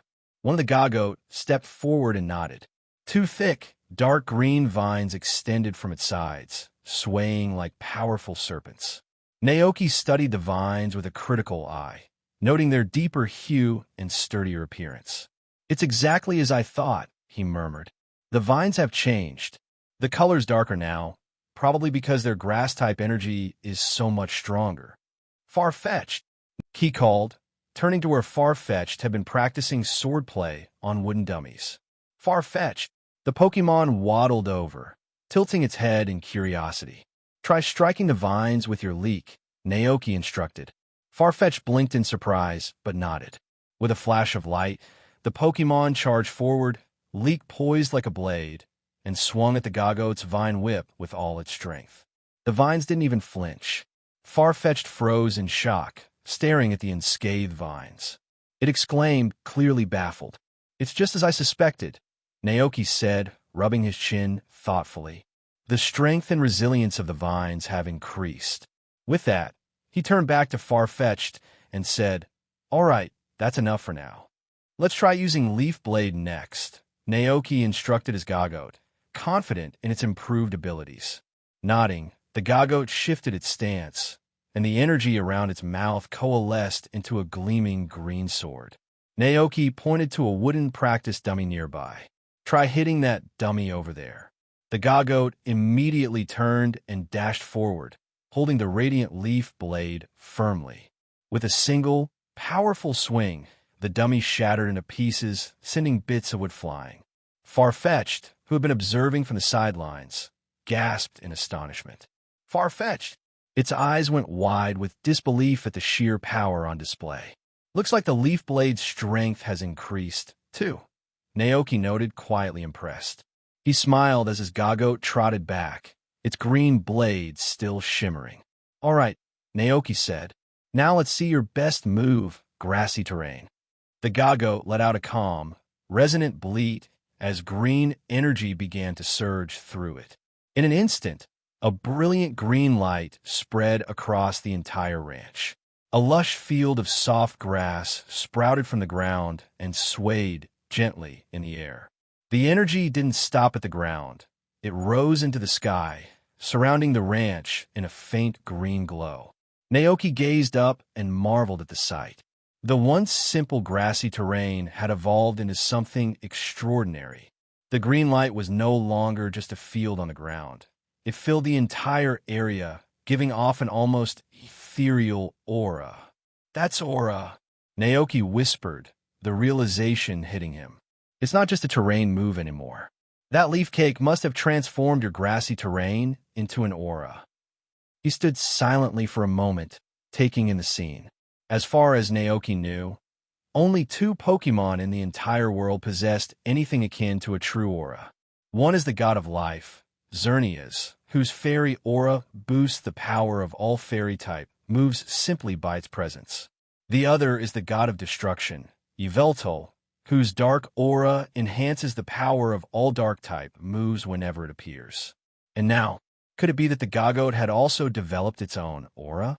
Naoki's excitement grew as the realization dawned on him.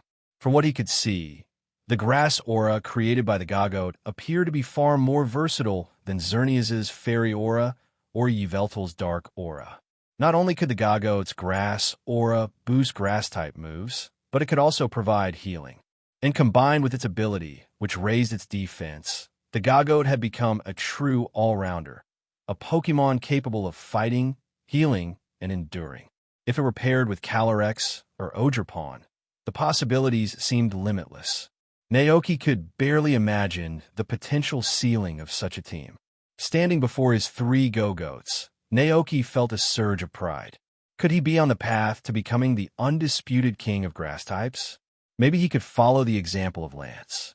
What if Naoki trained a trio of Go-Goats to perfection, complementing them with allies like Calyrex and Arboliva from the World Tree? Together, they could form an unstoppable force of grass-type champions. But beyond that, Naoki had another thought, one he couldn't shake. How would his Gagote compare to Leon's Charizard now? He vividly remembered the last time, when Leon's Charizard had easily swept his team, leaving him humbled. But now the Gagote had evolved to a whole new level. The energy from the World Tree had enhanced its life force. The leaf cakes had supercharged its attacks, and its grassy terrain had transformed into a full-fledged aura. Curiosity and determination flared in Naoki's eyes as he picked up his Rotom phone and sent Leon a message across the sea in the Galar region. Naoki, when are you coming to Paldea? My Pokémon have grown stronger, and I'd love to battle you again. Unfortunately, Leon was too busy to visit. Ever since he learned the truth about the Galar region from the Calyrex, he had been secretly investigating Dynamp's energy. In addition to his responsibilities as champion, accepting challengers, and participating in exhibition matches, Leon was now almost impossibly busy. Seeing this, Naoki could only reply, "Okay, let's battle next time we get the chance." Leon responded almost immediately. "Leon, don't worry.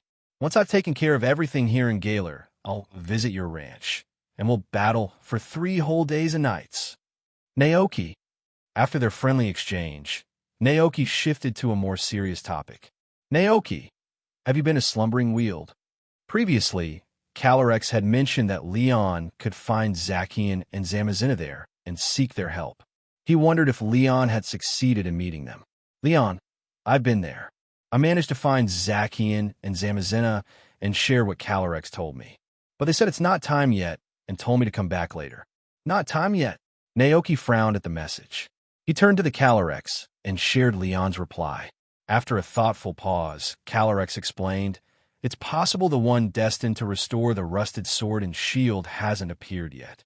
With their current strength, Zacian and Zamazenta still can't defeat Eternatus." Naoki nodded, understanding. This must be referring to the protagonists of Pokémon Sword and Shield and their rival. However, Hop was still only a child, about 5 or 6 years old, far too young to wield the sword and shield. Those weapons required bravery and belief to shine again. What surprised Naoki most, though, was that even Leon, with all his strength and courage, didn't seem to have the power to make the ancient relics glow. Or was this opportunity exclusively reserved for the protagonists? Just as Naoki was pondering this, his phone rang. Leon was calling. Naoki answered, and Leon's cheerful face appeared on the screen. After a quick hello, Leon got straight to the point. "By the way, when I was at Slumbering Weald, Zacian and Zamazenta specifically asked about Calyrex's location and condition." "Really? Naoki asked, surprised. Leon scratched his head, smiling sheepishly. I told them about your ranch and showed them some photos Calyrex posted online. One of the photos, Naoki recalled, featured the Calyrex gracefully enjoying tea in the garden. When they saw that Calyrex had recovered, they thanked me and retreated into the forest depths, Leon added. Naoki nodded thoughtfully. Maybe they were worried about the Calyrex's condition. Now that they see it's healthy again, they can rest easy. Exactly, Leon agreed, visibly moved. He'd recently visited the Crown Tundra and learned of Calyrex's trials in the frozen village. Without Naoki's care, this noble Pokémon might still be wandering alone in the cold tundra, its heroic deeds buried under snow and forgotten by the world. At that moment, a knock sounded behind Leon. Only then did Naoki realize Leon was backstage at an event. With a grin, Leon said, "Gotta go. There's a challenger waiting for me. Let's catch up again soon." Naoki smiled and waved goodbye. After hanging up the phone, Naoki shared the remaining leaf cakes with the other grass-type Pokémon on the ranch. Not only that, but he also asked the EV Evolutions to take some of the cakes to Arboliva and the others at the World Tree. Although the leaf cakes couldn't grant them the same enhancements as they did for the Go-Goats, they still provided a significant boost to their power. Naoki then returned to his kitchen and started preparing more dishes. Meanwhile, Farfetch stared at the shattered wooden dummy that had so easily destroyed. For a long moment, it simply stood there, but soon a determined look returned to its eyes. In the kitchen, Naoki, who was busy cooking, sensed Farfetch's resolute feelings and turned toward it, surprised. "What's this? You're planning to keep eating the fruit platters to master new moves?" Farfetch nodded with a sharp, confident quack. Seeing this, Naoki couldn't help but smile. He understood Farfetch's intentions right away. Witnessing the Go-Goat's impressive sword skills had reignited its fighting spirit. "All right," Naoki said. "We'll give another shot. You've done this before, so I'm not worried about you forgetting your moves."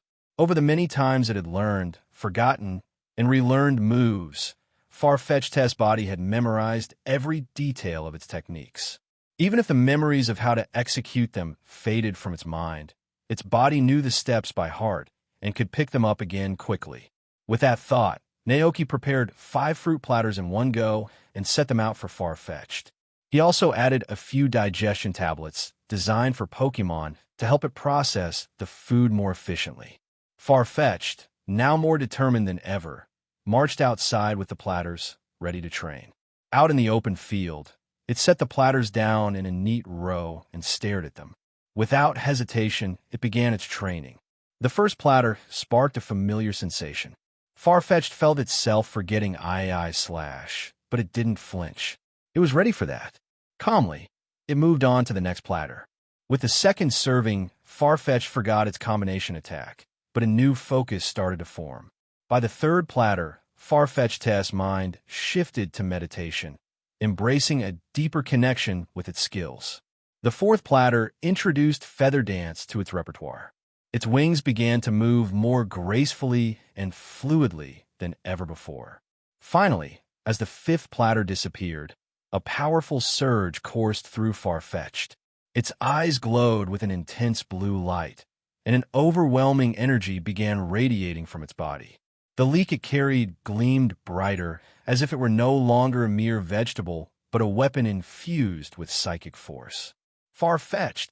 Farfetch'd cried, and with a fierce swing of its wing, it unleashed an invisible blade of energy from the glowing onion. The strike sliced through the grass ahead, leaving an impossibly smooth surface in its wake. Farfetch'd blinked at the precision of its own move, clearly astonished. It knew instinctively what this new attack was, a psychic-type move called Psycho Cut. Eager to show off its newfound skill, Farfetch'd raced to find Naoki. It grabbed him and tugged him outside to witness its progress. Naoki followed, and when he saw the perfectly cut lawn, he immediately recognized the move Farfetch'd had just mastered. Psycho Cut, a psychic-type move that creates an invisible blade to cut through opponents.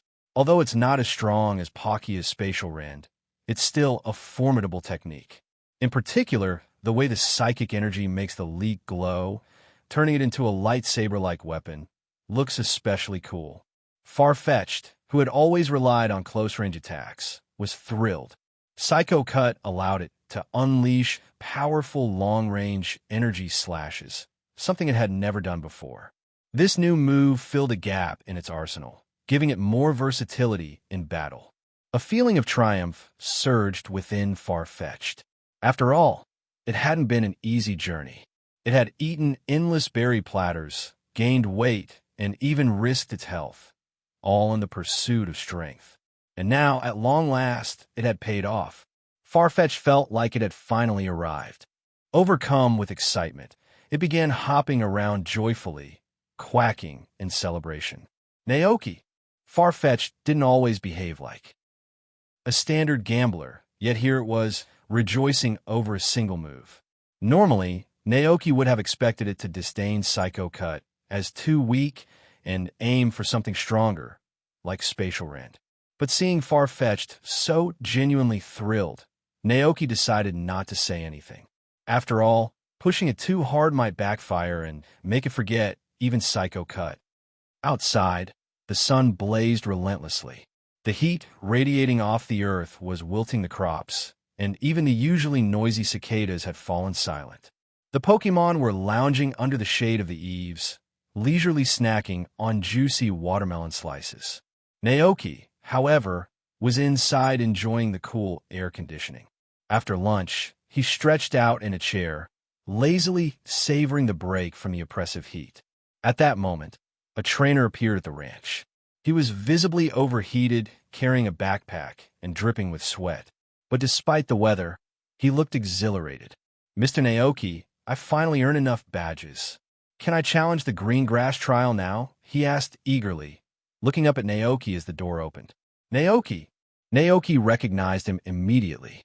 He'd come by in the spring with a young Fuecoco, full of enthusiasm but far too inexperienced.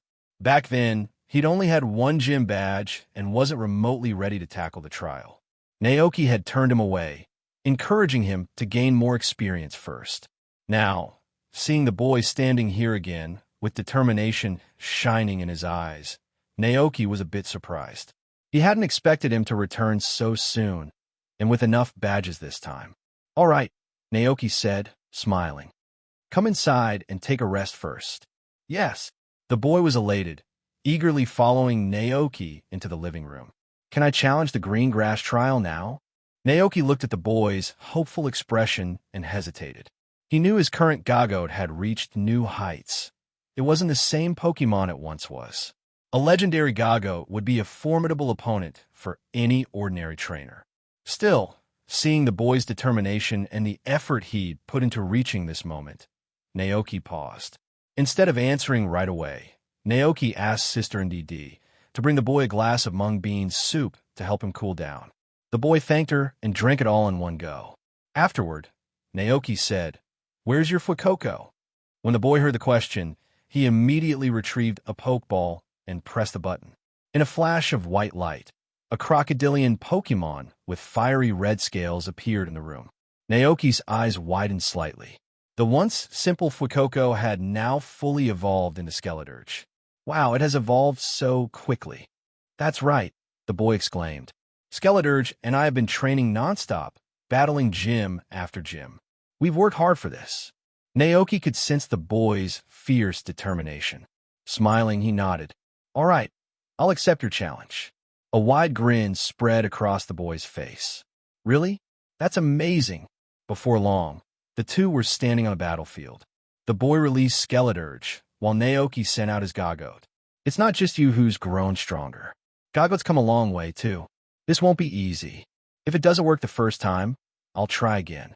And if it still doesn't work, I'll try once more," the boy said with steely resolve. "Neither Skeledirge nor I will ever give up." "That's the spirit," Naoki replied with a slight smile. "All right, show me how far you've come." Ndidi's whistle cut through the quiet, signaling the start of the battle. "Skeledirge, use Fire Blast," the young trainer commanded without hesitation. The towering, bone-plated Skeledirge let out a deep roar and opened its massive jaws wide. From within, a torrent of flames erupted, swirling and dancing in the air like a blazing melody. Watching the raging inferno, Naoki whispered, "Gagote, agility." Gagote's eyes gleamed with determination as it tensed its muscles. In a sudden burst of movement, it surged forward at incredible speed, dashing back and forth across the battlefield. Its rapid acceleration left behind flickering afterimages, making it difficult to tell where the real one was. The flames washed over one of the afterimages, but it instantly vanished into thin air, an illusion created by Gagote's sheer speed. "It's too fast?" the young trainer gasped. He quickly recalibrated. "If we can't pinpoint Gagote's true location, we'll force it to sleep. Skeledirge, use Sing." The next second, a haunting lullaby echoed across the battlefield, originating from the spectral flames flickering on the tip of Skeledirge's snout. But Naoki had no intention of letting the attack land. "Gagote, earthquake!" Mia, the real Gagote, let out a deep, resonant cry. Without stopping its rapid movement, it suddenly reared up and slammed its hooves into the ground with tremendous force. A powerful shockwave erupted across the battlefield, sending tremors in every direction. The seismic force disrupted Sing, cutting the attack short. Before Skeledirge could react, the ground beneath it cracked and buckled, sending a surge of energy straight into its body. With a heavy thud, Skeledirge collapsed. A one-hit knockout. The young trainer stood frozen, his eyes wide with disbelief. "I lost. That was incredible." Naoki exhaled softly, shaking his head. It looked like he'd have to revise the Green Grass Trials Challenge rules yet again. "You fought well," he praised. "To have come this far in just a few months. Even the chief would say you're already an outstanding trainer." The boy blinked, clearly recognizing the praise in Naoki's words. But he remained composed, because compared to Naoki himself, he still had a long road ahead. "I made up my mind," the boy declared, his voice filled with determination. "I'll continue training with Skeledirge. Next time, we'll be even stronger, and we'll clear the trial." With that, he recalled Skeledirge into its Pokeball, gave Naoki a respectful nod, and hurried off. Naoki, letting out a resigned sigh, Naoki watched the young trainer's figure disappear into the distance. Moments like these weren't rare for him. He had long since grown used to them. Life moved forward, and time passed in the blink of an eye. Before he knew it, it was June 30th of the 200th year of the Pokémon League calendar. The day of the Grand Fireworks Festival had finally arrived. Early in the morning, as Naoki made his way to Kosagi Town to buy groceries, he noticed a lively scene unfolding. People and Pokémon were bustling about, carrying stalls and fireworks toward the beach in preparation for the evening's festival. Walking down the vibrant streets with Cyclizer by his side, Naoki found that Kosagi Town was livelier than usual. Colorful banners promoting the fireworks display adorned the shop fronts, fluttering in the breeze. Trainers, families, and Pokémon of all kinds filled the streets, chatting and enjoying the festive atmosphere. "Looks like tonight is going to be amazing," Naoki murmured, feeling a sense of excitement build within him. Beside him, Cyclizer picked up on his enthusiasm and let out a cheerful cry. "Gayo!" After gathering his groceries, Naoki returned to the ranch, where he shared news of the festival with the Pokémon. Hearing that another fireworks display was happening, Palmot and the others erupted in excitement. Ogerpon, in particular, recalled last year's festival with a nostalgic gleam in her eyes. The mesmerizing sight of fireworks painting the night sky had left a lasting impression. Ogerpon cheered, determined to participate again this year. Just then, Cyclizer scurried into the room, rummaging through a pile of items before pulling out a well-worn ball. It placed the ball in front of Naoki, gazing up at him expectantly. All right, I get it," Naoki chuckled, patting Cyclizer's head. "I'll play ball with you later." Nearby, Karaden snorted in clear disapproval. "Playing with a ball? How childish." While speaking, Naoki glanced around, only to realize that evolutions were nowhere in sight. No doubt, those playful little rascals have run off to the World Tree again. He sighed and pulled out his phone, dialing a video call to Mutuo. After a moment, The screen lit up with the small, eager faces of the EV squad. Naoki crossed his arms. "If you don't come back soon, I won't take you to the fireworks display tonight." Bowie. At his words, the EV Volutions all hesitated, their ears twitching in conflicted thought. After some coaxing, Naoki learned that the Pokémon on the World Tree were hosting a bonfire party that evening, and the EV Volutions had already promised the Pokémon there that they would attend. "I see." Naoki mused before an idea struck him. "In that case, why don't you just stay at the World Tree? You should still be able to see the fireworks from there. When the time comes, give me a video call, and we can watch them together." "Bye." The EV Volutions cheered in unison. This was a great idea. Their little faces lit up with excitement. After hanging up the call, Naoki turned to the NDD siblings standing nearby. "You two should go enjoy the festival this year," he suggested with a smile. The younger NDD looked tempted, but hesitation flickered in her eyes. "Aiya." Naoki immediately understood what NDD was thinking. "Don't worry. It's fine if the Pokémon Tavern is closed today. Most of the Pokémon who visit will probably be drawn to the fireworks display anyway." Hearing those words, NDD finally looked relieved.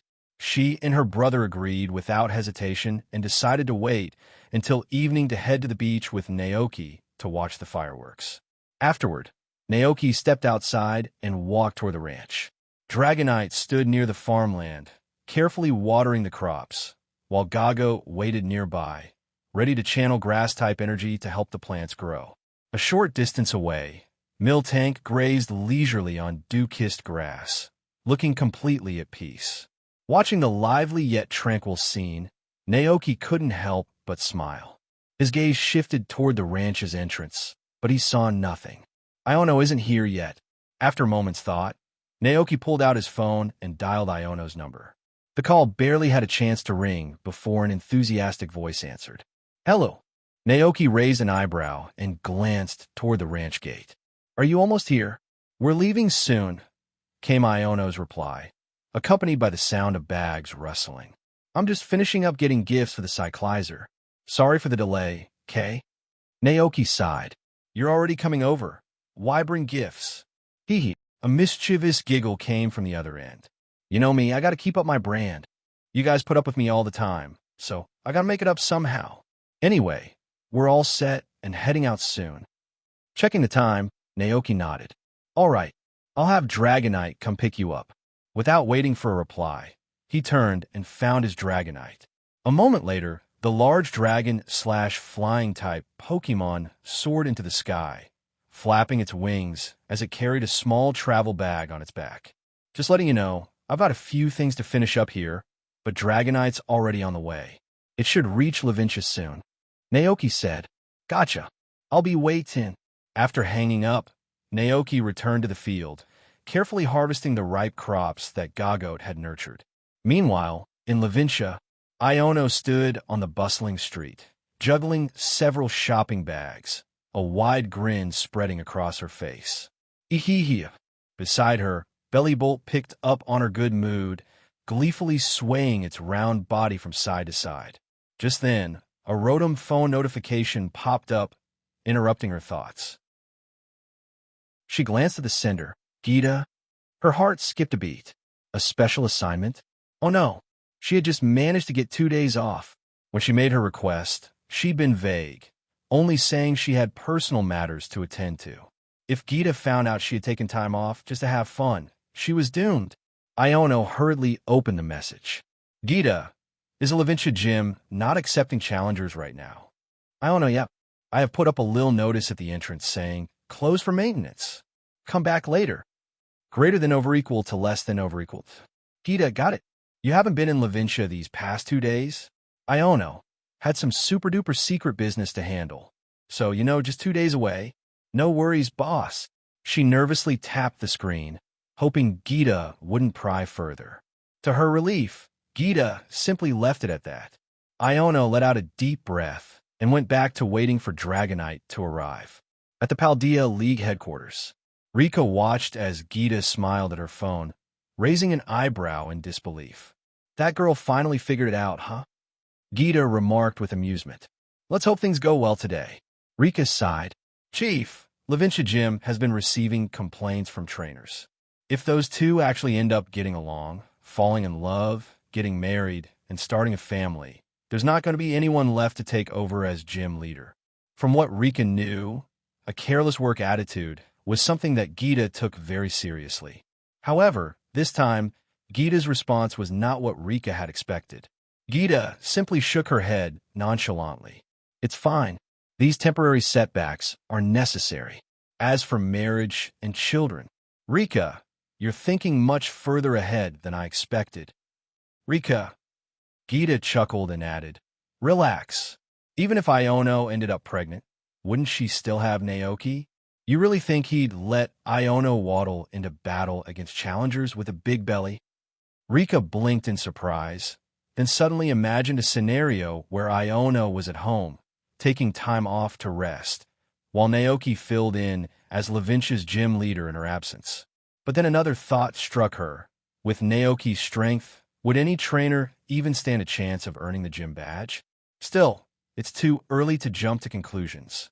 After all, Naoki's feelings remained uncertain. While Iono found excuses to visit Naoki's ranch every month, claiming she was training for the green grass trial, no one knew what Naoki truly thought of the situation. Gita knew better than to celebrate too soon. Leaning back in her chair, she pondered for a moment before making a decision. Oh, Rika, announce a full-day break for the Paldea League staff.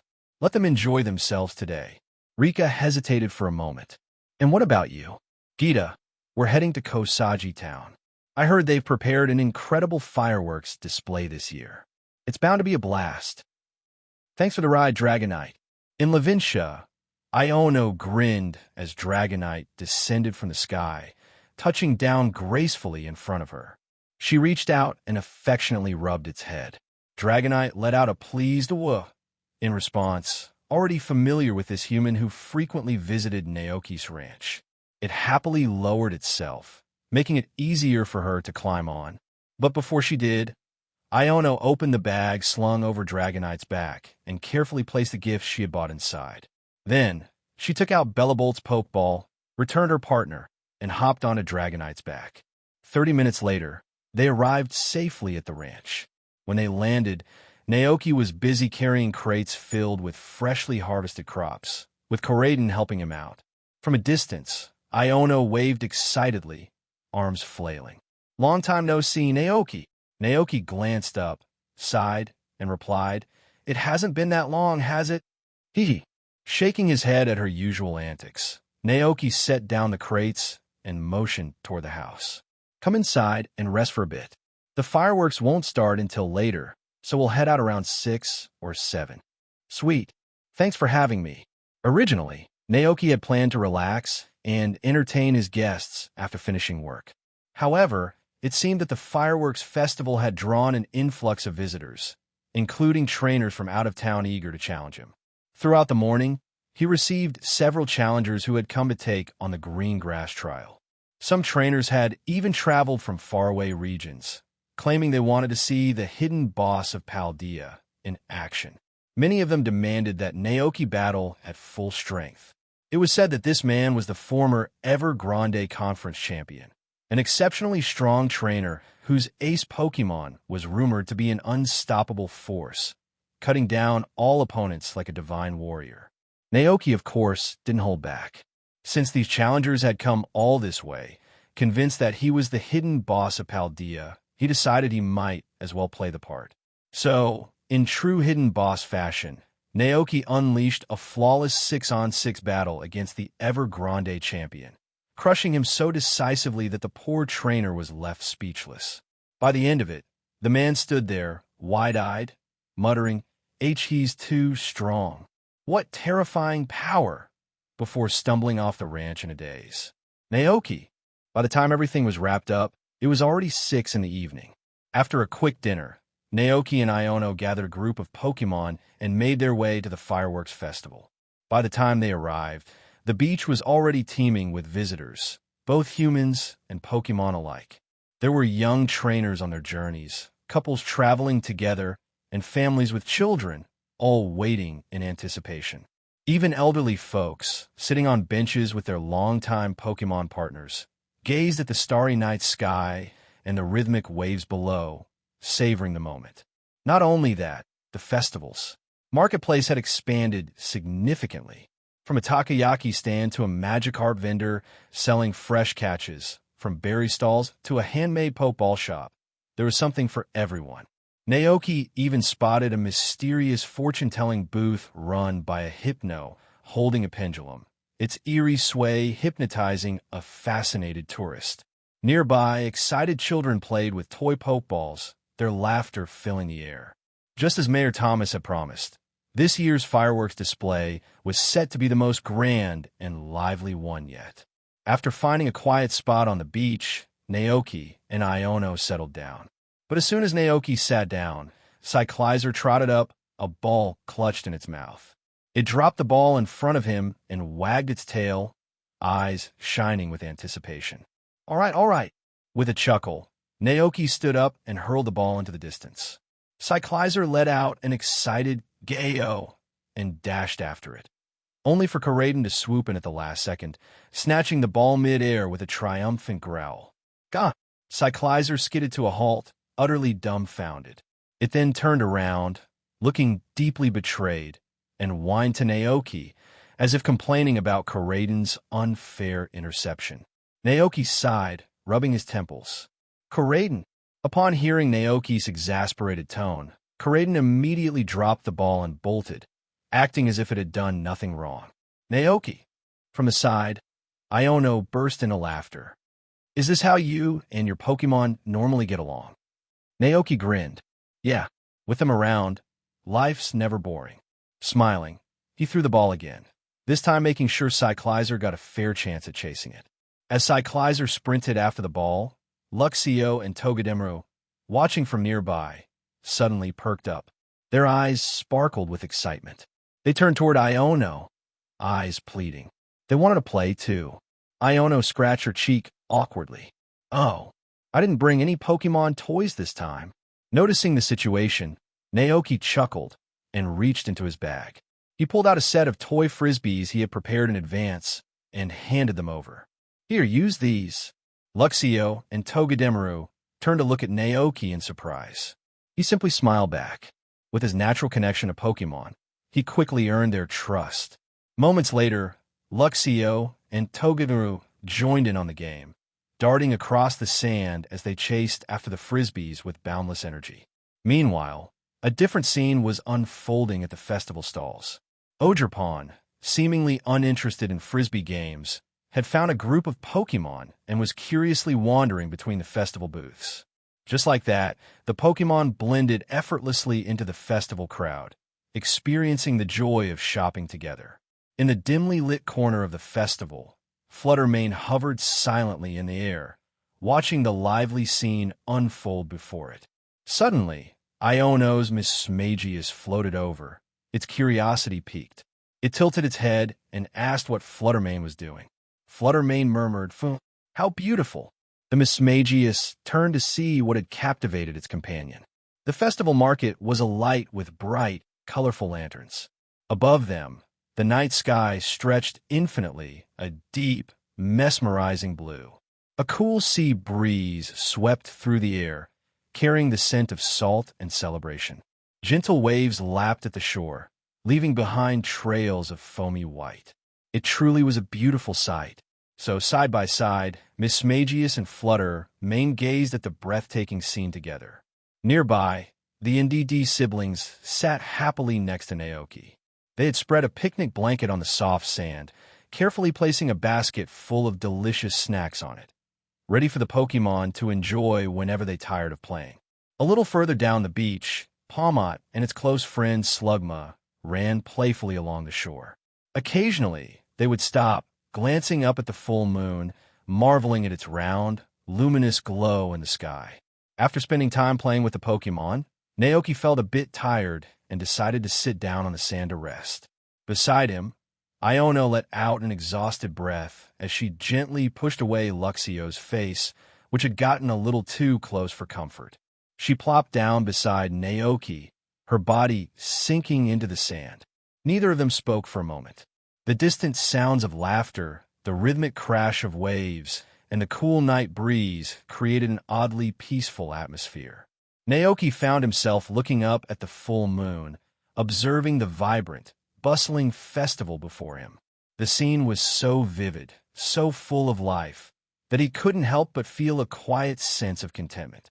His thoughts drifted back to something NDD had mentioned earlier. She had told him that she sensed something, a warm fondness from Iono toward him. That thought lingered in his mind. Without thinking, he turned his head slightly toward Iono. To his surprise, she was already looking at him. For a fleeting moment, their eyes met in the soft glow of the moonlight. A strange, unspoken feeling settled between them. The air around them seemed to shift. The moonlight is so pretty tonight. Iono quickly turned away, looking up at the sky, her voice flustered. A faint blush dusted her cheeks. Naoki followed her gaze and, sure enough, saw the brilliant full moon hanging above them. Sensing the awkward atmosphere, he exhaled slowly and decided to change the subject. By the way, there's something I've been meaning to ask you. Huh? What is it? Iono turned her head back toward him. Naoki hesitated for a moment before speaking honestly. Levincia and Kosagi Town are so far apart. Doesn't it bother you to make this trip so often? At that moment, something inside Iono shifted. She looked at Naoki, her expression filled with a mix of exasperation and realization, as if she had just made a firm decision in her heart. Naoki, she sighed dramatically. You're such an idiot. Naoki blinked, slightly taken aback. Iono's face turned a deep shade of pink, but she didn't back down. Of course, I come here because of you. Her words struck Naoki like a thunderbolt. For a moment, he just stared at her, his mind processing what she had just said. Just then, a loud cheer erupted from the festival crowd. At that very moment, Mayor Thomas gave the signal, igniting the long-anticipated fireworks display. A symphony of colors burst into the sky. Golden sparks, radiant blues, deep violets, and dazzling reds streaked across the night, turning into breathtaking firework flowers blooming behind Iono at the edge of the festival. As the sky lit up, Naoki turned back toward Iono, and for a moment, amidst the glowing fireworks, he saw his own reflection in her shimmering blue eyes. Everything around them seemed to fade into silence. All he could hear was the rhythm of his own heartbeat. Plop, plop, plop. The fireworks thundered above them, but the only sound Naoki registered was the pounding in his chest. Then, in a voice so soft it almost blended with the breeze, Iono looked at the sky and whispered, I like you. Her tone was light, almost as if she were making an ordinary comment about the weather. Boom! A massive firework shot into the sky, exploding into a brilliant golden Pikachu-shaped display. Alliance calendar year 200, November 3rd, winter. A cold wind swept down from the peak of the mountain, carrying frost and snow across the vast lands of Paldea. Delicate snowflakes drifted from the sky, blanketing the earth in shimmering white. In the wild, Pokémon had already retreated into their dens, making it difficult to spot any movement beyond the occasional tracks left in the snow. The ranch was no exception. A soft layer of white covered the fields, and the snowflakes dancing in the air looked like tiny winter sprites, floating playfully between the heavens and the earth. With winter setting in, the ranch was no longer suitable for growing crops. Long before the first heavy snowfall, Naoki had decided to give the Dragonites a well-earned break, allowing them to stay warm at the World Tree and enjoy the season in comfort. The ranch store had also temporarily closed, making things unusually quiet. With Evolutions and Ogerpon off playing at the World Tree, only a few Pokémon remained at home.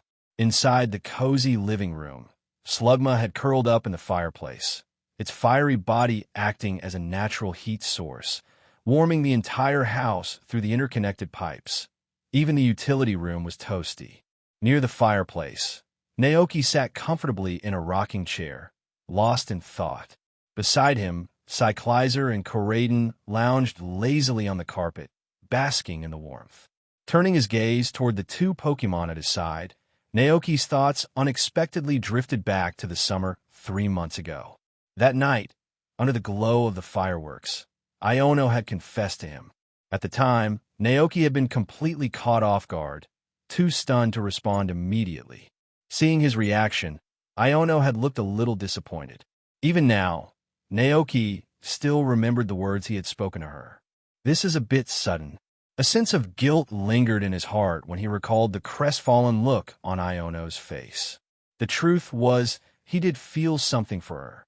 He had admitted as much that night, explaining that he had never been in love before, that he didn't truly understand what love was. For Naoki, relationships had always been something he took very seriously. After coming to this world, he had once envisioned building a life of his own, a future where he wasn't alone. He had imagined what it would be like to have a child, to take them on journeys across Paldea. A simple, ordinary life, but a fulfilling one. Even though he hadn't given Iono a direct answer that night, she still smiled when she learned that he cared about her. Sometime after the festival, the two of them had run into Gita and Rika at the beach. Gita had claimed that she was simply inspecting Kosagi town, but the mischievous glint in her made Naoki suspect otherwise. After that night, he and Iono had gone back to their usual routines. Still, as time passed, her visits to the ranch became more frequent. She would always bring something with her: homemade snacks, small gifts for the Pokémon, little surprises that made the quiet ranch feel a little more alive. And Naoki, without realizing it, had started looking forward to those moments. A soft smile crept onto his lips as he recalled those memories. Today was Sunday. Levincia Gym was closed on Sundays. If things followed the usual pattern, she should be here by now. His gaze drifted toward the clock on his Rotom phone. Almost noon. Why am I checking the time? At that moment, Naoki suddenly became aware of his own behavior. He had been waiting for her. Subconsciously, expectantly. Before he could dwell on it, NDD peeked at him from the corner of the room, secretly observing his expression. After watching for a while, NDD couldn't help but waddle over and ask innocently, "Ai, are you waiting for Iono to come over?" Caught off guard, Naoki quickly straightened his posture and replied with an overly serious expression, "No, I'm just checking tomorrow's weather." But NDD saw right through him. Her large eyes twinkled mischievously, and a knowing smile spread across her face. "Aya, that means the little master will be here soon." In NDD's mind, as long as two Pokémon liked each other, eggs were bound to be laid sooner rather than later. And if that was how things work for Pokémon, then surely humans must be the same. Naoki, he let out a small cough, realizing that NDD's understanding of relationships was entirely shaped by her role as a Pokémon caretaker. Clearing his throat, he gently corrected her. "Ahem, no, it's not quite like that." NDD turned around, tilting her head in confusion. Naoki sighed, knowing he needed to explain things properly. "There are some big differences between humans and Pokémon when it comes to this," he began. "For Pokémon, as long as they like each other and spend time together, they eventually lay eggs. But for humans, it's different. Liking someone is important, but the real question is whether two people are compatible in their daily lives. Only after truly understanding and adjusting to each other do they consider marriage and living together." NDD blinked in realization. Humans sure are complicated. As Naoki finished his explanation, a familiar voice chirped excitedly nearby. Palmot had overheard the conversation. It immediately dashed over, sparks crackling from its fur. "Bammo! Bammo! Wait, does this mean the little master will live with us?" Before Naoki could respond, NDD puffed up her chest and answered with complete confidence. Of course. My brother and I will take great care of them when the time comes." Naoki, seeing the enthusiasm in their eyes, Palmot's thoughts started racing. Its tail twitched, and its ears perked up as it suddenly had another idea. Bammo. Wait, if that happens, does that mean Naoki will have a granddaughter? Will his granddaughter come visit us at the ranch? Can we become good friends? This time, even NDD hesitated. Yeah. Isn't a little too early to think about that? Naoki, feeling a headache coming on, Naoki reached out and gently ruffled Palmot's fur. Maybe you should stop watching Warm Slugma House so much. Bammo. Palmot nuzzled into Naoki's chest, happily accepting the affection. But despite his protest, Naoki found his own thoughts drifting forward in time. He suddenly pictured a distant future, one where his children's children would come to visit the ranch. A small child running through the fields. A group of playful Pokémon following behind. The laughter of the next generation echoing through the ranch. By that time, he'd be in his 70s or 80s, wouldn't he? Oops. He had gotten completely carried away by Palmot's words. Shaking his head, Naoki quickly erased the thought from his mind. As Naoki sat by the fireplace, he pulled out his Rotom phone and sent a quick message to Iono. Naoki, are you coming over today? There was no immediate reply. Just as he was about to put his phone away, a knock sounded at the door. Before Naoki could react, Palmot, who had been lingering near the entrance, dashed forward excitedly to open it. As the door swung open, a gust of cold wind swept into the house, along with a familiar figure standing outside. Iono stood there, smiling despite the freezing temperature. Phew, it's really cold today, she said, rubbing her hands together for warmth. It was true. Iono had always been sensitive to the cold. In past winters, she usually stayed inside, bundled up with her Pokémon, avoiding the freezing weather at all costs. Naoki chuckled, standing up from his seat. Come warm up by the fire. Since it snowed yesterday, I heard an old saying, it's not the snow that makes you cold, it's when it melts. Oh, I know that one. Iono laughed, stepping inside and heading straight for the fireplace. As she knelt beside the warm Slugma, its glowing body cast an orange-red light across the cozy room, making everything feel even more inviting. Meanwhile, Naoki made his way to the kitchen, pouring her a cup of hot tea to help chase away the cold. As Iono sat down, Indy and Palmot trotted up, curiously observing her. She waved at them with a cheerful, good morning, before turning to greet the others. Morning, Cyclizer. Hey, Coraden. Ga. At that moment, Naoki returned with a steaming cup of tea. As he handed it to her, his gaze lingered for a second. Something about Iono felt different today. Then it hit him. The signature Magnemite hair accessories were gone. Wait, where's Magnemite? Naoki asked, a bit surprised. At his question, Iono suddenly remembered. She reached up and touched her head almost instinctively, before looking away a little awkwardly. I just felt like that kind of style is something kids would be into, she muttered, clearly a little embarrassed. It seemed kind of childish. Ever since that summer night, after parting ways with Naoki, she had been thinking a lot. She wanted to change. She wasn't just a streamer, wasn't just a gym leader, she was an adult now. And if she wanted Naoki to see her as one, then maybe she needed to act the part. For a moment, Naoki was stunned. Had she made this change for him? Before he could process it, Iono suddenly lifted her head, cheeks slightly flushed. Then she asked him directly, what about now? Naoki blinked. Huh? Iono's hands tightened slightly around her cup as she looked at him with hopeful eyes. Do you like me more now? Naoki felt his breath catch. He wasn't sure how to respond at first. His usual calm, composed self was suddenly at a loss for words.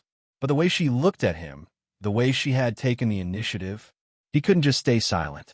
Taking a deep breath, Naoki steadied himself. This wasn't easy for him to say, but if Iono had the courage to be so open, then he couldn't keep running away either. Finally, he spoke, serious and sincere.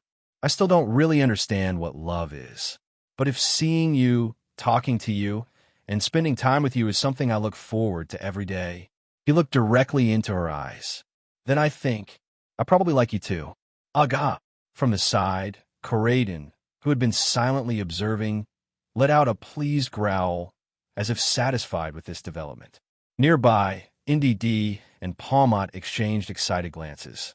Finally, they didn't have to worry about Naoki dying alone. Sure, Pokémon would always be there to keep him company, but there were some things only humans could do for each other. And as far as they were concerned, Naoki deserved that happiness.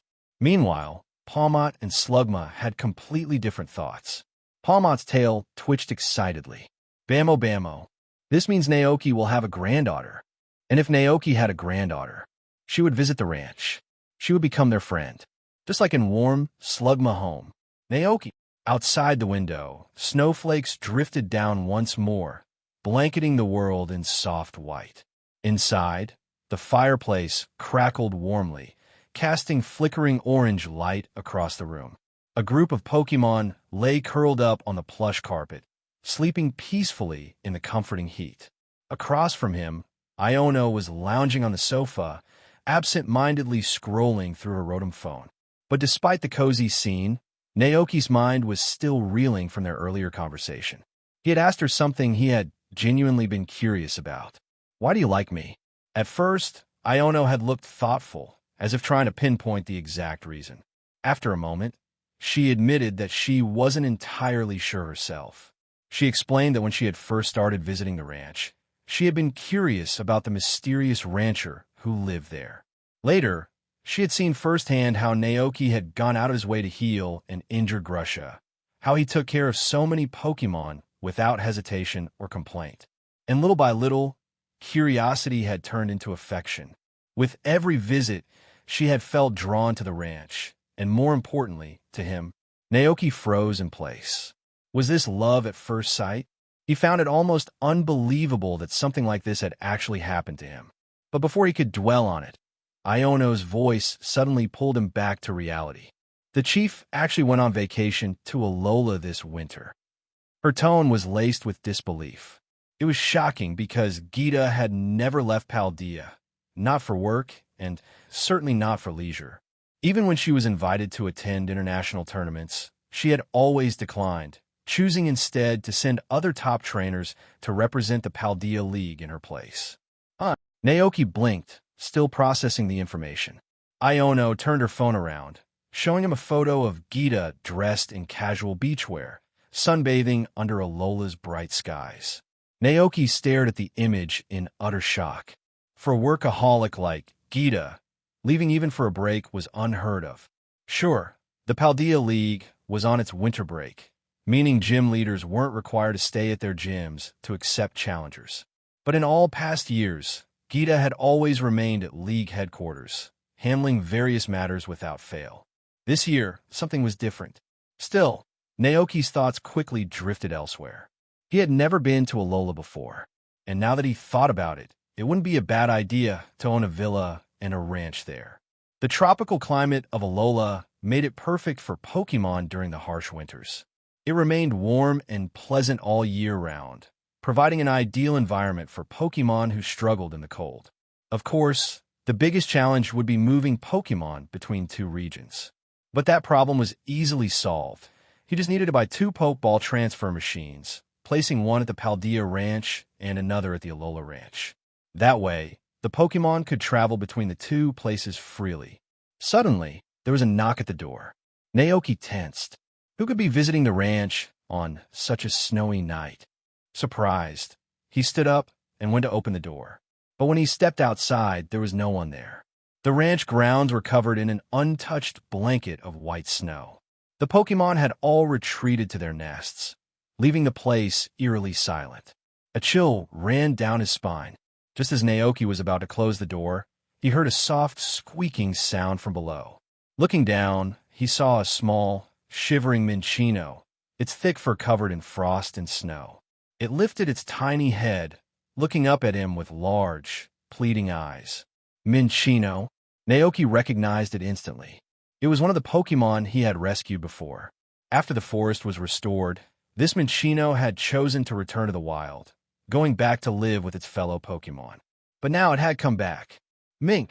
The Minccino nodded rapidly, shaking off the snow. Come inside quickly. Without hesitation, Naoki bent down, gently scooping up the half-frozen Minccino and bringing it into the warmth of the living room. The moment it stepped inside, the warm air made it let out a content sigh, its body visibly relaxing. The other Pokémon in the room, Palmot, Slugma, and Koraidon, all turned toward the new arrival, their curiosity piqued. Naoki knelt beside it, concern etched on his face. Why did you come here so suddenly? Where is everyone else? The Minccino rubbed its tiny paws together, then let out a series of rapid squeaks. And in that moment, Naoki felt something stir inside him, the power of Iridian. As the Minccino's voice rang out, he understood everything. Everyone is in the forest now. The reason it comes here is to seek help because the forest was haunted. Haunted? Hearing this, Naoki was surprised. Is it a ghost-type Pokémon? Don't panic, just tell me everything slowly. The Minccino nodded rapidly. Squeak, squeak, squeak. I don't know if it's a ghost Pokémon, but everyone in the forest has been terrified lately. It follows Pokémon secretly, sometimes sneaking into their nests while they're sleeping. When they wake up, they see a ghost floating right in front of them. Some Pokémon have been scared half to death. A ghost lurking in the shadows, playing tricks on Pokémon? Naoki immediately suspected it was the work of a ghost-type Pokémon. But something felt off. As far as he knew, no ghost-type Pokémon lived in the mountains behind the ranch. Could it be an outsider? After considering it for a moment, Naoki made his decision. All right, let's go check it out. He turned to Iono and said, Minccino came to me for help. I'll be back soon, so just wait here for a bit. But Iono immediately stood up, crossing her arms. Yeah, no, I'm coming too. Naoki sighed, but he couldn't say no to her enthusiasm. All right, let's go. To be safe, he decided to only bring Fluttermane, since it was a ghost type and might be useful in dealing with another ghost Pokémon. The rest of the Pokémon stayed back at the ranch. As they walked through the snow-covered path, Iono suddenly asked curiously, Wait a second, can you actually understand Pokémon speech? Naoki gave a mysterious smile. Want to test it out? Iono blinked. Before she could say anything else, Naoki pulled out a small snack bag from his pocket. Eat this, and you'll understand what Pokémon are saying. He handed over a packet of translation seed crisps. Iono was stunned. No way. But when she hesitantly ate the snack and suddenly understood Minccino mumbling about how cold it was, her jaw nearly hit the floor. I can actually understand it. She turned to Naoki, eyes wide. How the heck does this work? Naoki just grinned. Superpower. Superpower? Iono immediately thought of humans with unique abilities, psychics, aura users, and those with extraordinary gifts. Could Naoki be one of them? She murmured, I can't believe this actually exists. Naoki chuckled. It's not as dramatic as you think. He continued, even without superpowers, some trainers can communicate with their Pokémon just by forming a strong bond. The most important thing is trust and understanding. Iono listened carefully, still trying to process the fact that a snack had let her hear Minccino's words. The group finally reached the back mountain, now completely blanketed in snow. Unlike the bustling green hills of summer, the area had become silent and still. Most Pokémon had retreated into their dens, and the usual sounds of nature were eerily absent. The only Pokémon still active were ice types, who thrived in the cold. The Minccino hopped off Naoki's shoulder, its tiny feet leaving small prints in the snow as it hurried forward. Squeak, squeak. We're almost there. After a short walk, Naoki finally saw the fruit grove ahead, the very one he had planted alongside Koraidon. Naoki scanned the area carefully, his eyes darting between the trees and the snowy underbrush. There was nothing in sight.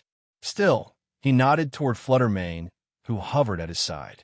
But the ancient ghost-type Pokémon tilted its head in confusion. Flut, what are we looking for? Naoki, Fluttermane, can you sense any ghost Pokémon nearby? He asked directly. This time, Fluttermane understood. Without hesitation, it slipped into the shadows, silently scouring the orchard for any spectral presence. As they waited, the other Pokémon of the orchard noticed Naoki's arrival.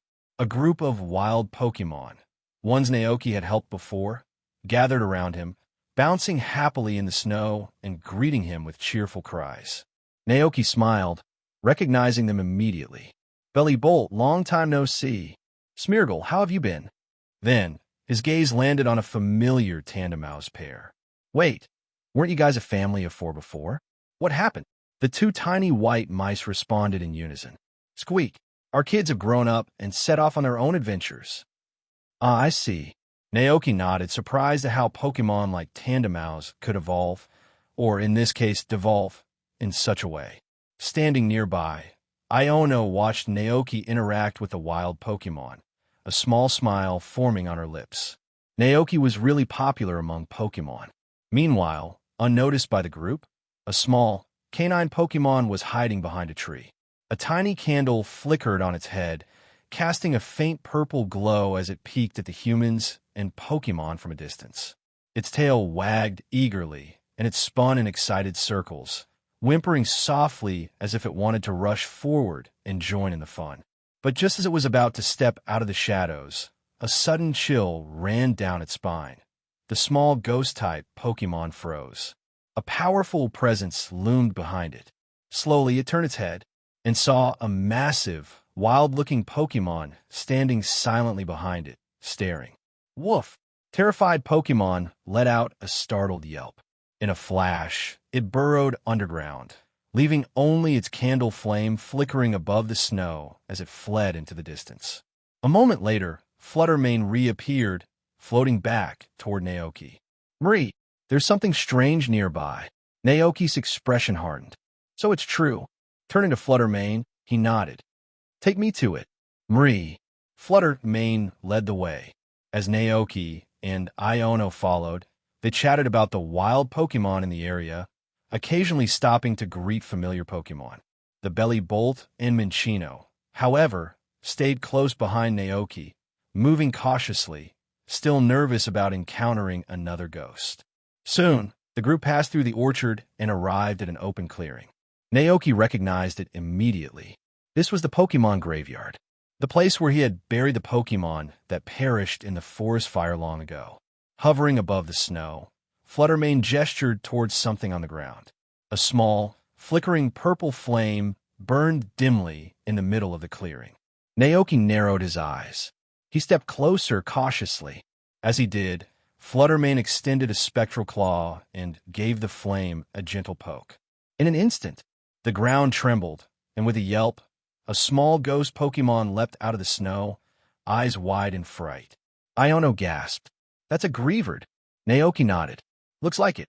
It was said that Greavard was the reincarnation of a stray dog Pokemon that had passed away before ever meeting human. Most of the time, they were harmless, spending their days asleep beneath the ground, with only the candle on their heads visible above the surface. When someone approached, they would suddenly rise up, letting out low howls that startled passers-by, though they never meant any harm. In fact, Greavard were known to be incredibly affectionate Pokemon. They loved being around people and hated being alone. If someone played with them even once, they would joyfully follow that person forever. The Greavard whimpered nervously, pressing its small body to the ground, its tail tucked tightly between its legs. The Minccino and the other Pokemon that had been afraid of the ghost now looked at it in confusion. This was Pokemon that had scared them? It didn't seem frightening at all. Naoki knelt down, observing the small ghost Pokemon carefully. He glanced at the others and gently explained, "This little guy is called Greavard. It wasn't trying to scare you. It was just lonely and wanted to play." Squeak. Minccino blinked, looking at the strange Pokemon before it with surprise. After hearing Naoki's words, Greavard lifted its head, its candle flickering gently. With an excited wag of its tail, it let out a soft, happy pant, clearly thrilled to be acknowledged. Greavard is actually really cute, Iono said softly.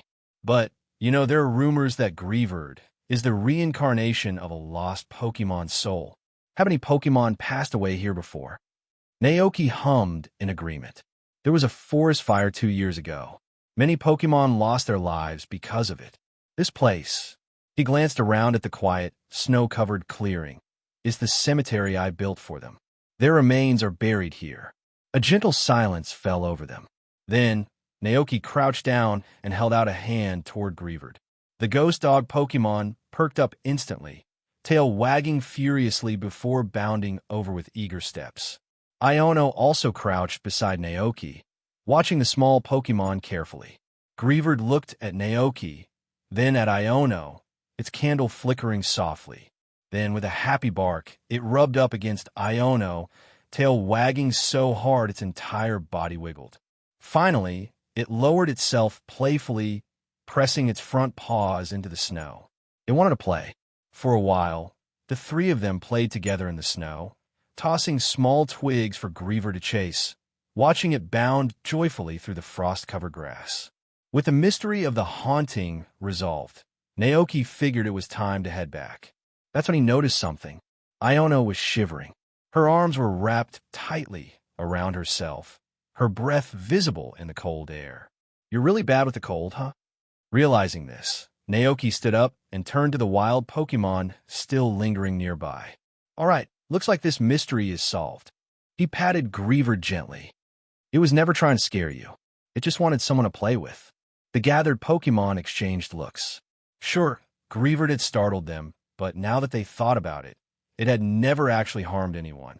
Squeak, then it can stay here and live with us from now on. Satisfied, the Pokémon cheerfully accepted their new neighbor. "All right, everyone should head back now," Naoki said with a smile. "It's freezing out here. Staying in the cold too long could make you sick." The surrounding Pokémon chimed in agreement, saying their goodbyes before heading back to their own dens. With that, Naoki and Iono started making their way back to the ranch. Halfway through their walk, Flutter Mane suddenly stopped. It turned its head, its large, ghostly eyes locking onto something behind them. "Marie." Naoki noticed and followed its gaze. At first, he didn't see anything, but then something small was moving in the snow. Or rather, something was hiding.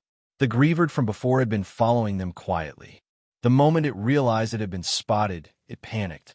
With a yelp, it buried its upper body into the snow, leaving only its small candle flame flickering above the surface. Its tail swayed anxiously, unsure of what to do. "Looks like it really wants to come with us." Iono giggled, crouching down. Naoki sighed, but he was smiling. "Griever, come here." At those words, the ghost dog Pokémon's tail wagged faster. Then, with a happy bark, it leapt out of the snow and ran straight into Naoki's arms. Looking at the lonely little Griever and thinking about the forest fire that Naoki had mentioned earlier, Iono made up her mind. "Naoki, let's take him with us," she declared. Naoki had already been considering the same thing. The ranch needed a guardian Pokémon, and among all canine Pokémon, Griever was said to be one of the most loyal to its trainer. In addition to guarding the ranch, it could help herd and protect the Wooloo flock. With that in mind, Naoki knelt down and met Griever's eyes. "Griever, do you want to come live with us?" "Woof." The small ghost dog Pokémon stopped bouncing and looked up, ears perking. "You'll have a home with us," Naoki continued. "There will be lots of other Pokémon who will be your friends. You'll never be lonely again." The Griever took only a second to process what was said. Then its tail started wagging furiously, and it barked excitedly, nodding eagerly. "Woof! Woof!" Naoki chuckled. Then it settled. With that, Griever became the newest member of the ranch. When they arrived back at the ranch, Palmot and the others immediately swarmed around them, eager to meet their new companion. They sniffed, poked, and circled around Griever, their curiosity overflowing. For its part, the Griever didn't seem to mind. It simply trotted along happily behind Naoki and Iono, acting like a loyal little follower. Naoki smiled to himself. This Griever had already recognized them as its trainers. Such a simple Pokémon. Naoki watched as Griever clumsily chased after Palmot, barked happily at Dragonite, and then accidentally tripped over its own paws. He couldn't help but think, how innocent. This silly, good-natured Pokémon would fit in perfectly here. However, when it came time for Iono to leave, Griever suddenly became anxious. It let out a soft whimper, rubbing its head against her as if begging her to stay. Seeing this, Iono crouched down and gently ruffled its fluffy fur. "Don't worry," she reassured it. "I'm just going back to Lavinia for a little while. I'll be back soon." Naoki nodded. "That's right, Griever. She'll visit again soon, so don't be sad." The Paldea League had given gym leaders a winter break, but Iono still had family in Lavinia. With the new year approaching, she wanted to spend time with her parents. Even though she and Naoki were officially dating, They weren't at the stage of introducing each other to their families yet. Of course, before anything else, there would be a period of adjustment. After all, he and Iono were two very different people. One was a rancher, used to the quiet countryside. The other was a gym leader, living in the bustling heart of Levincia. If they ever wanted to truly live together, they first had to understand each other. For now, they were just taking things one step at a time. As Iono prepared to leave, Naoki handed her a flask of hot tea, its warmth radiating through the cup. "Here, drink this on the way. It'll keep you warm." "Yeah." Iono accepted it happily. Then, without warning, she ran up to Naoki and wrapped her arms around him in a quick hug. Caught off guard, Naoki froze. For a second, his mind went blank. Then, after a moment's hesitation, he awkwardly returned the hug.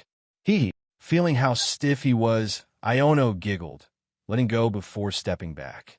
With rosy cheeks, she quickly ran toward Dragonite, waving over her shoulder. "I'm leaving." Naoki nodded. "Yeah, see you soon." Dragonite flapped its wings, lifted off into the sky, and carried Iono away into the distance. Naoki watched until she disappeared over the horizon. Then, with Griever trotting beside him, he turned back toward the ranch. As soon as he walked through the door, he heard a soft giggle. He turned and saw NDD, covering her mouth, her eyes glimmering with amusement. AI. Naoki. Yeah, he already knew what she was thinking. She was absolutely loving this. Naoki sighed and straightened up, trying to act seriously to hide his embarrassment. But before NDD could tease him any further, his Rotom phone suddenly rang. Curious, he glanced down at the screen. As soon as Naoki pressed the accept button, the screen flickered and Ash Ketchum's excited face popped into view. "Long time no see, Mr. Naoki." Ash greeted enthusiastically. "I didn't have your number, so I asked Professor Oak to help me get in touch."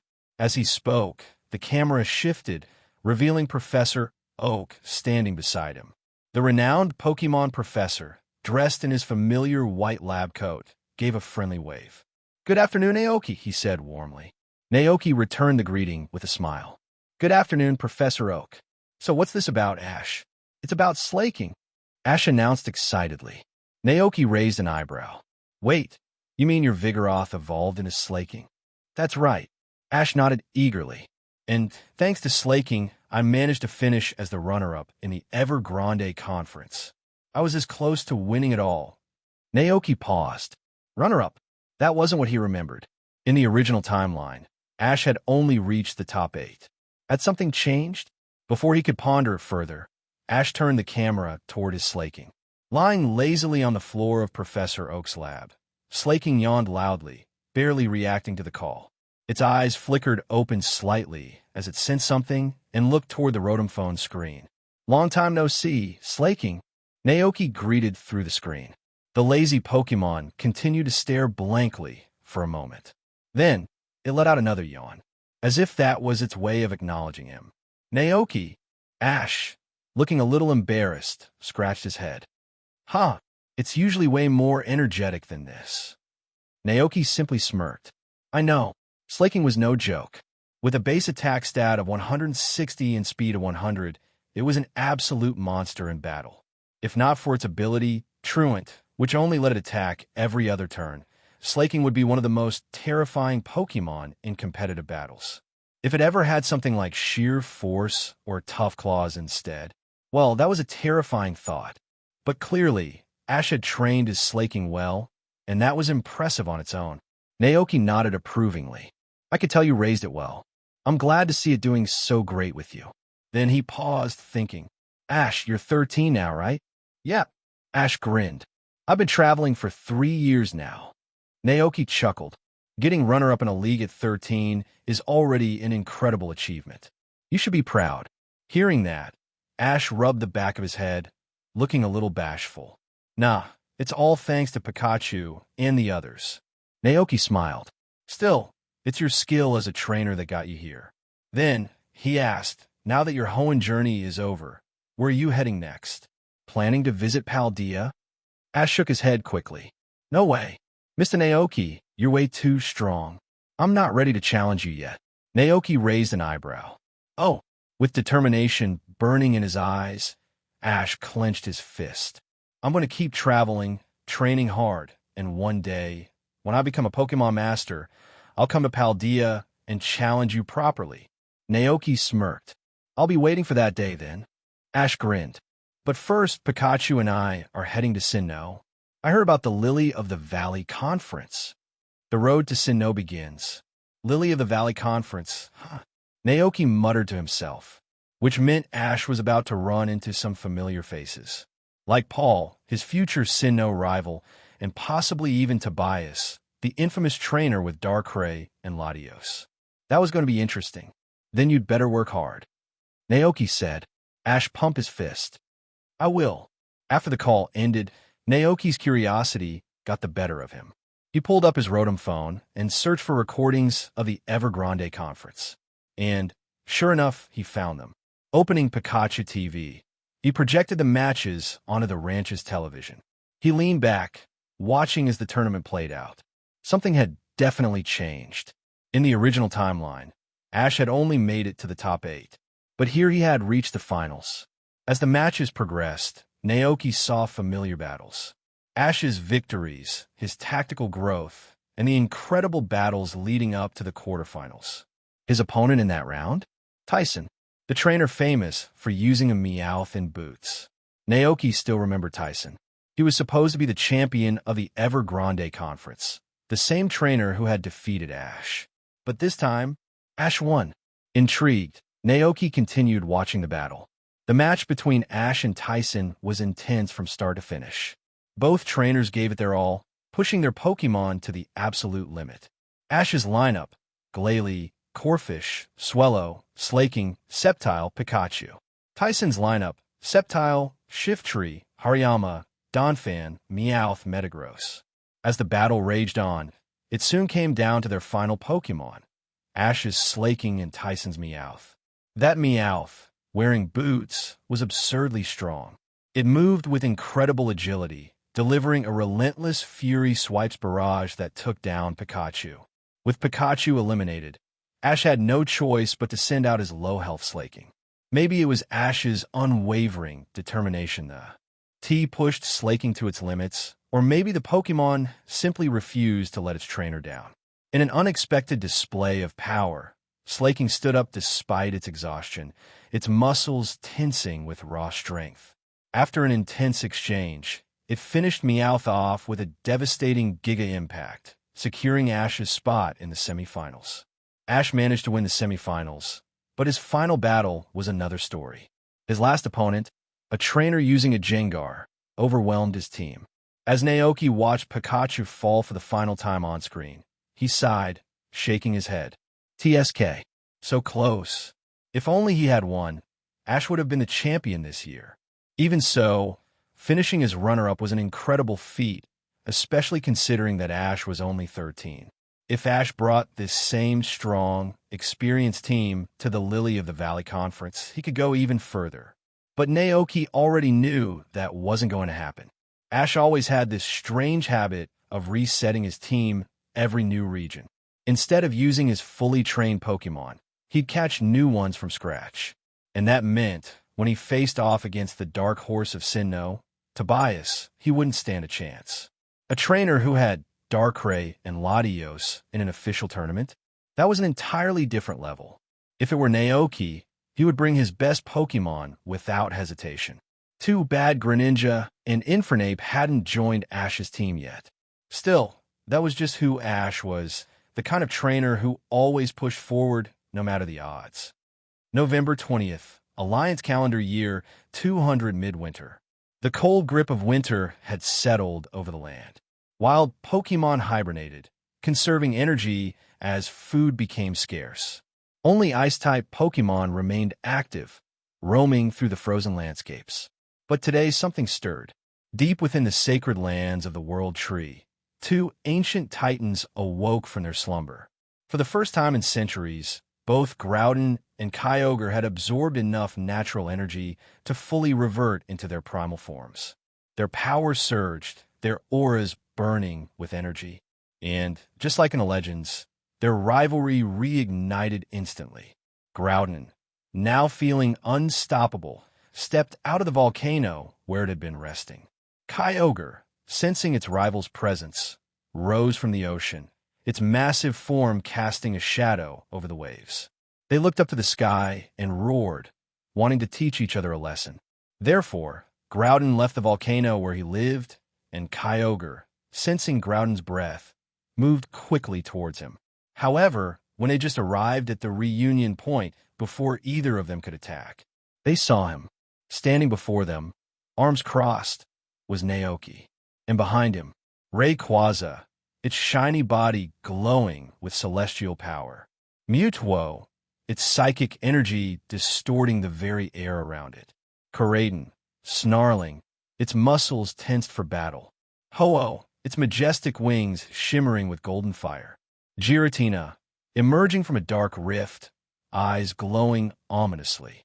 Calyrex, riding atop its spectral steed, watching silently. The 6 legendary Pokémon stood at his back, their sheer presence alone warping the battlefield. Groudon's burning eyes flickered with hesitation. Kyogre's fins trembled slightly. A hush fell over the landscape. Even the Dragonites that lived on Dragonite Island had gathered nearby, watching the confrontation unfold. Naoki cracked his knuckles. Then, with a wicked grin, he stepped forward. "You want to fight, huh?" His eyes gleamed dangerously. "Fine, let's fight." Groudon and Kyogre instinctively took a step back. But Naoki wasn't finished. His voice was calm, firm, but carried undeniable authority. "I told you before, fight each other, and you're getting kicked out." The tension in the air was suffocating. Naoki narrowed his eyes. "Seems like you didn't take my words seriously." A cold sweat formed on Groudon and Kyogre's foreheads. Even in their primal reversion forms, restored to their peak strength, they hesitated. Facing so many legendary Pokémon, even if they fought together, victory was uncertain. And to make matters worse, Rayquaza was here, their eternal rival, the one fated to suppress them both. But more than anything, the real consequence wasn't just losing a fight. It was expulsion. They had found peace here.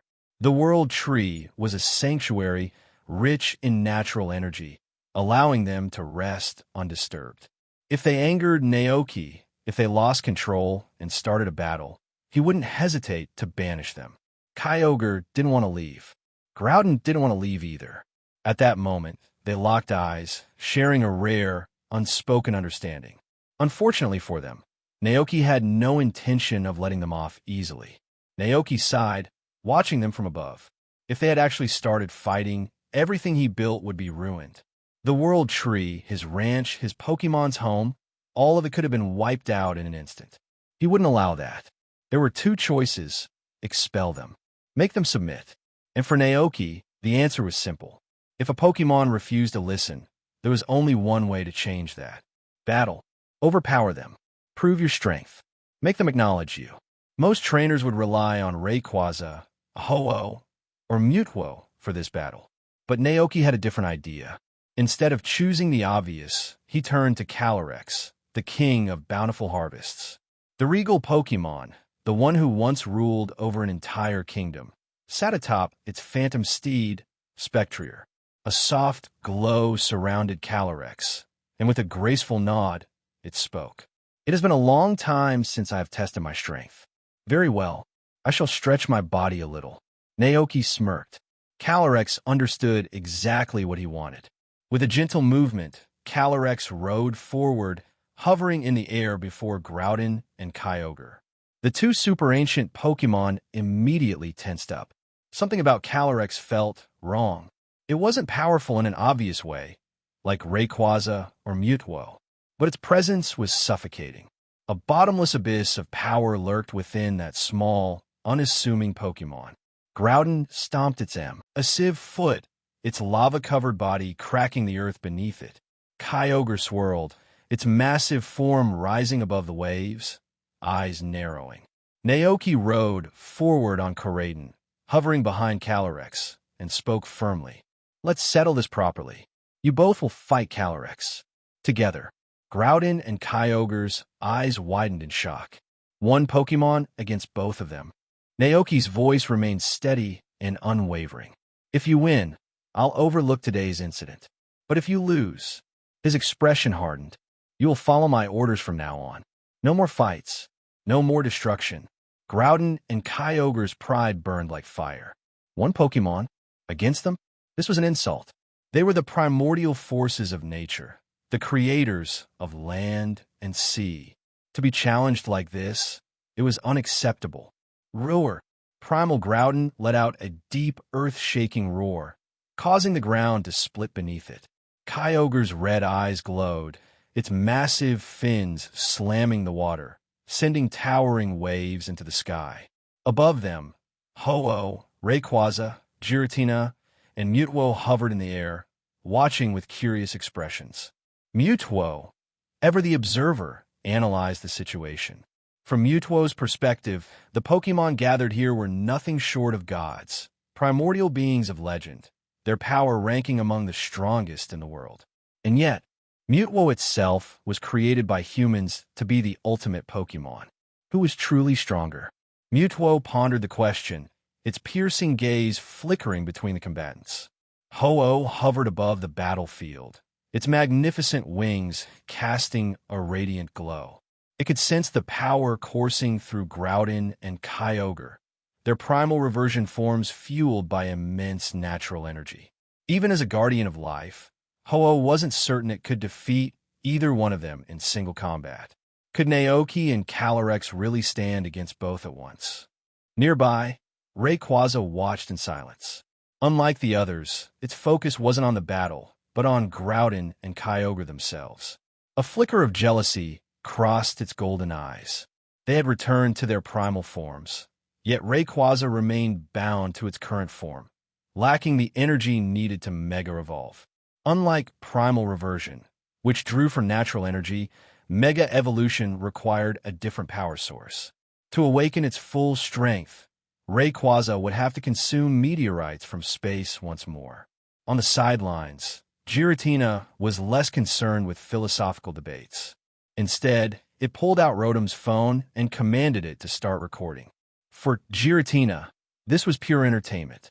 Groudon and Kyogre roared in unison, their battle instincts kicking into full gear. The ground beneath Groudon glowed red-hot, earth energy erupting outward as massive stone swords surged from the battlefield, spearing towards Calyrex from every direction. At the same time, Kyogre opened its maw, a chilling light gathering between its jaws. A devastating ice beam launched forward, aimed directly at the king of bountiful harvests. For a moment, it seemed like there was no escape, but Calyrex remained unfazed.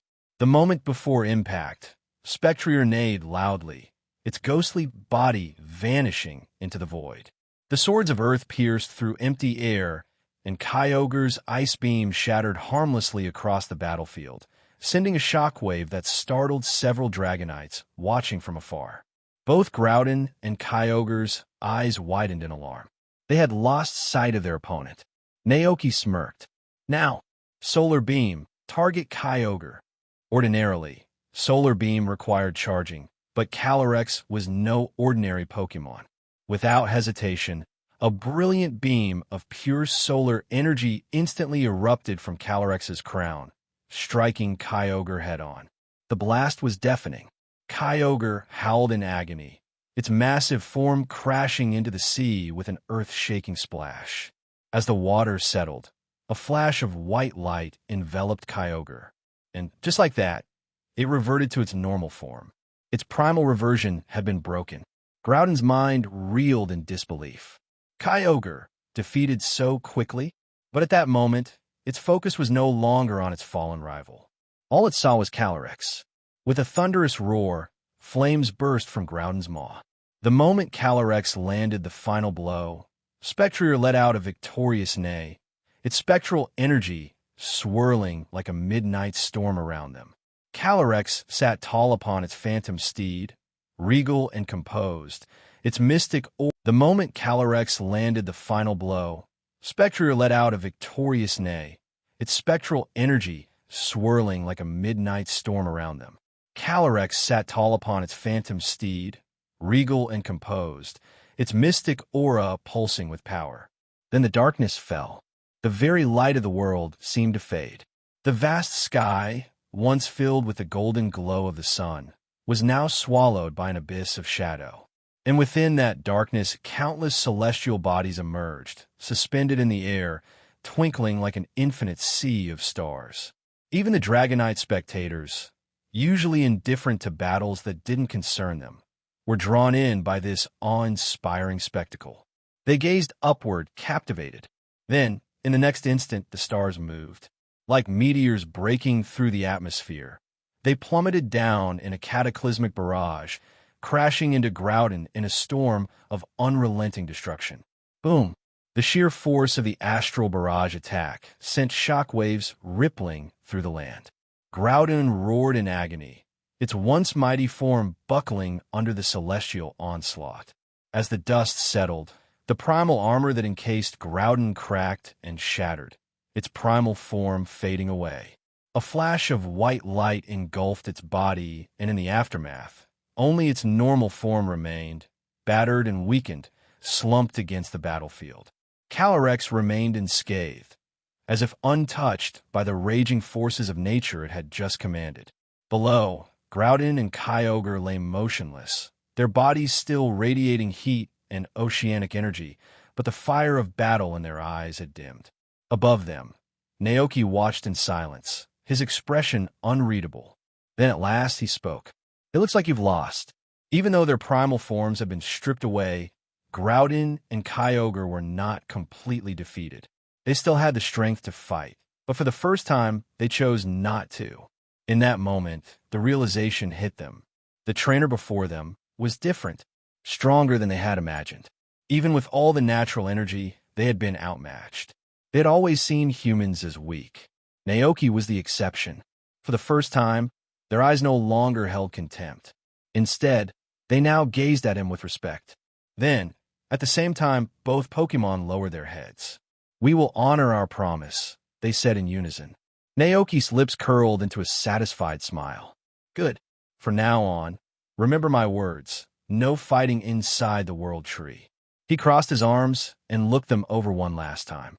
"Break this rule again, and I will have no choice but to expel you." Groudon and Kyogre understood. This place did not belong to them. The World Tree was Naoki's domain. They, like Rayquaza, were merely residents, guests in a home that did not belong to them. And if they wanted to stay, they had to follow its rules. Groudon and Kyogre exchanged one final glance, then turned away, departing back to their respective territories. Naoki watched them leave, finally breathing a sigh of relief. The problem was solved.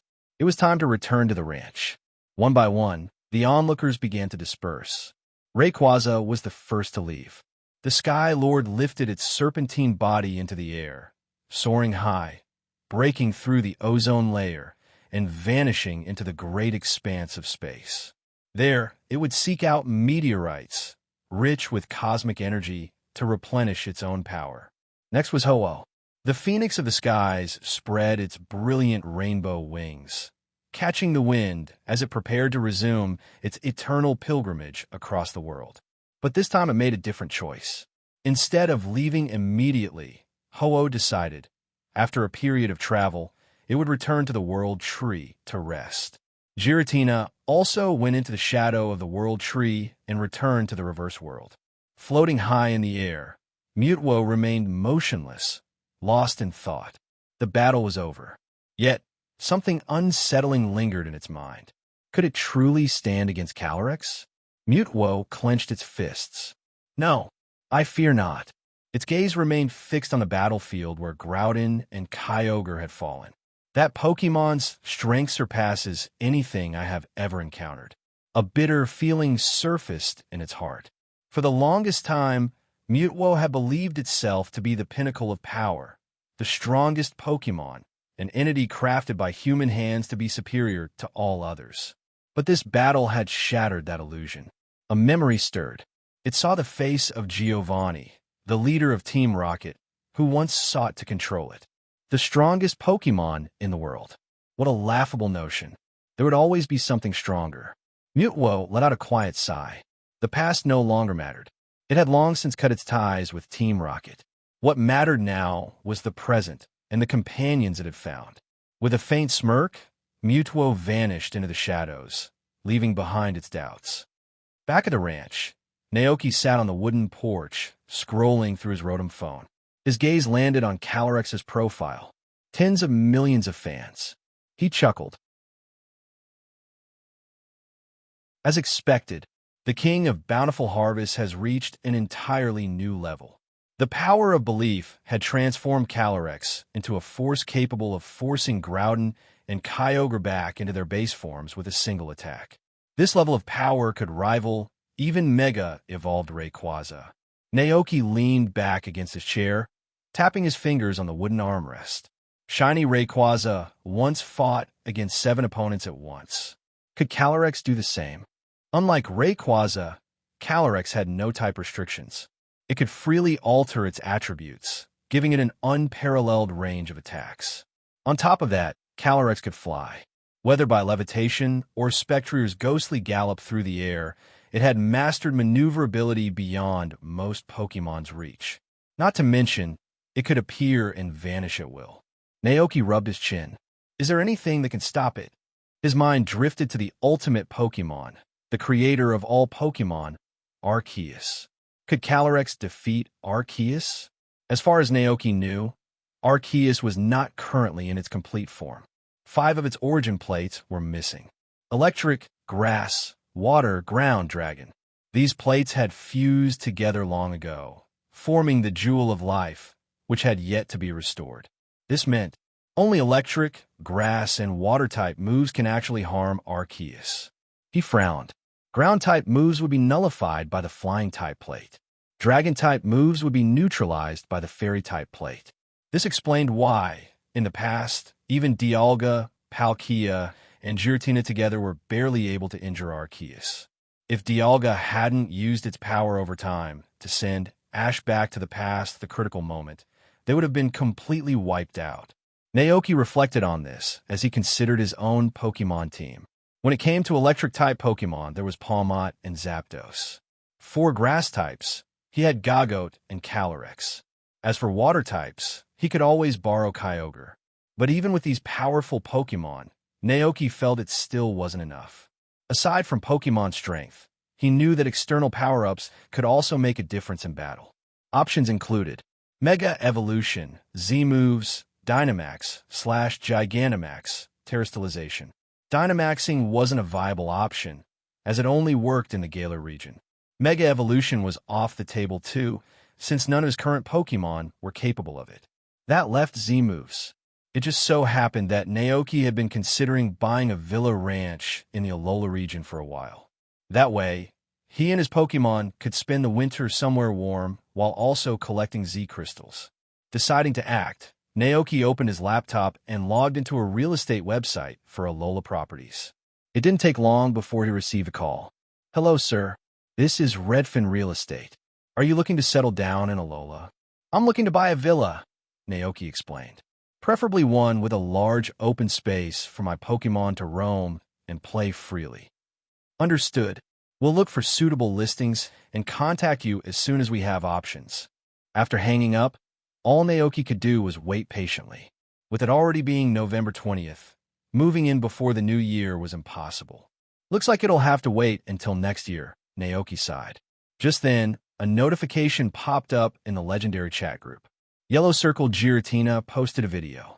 Curious, Naoki clicked on it and saw a full replay of Calyrex thrashing both Groudon and Kyogre. Naoki!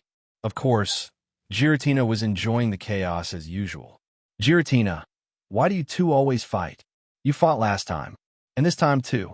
I heard from Naoki that you've battled countless times over the years, yet there's never a clear winner. So tell me, who's stronger between you two? At Groudon and Kyogre. At that moment, Groudon and Kyogre, who had been resting in their respective lairs, both picked up their Rotom phones.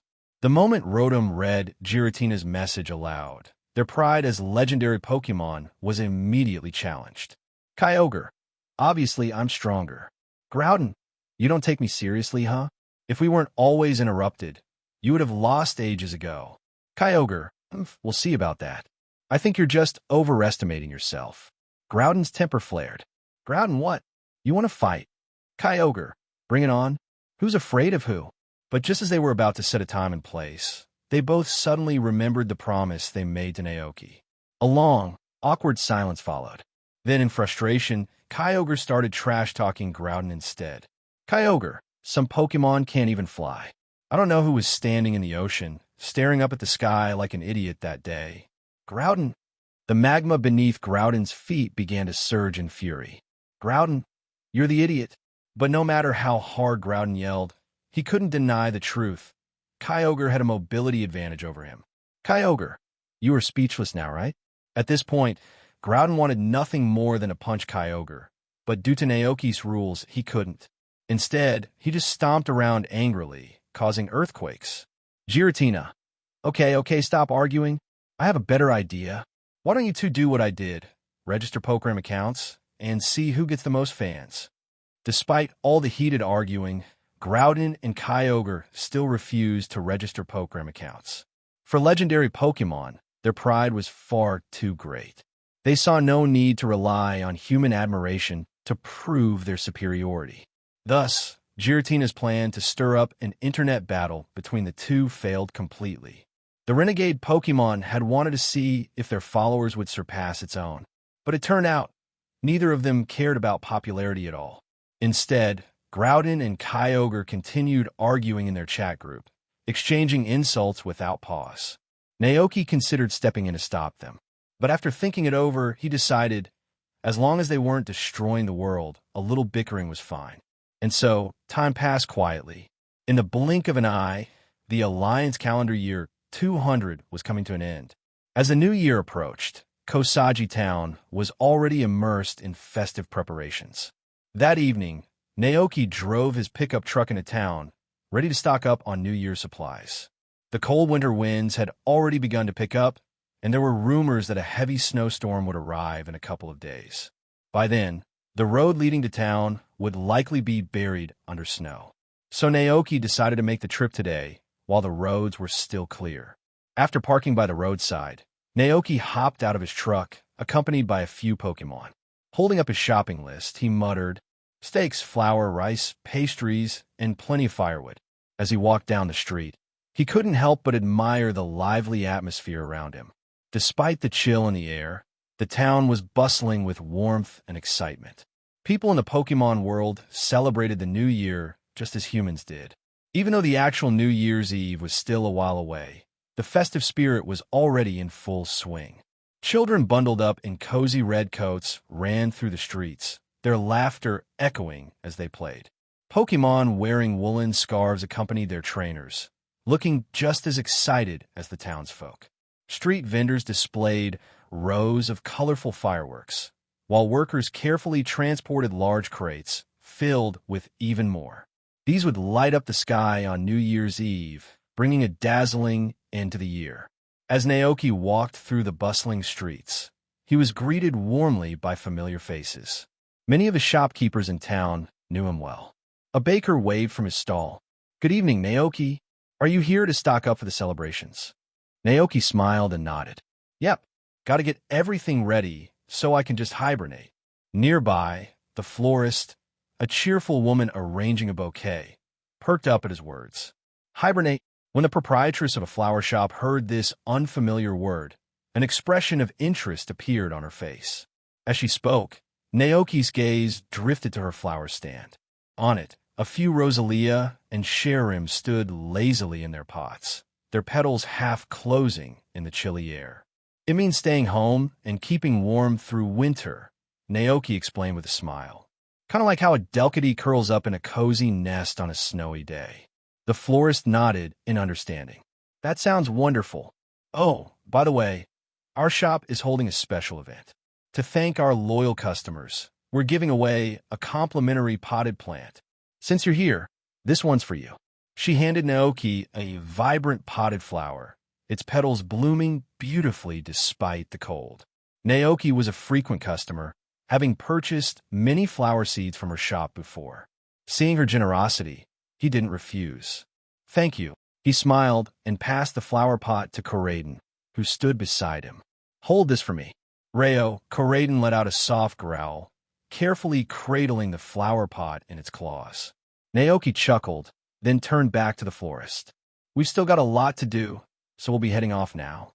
See you later." "All right." "Oh, and next year, our shop will be getting a fresh batch of rare flowers from Kalos. Be sure to stop by." Naoki nodded enthusiastically. "I'll definitely check them out." After leaving the flower shop, Naoki and his Pokémon headed towards the department store. As soon as they stepped inside, Ogerpon and Alchemy perked up in excitement. They were already familiar with this place, and before Naoki could say anything, several Pokémon turned their eager gazes toward him. Naoki grinned, grabbing a shopping cart. "All right, go ahead. Pick out whatever you want. I'll cover it." "Pon, Bammo." And with that, a small stampede of Pokémon dashed towards the aisles, tails wagging and wings fluttering. Naoki chuckled to himself, watching as his Pokémon enthusiastically browsed the shelves. Taking out his Rotom phone, he snapped a quick picture and sent it to Iono. "Naoki, shopping with the Pokémon. What you up to?" Iono's reply came almost immediately. "Iono, listening to my mom nag at me. T to the power of T. It's hilarious, though. My parents didn't travel anywhere this year, which is totally unlike them." Naoki paused for a moment, his expression softening. He had heard stories about Iono's parents before. Apparently, the two of them had once been renowned Pokémon trainers, meeting by chance during their travels and falling in love at first sight. After their travels ended, Iono's parents settled down in the bustling metropolis of Levincia, where they married and started a family, surrounded by their Pokémon, of course. Now, they were nagging Iono, but could it be that they thought she had rushed into a relationship too soon? "Naoki, do they think you're too young to be in a relationship?" "Iono, of course not. They actually want me to get married already. I am an adult, okay." Angry face. "Naoki." At that moment, he couldn't help but imagine Iono puffing up like a little puffer fish, her face red with frustration. He chuckled to himself, amused at the mental image.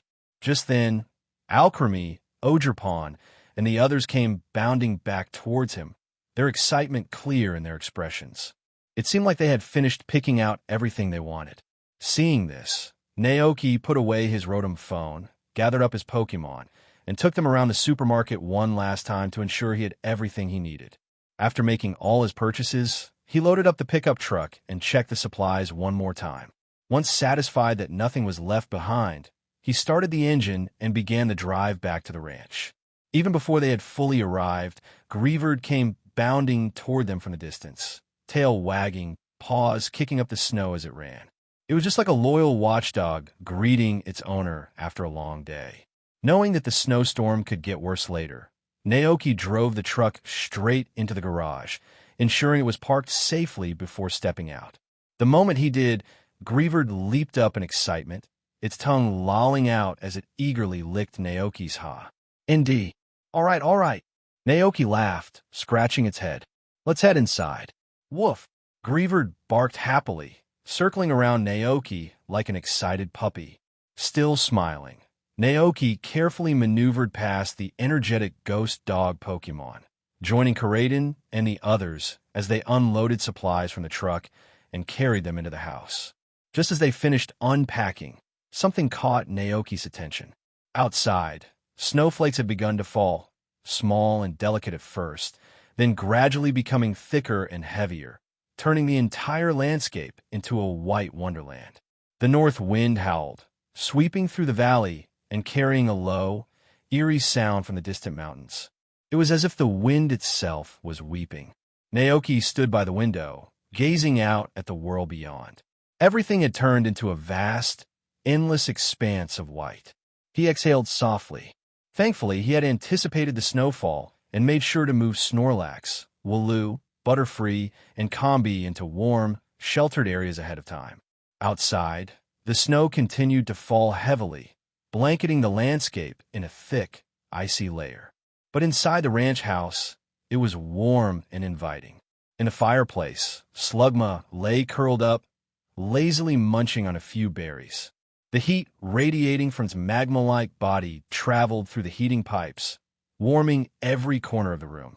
Near the fireplace, Cyclizer sprawled out on the carpet, its eyes half-lidded with pure bliss as it soaked in the comforting warmth. Cyclizer, content sigh. Across the room, Palmot was perched by the window, scratching at the glass, its little paws pressing against the cold surface. It called over its friends as if beckoning them to come and see the snowfall. As expected, Slugma, hearing the commotion, slowly slithered forward. It peeked through the pipe opening behind Palmot, its molten body glowing faintly as it observed the heavy snowfall outside. Woo! Slugma let out a low hum. Palmot, so cold. The sight of the harsh winter storm sent a shiver down its molten body, and Slugma instinctively drew back.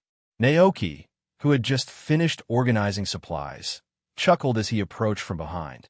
If it looks too scary outside, why not just close the curtains? He teased with a grin. Palmot immediately turned around, puffed up its chest, and patted its little paws against itself. Palmot, I'm not scared. I'm a brave Palmot. Naoki laughed at its overly dramatic declaration before patting its head fondly. By now, the sky outside had darkened considerably. Realizing that it was almost dinner time, Naoki headed to the kitchen, rolling up his sleeves with a sense of determination.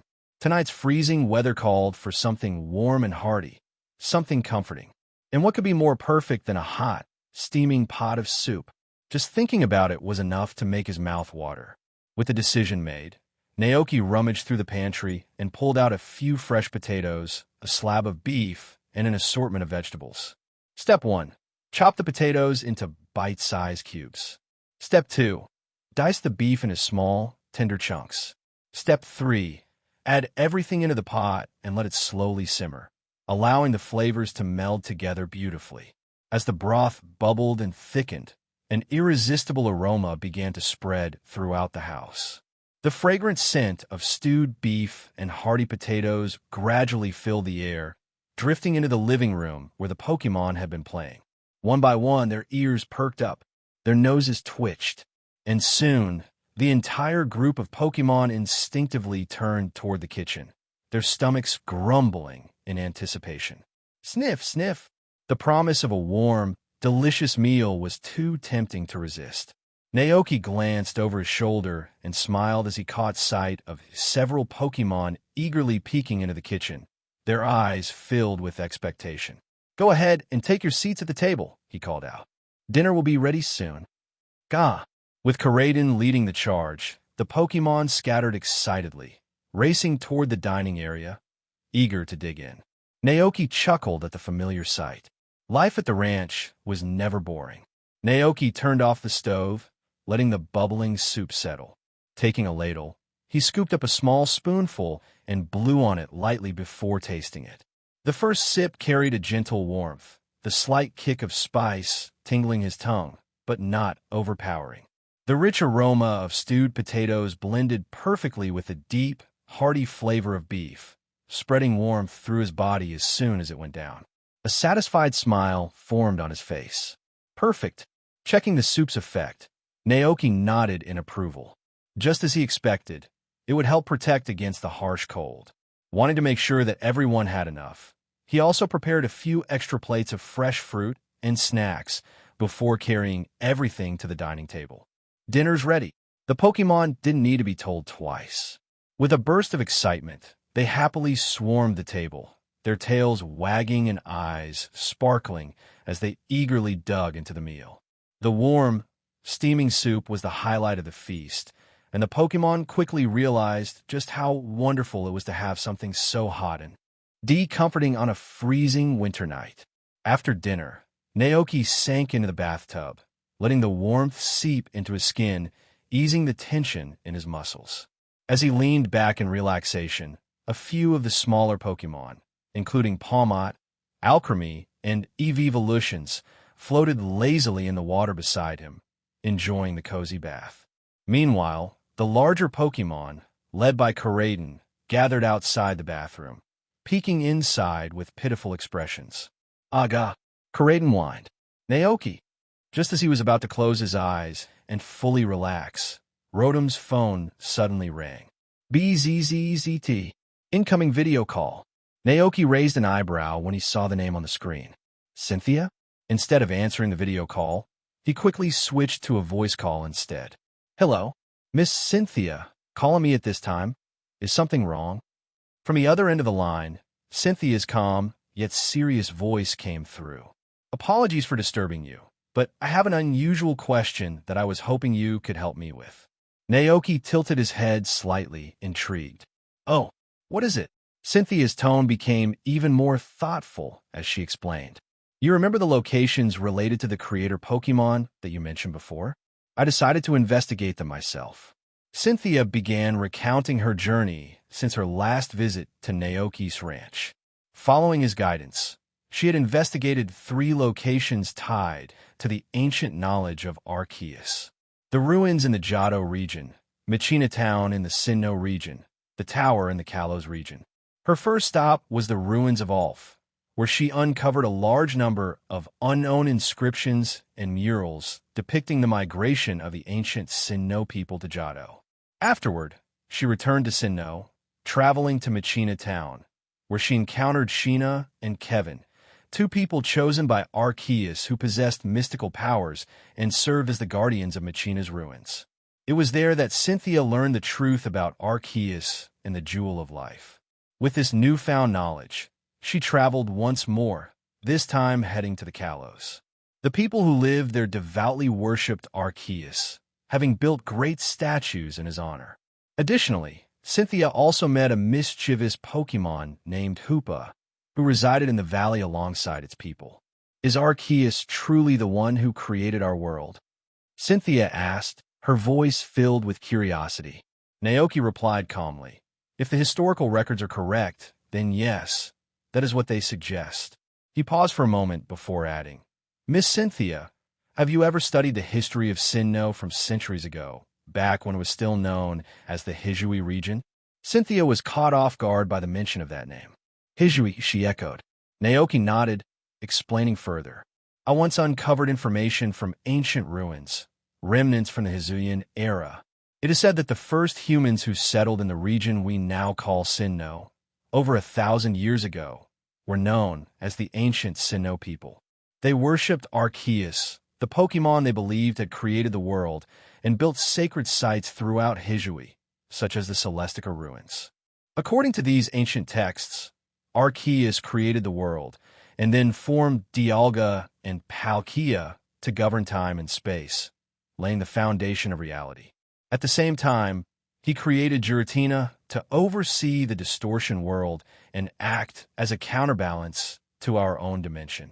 And then, there were the Lake Guardians, Mesprit, Uxie, and Azelf, who granted humans emotions, knowledge, and willpower. Hearing Naoki's words, Cynthia fell into deep thought, piecing together all the myths and legends she had studied over the years. At that moment, everything seemed to click into place. Her eyes brightened with excitement.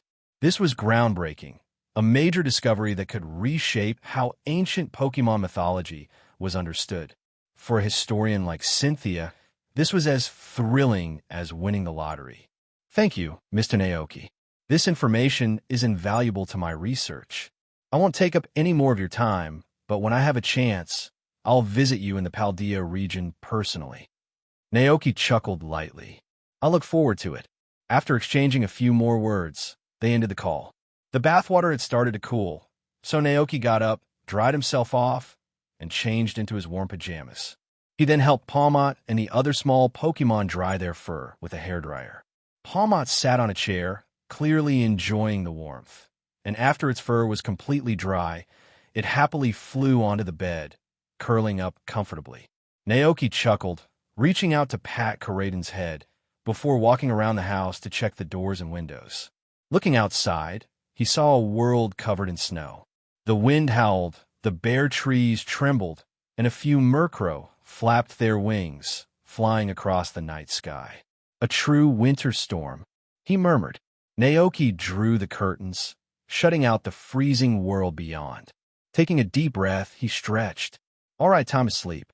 Returning to his room, he lay down, feeling the warmth of the heated floors. Beside him, Palmot was already curled up on the pillow, looking peaceful.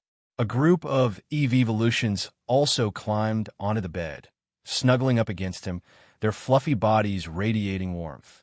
With a small, contented smile, Naoki The next morning, the heavy snowfall that had persisted throughout the night showed no signs of stopping. Looking out through the frosted window, Naoki saw that the snow stretched far into the distance, covering everything in sight. It was as if the world had been transformed into a vast, frozen landscape of pure white. Snowflakes continued to fall steadily, and without even stepping outside, Naoki could easily guess that a thick layer of snow had already blanketed the roof of his house. With the snowstorm raging on, going out was out of the question. Having finished breakfast, Naoki settled into a chair by the fireplace, a book in hand, enjoying a rare moment of peaceful solitude. His Pokémon, however, seemed entirely unbothered by the weather.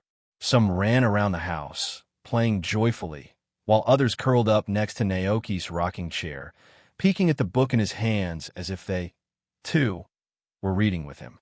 For them, simply being with Naoki was happiness in itself.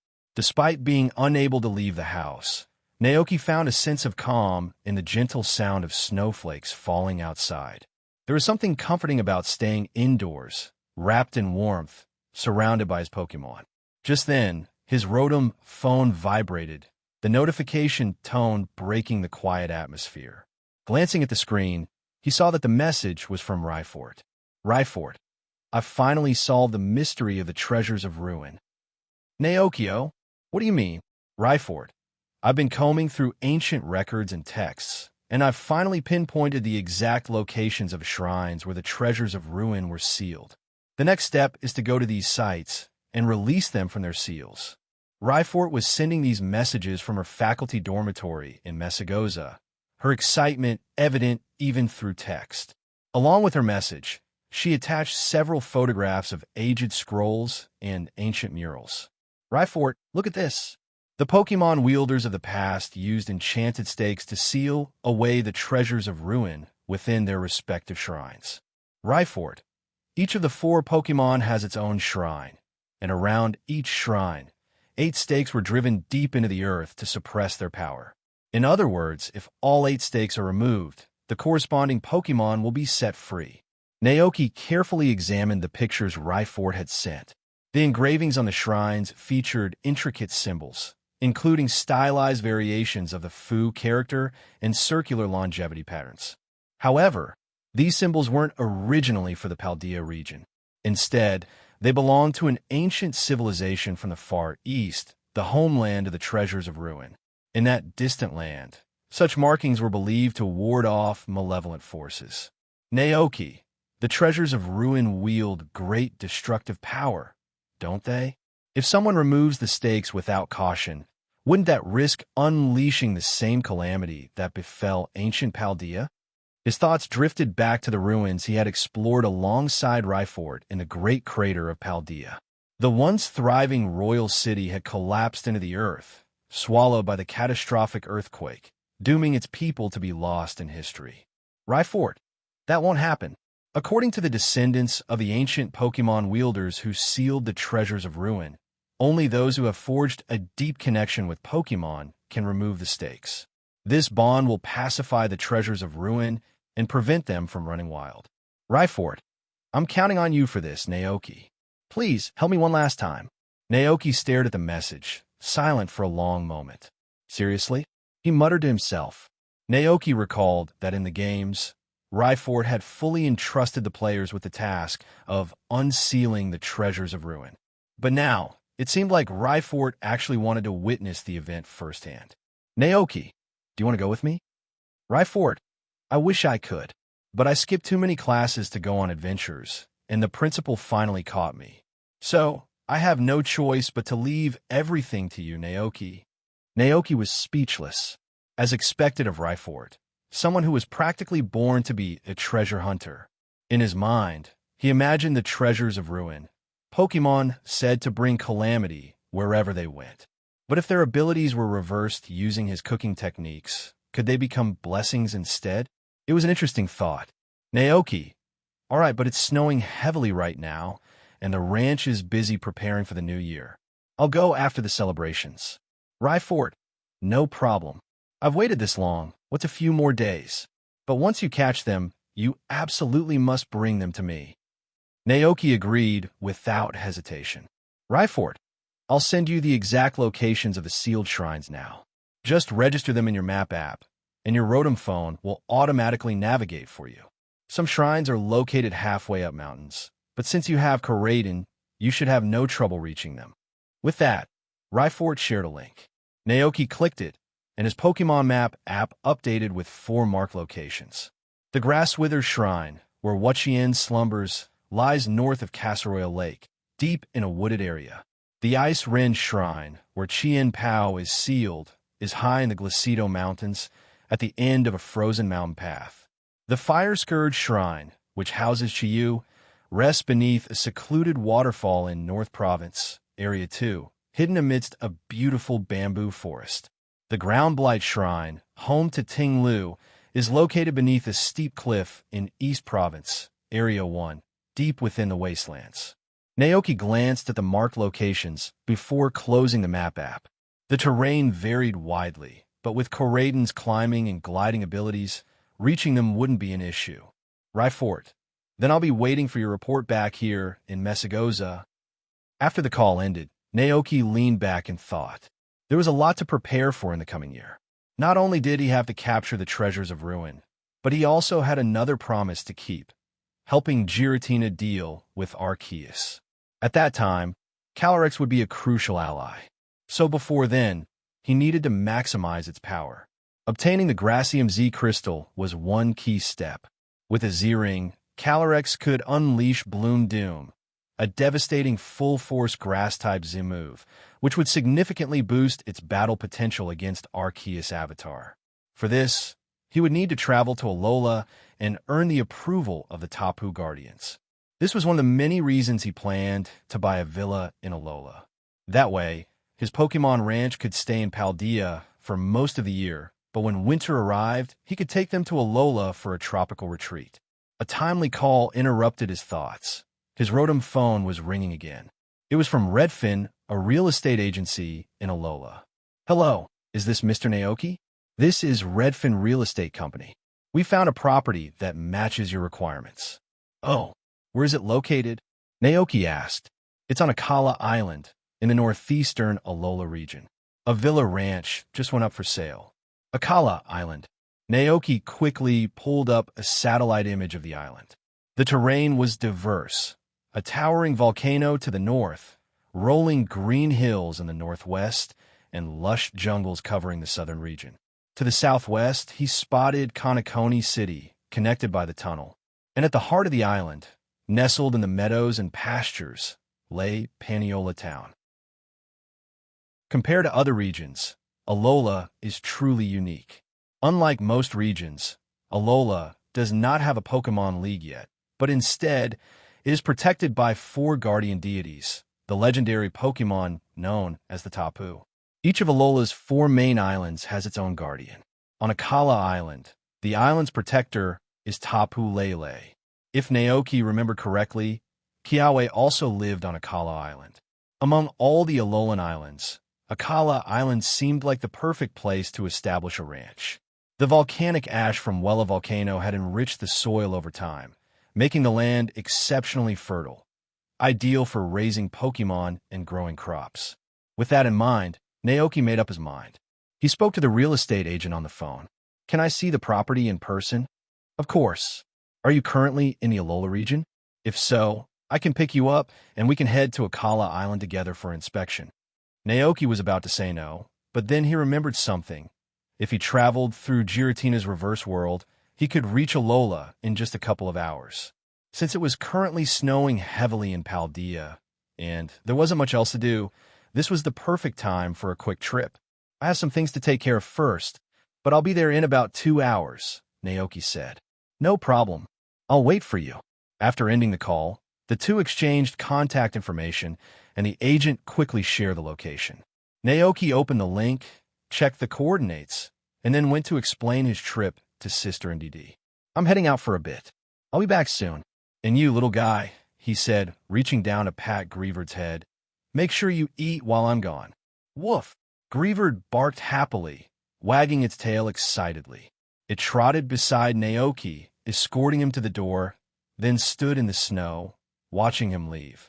Even after Naoki's figure had long disappeared into the distance, Greavard was still wagging its tail, eyes fixed on the horizon. Nearby, Palmot and Cyclizer also stared in the same direction. Suddenly, a gust of cold wind howled through the air, carrying a flurry of snowflakes with it. Cyclizer shivered at the sudden chill. NDD gently stepped forward and spoke softly. AI. Come inside, everyone. One by one, the Pokémon returned inside. But with Naoki gone, Cyclizer quickly grew bored.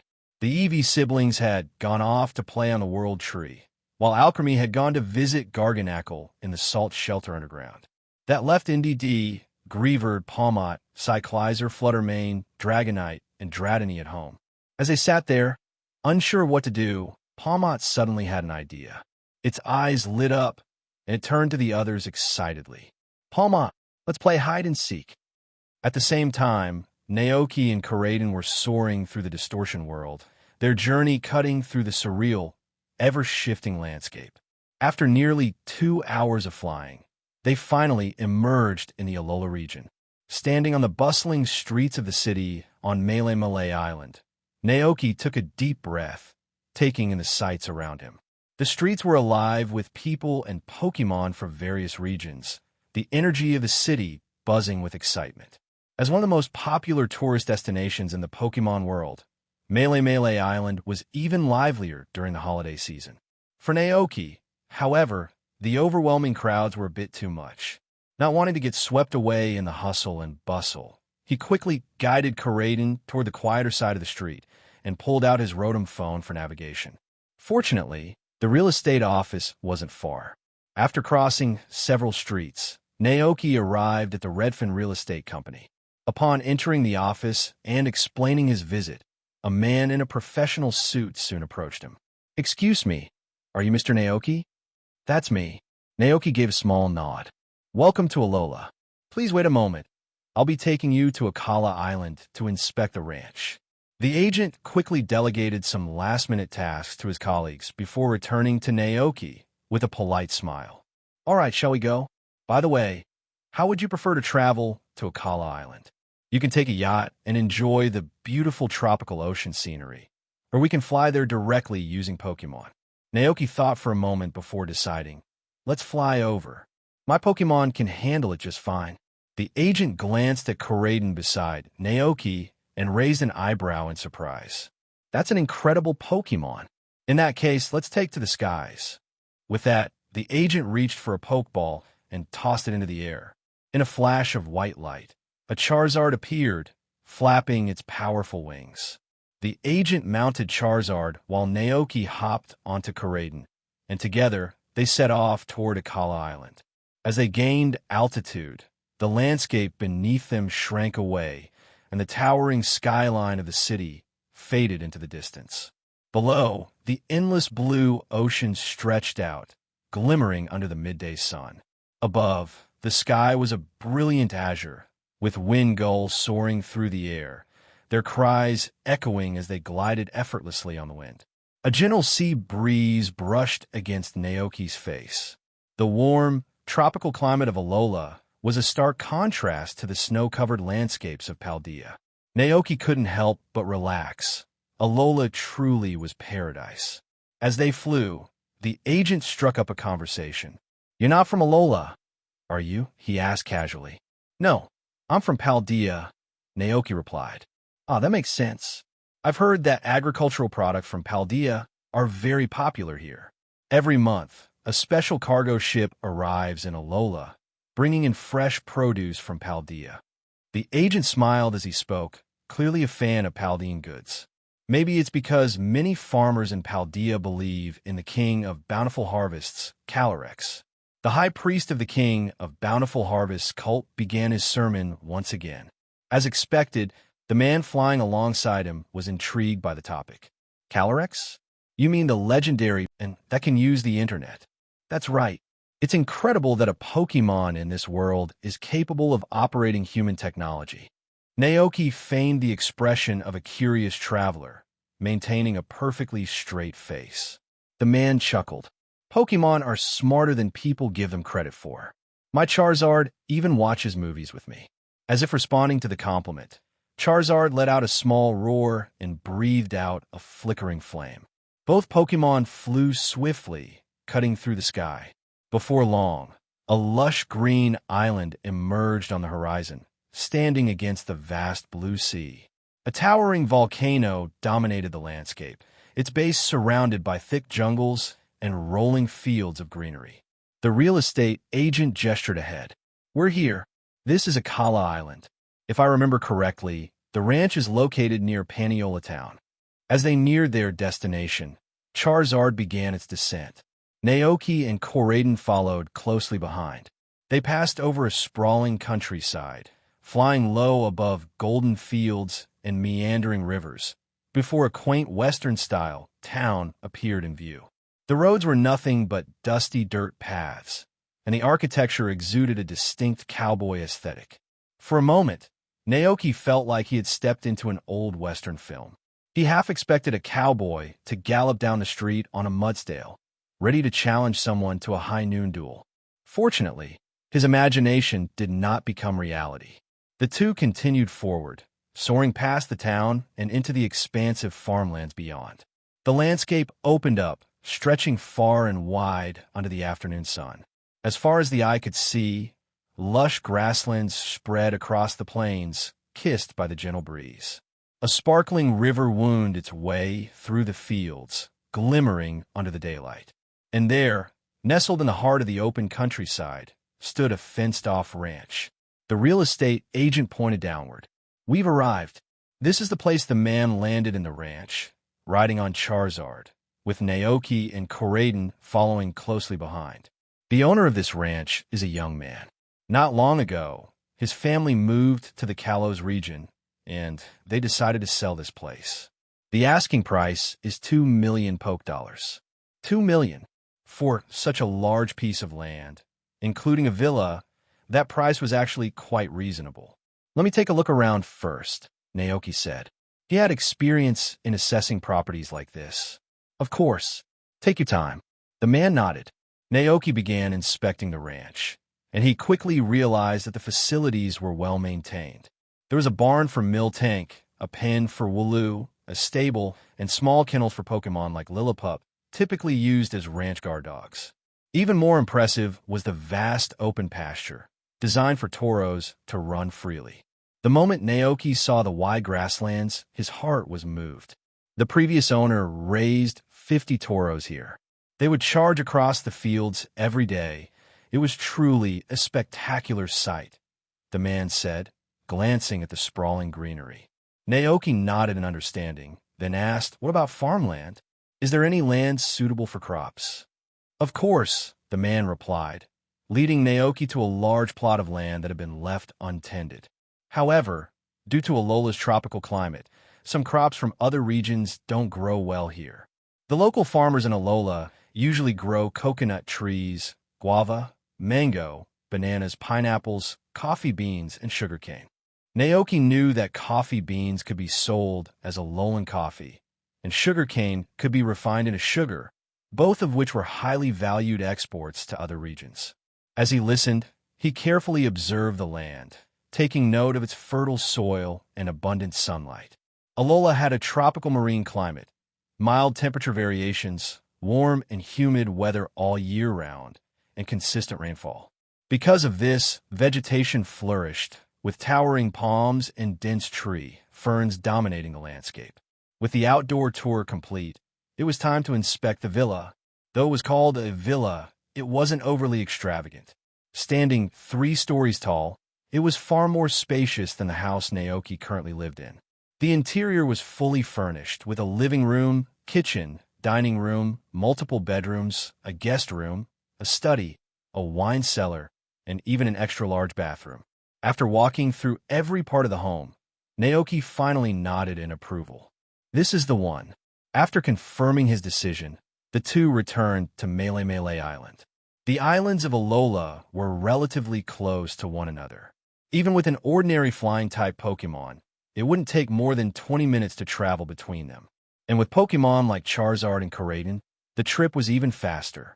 Naoki paid the full amount, and soon after, he received both the deed to the land and the property certificate. From that moment forward, the ranch and villa officially belonged to him.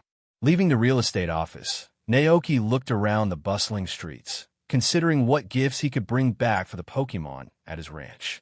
Alola was famous for its regional specialties, and among them, one stood out the most: Malasadas. Naoki took Koraidon to a street vendor and purchased several large bags of Malasadas, preparing to take them back for the Pokémon at the ranch to enjoy. In addition, he picked up some coconuts and pineapples, tropical fruits that were rare in the Paldea region. After finishing his shopping, Naoki planned to head to a secluded lake to contact Giratina and ask for help in opening a portal to the Distortion World. However, just as he was about to leave, a familiar voice called out, "Naoki!" He turned around and saw Gita, dressed in a bikini, standing not far away with a look of surprise. What a coincidence! Naoki greeted her with a smile. After all, he had heard from Iono earlier that Gita was vacationing in Alola this year. Gita tilted her head. "Are you here for vacation too?" Naoki shook his head. "No, I just had some things to take care of. I'll be heading back soon." He deliberately left out the fact that he had purchased property in Alola, so Gita wouldn't think he was running away from his responsibilities. Sure enough, she let out a subtle sigh of relief after hearing his answer. A small smile appeared on her face. "In that case, don't let me keep you. If you need anything, just let me know." Naoki knew that Gita had helped him quite a bit in the past, whether it was giving him an Eevee egg or assisting with his treasure hunting adventures. Thinking of this, he returned her smile and nodded.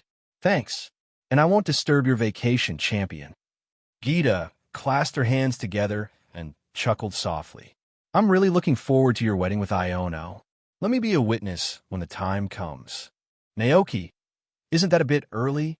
Something about Gita's expression struck him as odd. Recalling their conversation during the fireworks festival, Naoki suddenly realized that Gita seemed unusually concerned about the topic of marriage. However, before he could press further, Gita shook her head gently. "Time passes quickly. Look at how much the world has changed in just 3 years. Before you know it, we'll all be old." Naoki, intrigued, asked sincerely, "So, champion, do you plan to get married?" If he remembered correctly, Gita would be turning 30 in a few years. She responded thoughtfully, "Maybe once I find the next champion of Paldea, I'll consider it. But that depends on fate." Naoki.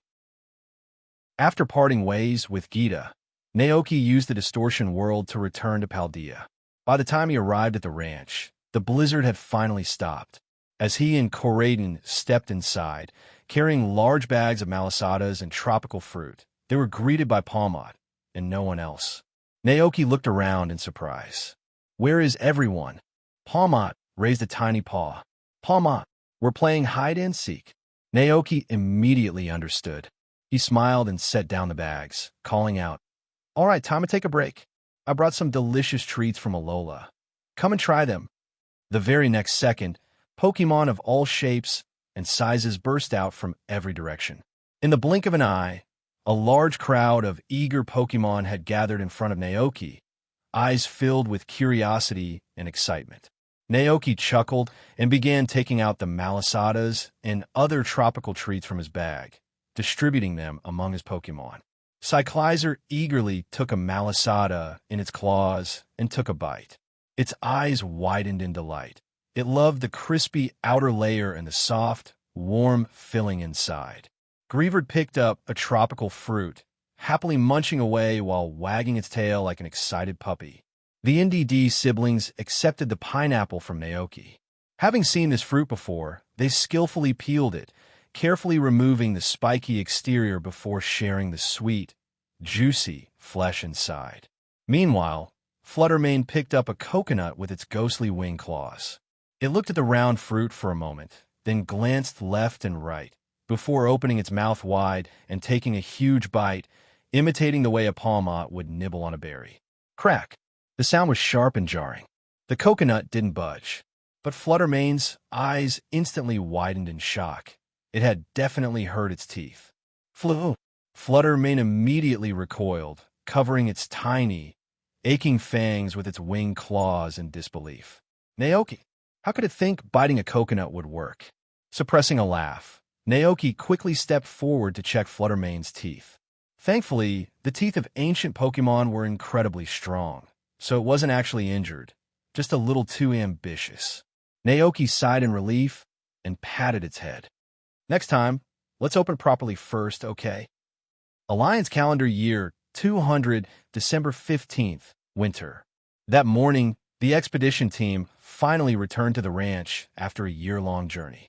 And with them came Jirachi, the wish Pokémon, twinkling like a star against the snowy backdrop. As Zapdos descended gracefully onto the ranch, Jirachi wasted no time. It happily dove straight into Naoki's arms with a gleeful cheer. Jira, Naoki, we're back. At the sound of Jirachi's excited voice, Mew and Teddiursa also came bounding over.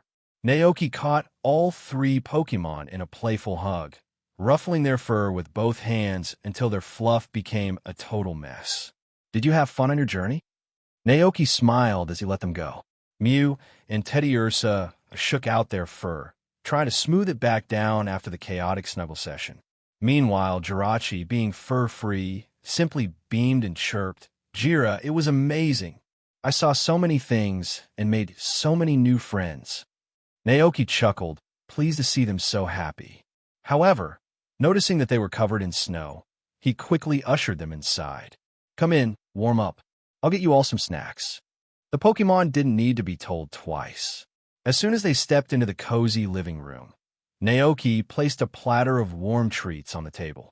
The moment the snacks hit the surface, the four Pokémon pounced, munching away at lightning speed, stuffing their cheeks like greedy little chipmunks. Watching them eat with such enthusiasm, Naoki couldn't help but smile. Oh, by the way, he casually added, while you were gone, the world tree grew even larger. And thanks to Giratina's power, it's now floating in the sky.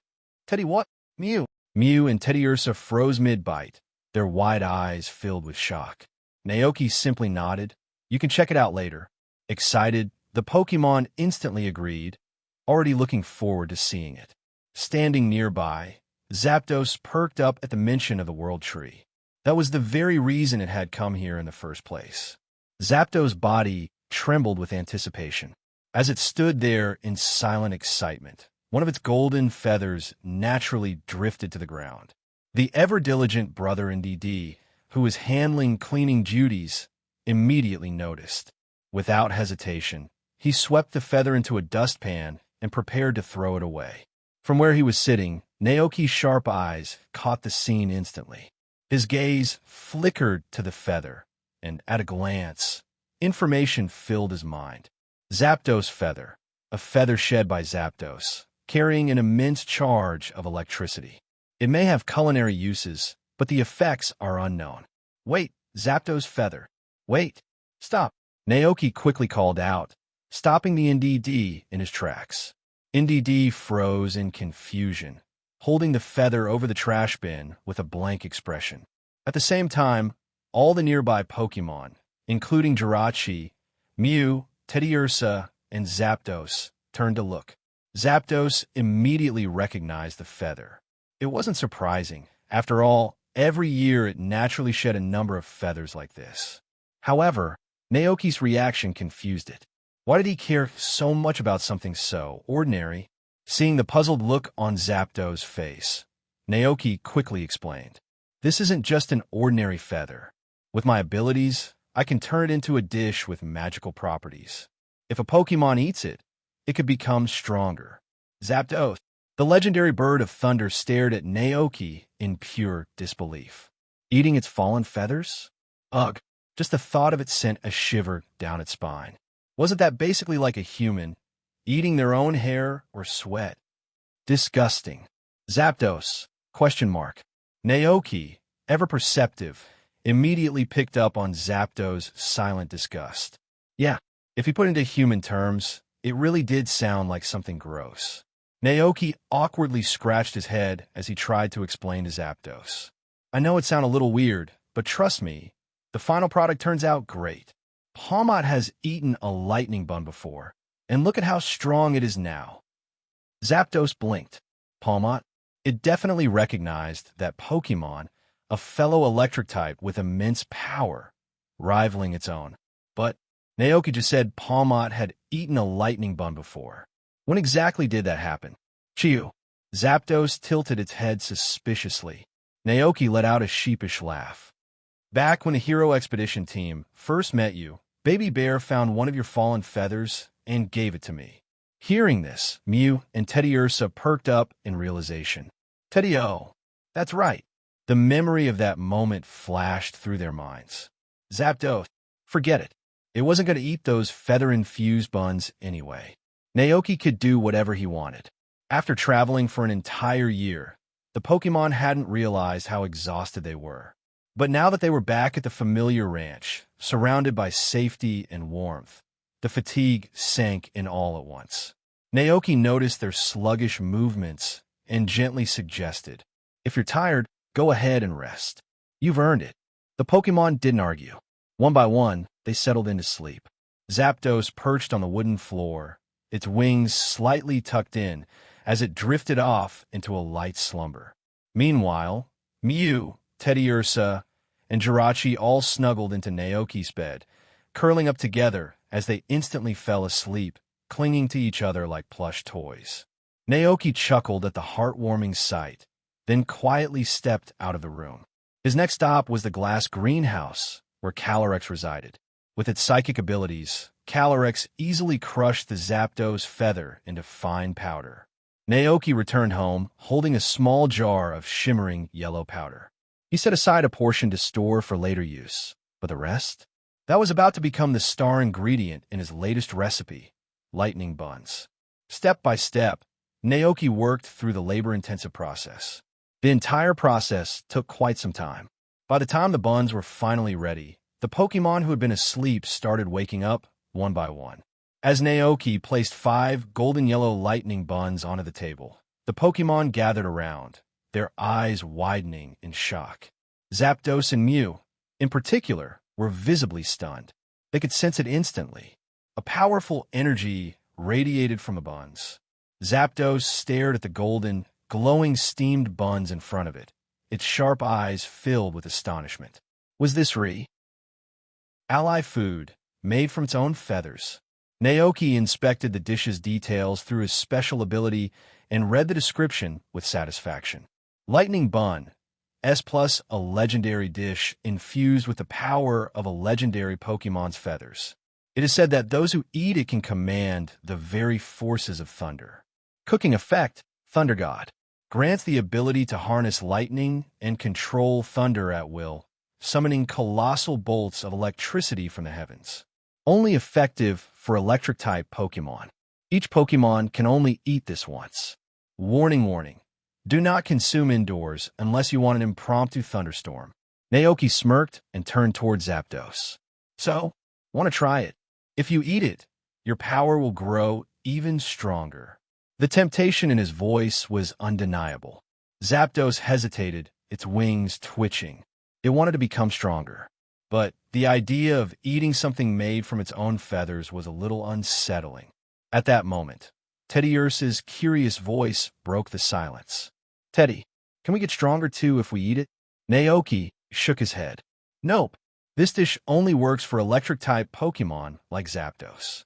But if you just want to try the taste, go ahead. Teddiursa thought for a moment before shaking its head firmly. Teddy, forget it. There are only a few buns.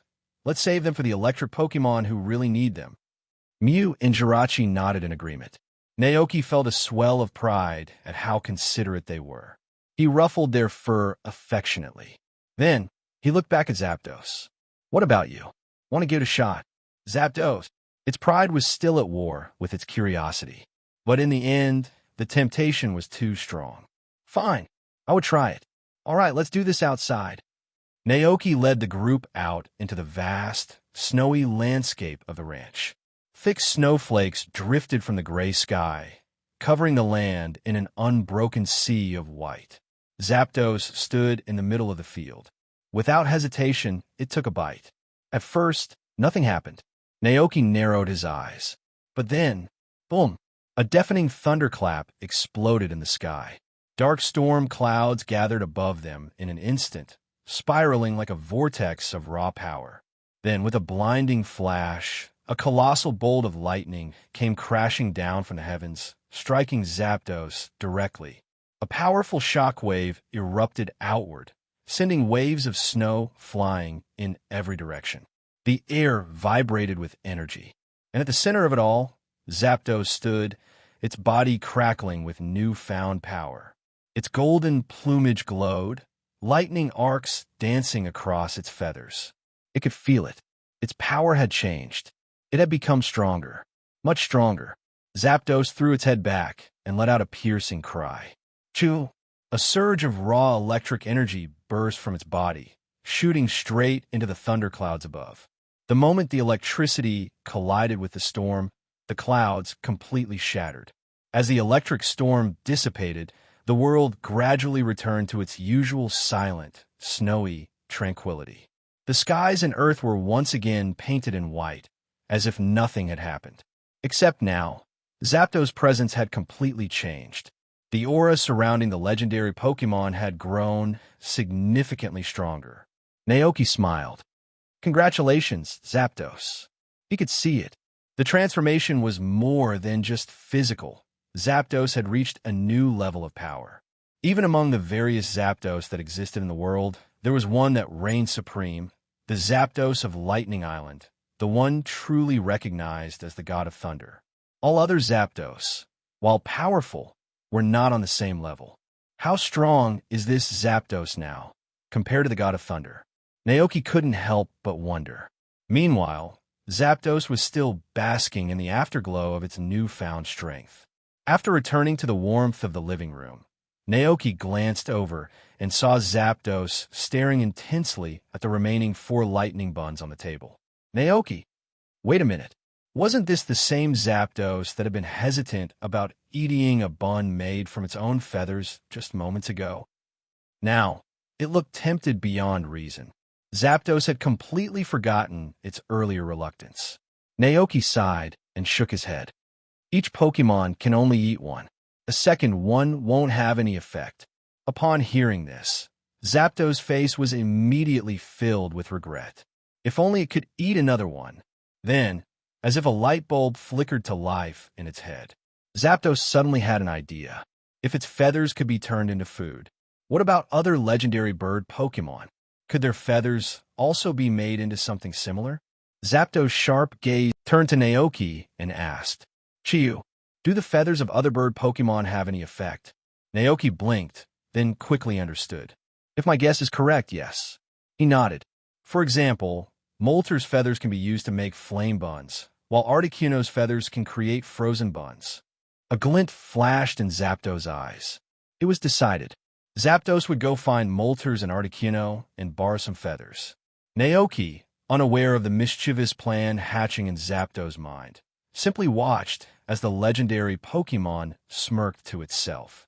After their rest, the Hero Expedition team and Jirachi excitedly set off toward the World Tree. It had been several months since they last saw it, and now it had undergone an incredible transformation. As they arrived, the once isolated sanctuary had become a thriving, bustling community. A grand guild hall stood at the center, housing several Pokémon. Tatsujiri had opened a restaurant with a stunning view of the sky. Shuckle ran a cozy cafe, where Pokémon gathered to relax and enjoy warm drinks.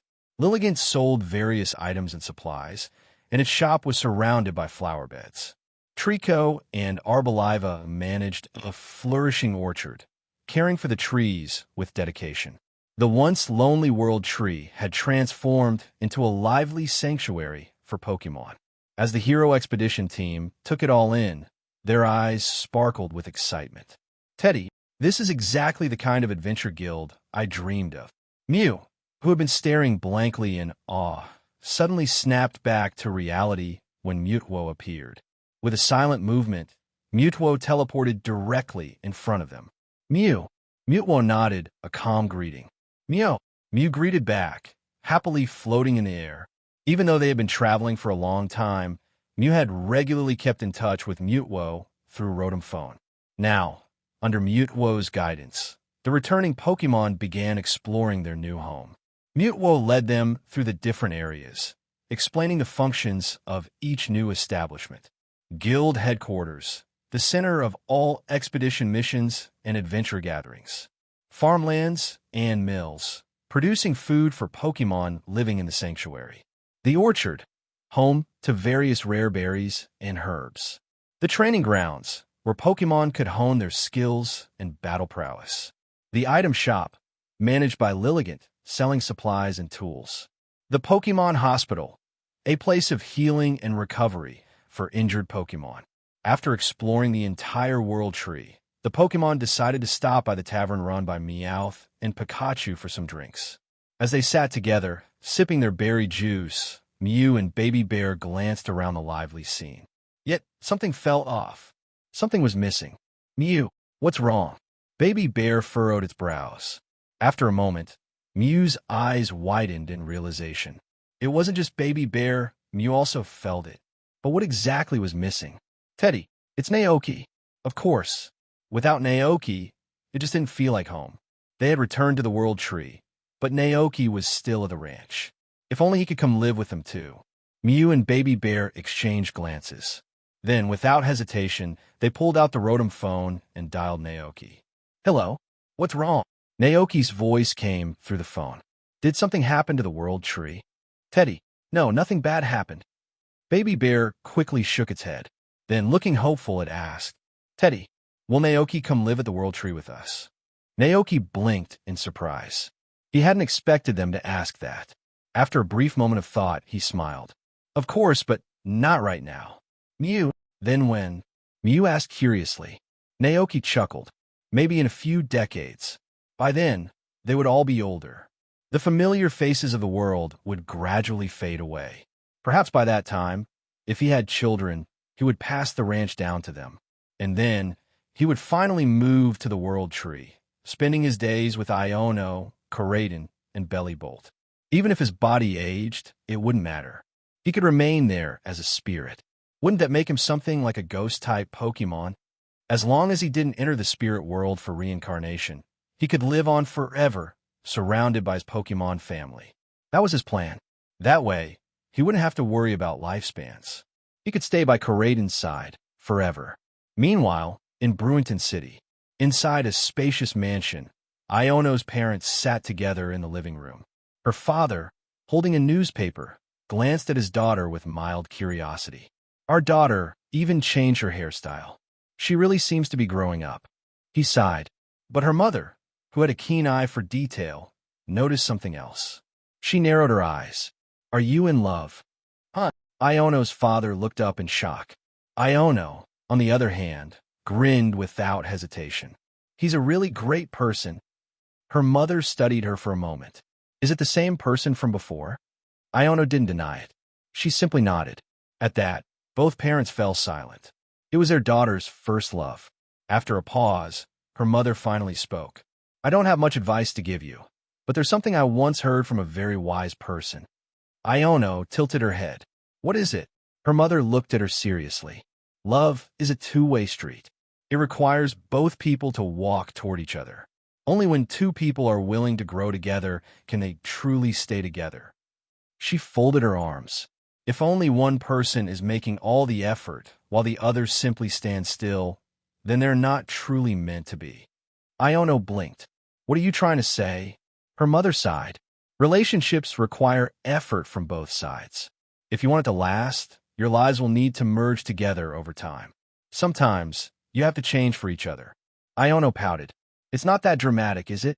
Just then, her Rotom phone buzzed. She checked it. A message from Naoki.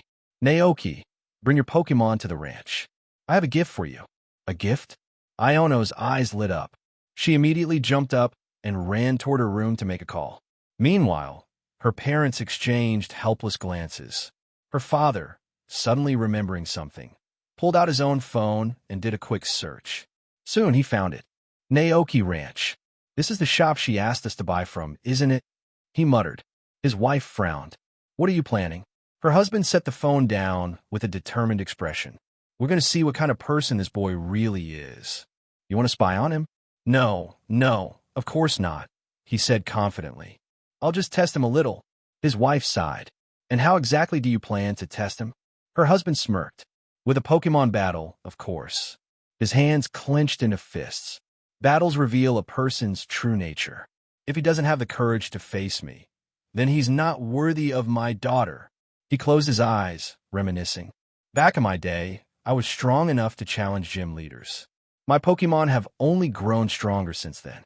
Then, he declared, if he wants my approval, he'll have to defeat me. As the new year is approaching and the cold winter settles over Paldea, most people prefer to stay indoors and avoid going out unless necessary. That afternoon, when Iona woke up from a nap, she realized someone was missing from home. She looked around in confusion. Where's Dad? The woman sitting on the sofa, weaving a scarf with the silk of a spitups, seemed a little guilty. Some of his old friends came to visit today, and they all went out to the city for dinner, she replied. I don't recall Dad ever mentioning any old friends. Iona muttered, puzzled. The woman simply smiled. Maybe he met them while traveling in his younger days. Oh well, Iona shrugged, dismissing her curiosity, and went about taking care of her belly bolt, making sure to feed them breakfast. Meanwhile, in Naoki's ranch, the cold winter meant fewer visitors than usual. Like many others in Paldea, Naoki had been staying indoors, enjoying a relaxed routine with his Pokémon. However, to his surprise, even in this freezing weather, trainers were still arriving at the ranch for challenges. That afternoon, as Naoki was watching a live Pokémon battle on his Rotom phone, there was a sudden knock at the door. He raised an eyebrow. Who would visit in this weather? Could it be Mayor Thomas or Madame Dantes needing urgent help? With that thought, he hurried over and opened the door, only to be met with an unexpected sight. Standing there was a middle-aged man, around 40 years old, dressed in a gray winter coat and scarf. The man had a tough, experienced air about him, as though he had traveled far and seen much. Naoki hesitated briefly before asking, Who are you looking for? The man's sharp gaze met his. I'm looking for the owner of this place. Are you Naoki? That's me, Naoki replied, a hint of curiosity sparking in his mind. Realizing that the weather was far too cold for an extended conversation at the door, he quickly stepped aside. Come in. It's freezing outside. Have a cup of tea to warm up first. The man seemed mildly impressed by Naoki's hospitality. He nodded and stepped inside, silently observing his surroundings. The room was cozy and warm, thanks to the fireplace burning brightly. The wooden floor was spotless, though scattered with Pokémon toys, clearly showing signs of life and care. Near the fireplace, several Pokémon lounged comfortably. A Cyclizer stretched lazily on the rug. Two NDD siblings sat together, chatting. A Butterfree hovered by the window, gazing at the falling snow. A mysterious Pokémon that the visitor had never seen before curled up near the warmth. As he observed them, the man nodded subtly to himself. Each Pokémon's fur and scales looked sleek and well-groomed. Their eyes shone with health and energy. It's obvious that they are well taken care of by their owner. This shows that this boy is a kind and loving person who treats Pokémon well. The man settled onto the sofa, and one of the NDDs quickly brought him a cup of hot tea. After taking a sip, he exhaled in satisfaction. The warmth spread through his body, chasing away the chill from the snowy journey. So, are you here to challenge the trail? Naoki asked curiously. The man hesitated slightly. A trial? Wasn't this supposed to be a ranch? I've heard of it before, but I don't know the details. Could you explain it to me? Naoki nodded. It wasn't uncommon for visitors to hear about his trials, but not fully understand them. Of course, currently, my ranch offers 4 trials. The Green Grass Trail is a battle against my Gagote, testing endurance and adaptability. The Lightning Trail is a battle against my Palmot, focusing on speed and strategy. The Storm Trail is a battle against Dragonite, testing aerial combat skills. The metronome trail is only for Pokémon that know metronome. Victory depends entirely on luck. Hearing this, the man suddenly realized that things seemed a little different from what he thought. Except for the metronome trial, you need to collect a certain number of gym badges before you can participate in the other trials, Naoki explained. The green grass trial requires 8 badges, while the lightning and storm trials require 4. Which one do you want to challenge? There's a requirement like that. The man raised an eyebrow in surprise. Naoki sighed helplessly. Yeah, if the difference in strength between Pokémon is too great, the battle won't be meaningful. The man frowned slightly. A difference in strength? He was skeptical. After all, back in the day, he was a prodigy trainer, collecting all 8 gym badges and even challenging the champion level. If that's the case, he should aim straight for the green grass trial. All right, Naoki nodded. But you'll have to show your gym badges first. The man looked a little embarrassed. I wasn't aware of that rule. The 8 badges I earned years ago are still at home. I didn't bring them with me. Naoki. This was the first time he had encountered such a situation. But considering the man's age, he definitely wasn't a rookie trainer fresh on his journey. After a brief moment of thought, Naoki decided to trust him. All right, I'll make an exception this time. The snowfall had finally stopped. Naoki glanced up at the sky, then led the man to the designated battle area on the ranch. As soon as they arrived, the man spotted 3 Gago lounging under the barn's overhang, lazily munching on berries. His eyes widened slightly. He recalled the fresh Gago milk sold at the ranch's store. Wait, are these the same Gago that produced the milk you sell here? He asked curiously. Naoki was slightly taken aback by the question, but he nodded. Yeah, they're responsible for producing the milk. The Gago milk sold at the ranch comes from them. The man furrowed his brows. Instinctively, he assumed that Pokémon used for production work weren't battle-ready. Just dairy Pokémon? How strong could they possibly be? Do you have any stronger Pokémon? The man crossed his arms. You were a traveling trainer before, weren't you? Why don't you bring out your strongest lineup and have a real Pokémon battle with me? Naoki blinked, a large mental question mark forming over his head. This guy talks big. Trying to be tactful, he responded, My Gagoat is one of my strongest Pokémon. Aside from the legendary Pokémon on the ranch, Gagoat ranked among the top in terms of battle strength. The man, however, shook his head. That won't be an issue for me. Your rules don't apply to someone like me. I earned my 8 gym badges over 30 years ago. His tone was confident, bordering on arrogant. Naoki, to be honest, the stronger Pokémon are part of the ranch's hidden trials, Naoki explained. If you want to challenge them, you need to first pass the 3 basic trials. The man's interest was immediately piqued. Then let me see your strength first. The 2 trainers took their positions at opposite ends of the battlefield. Naoki didn't bother clearing the snow. Instead, he used the natural terrain to create a snow-covered battlefield. Naoki sent out his Gagoat, while the man released a Pokémon resembling a masked warrior. It was a Lokix, ready to fight with its blazing speed and powerful legs.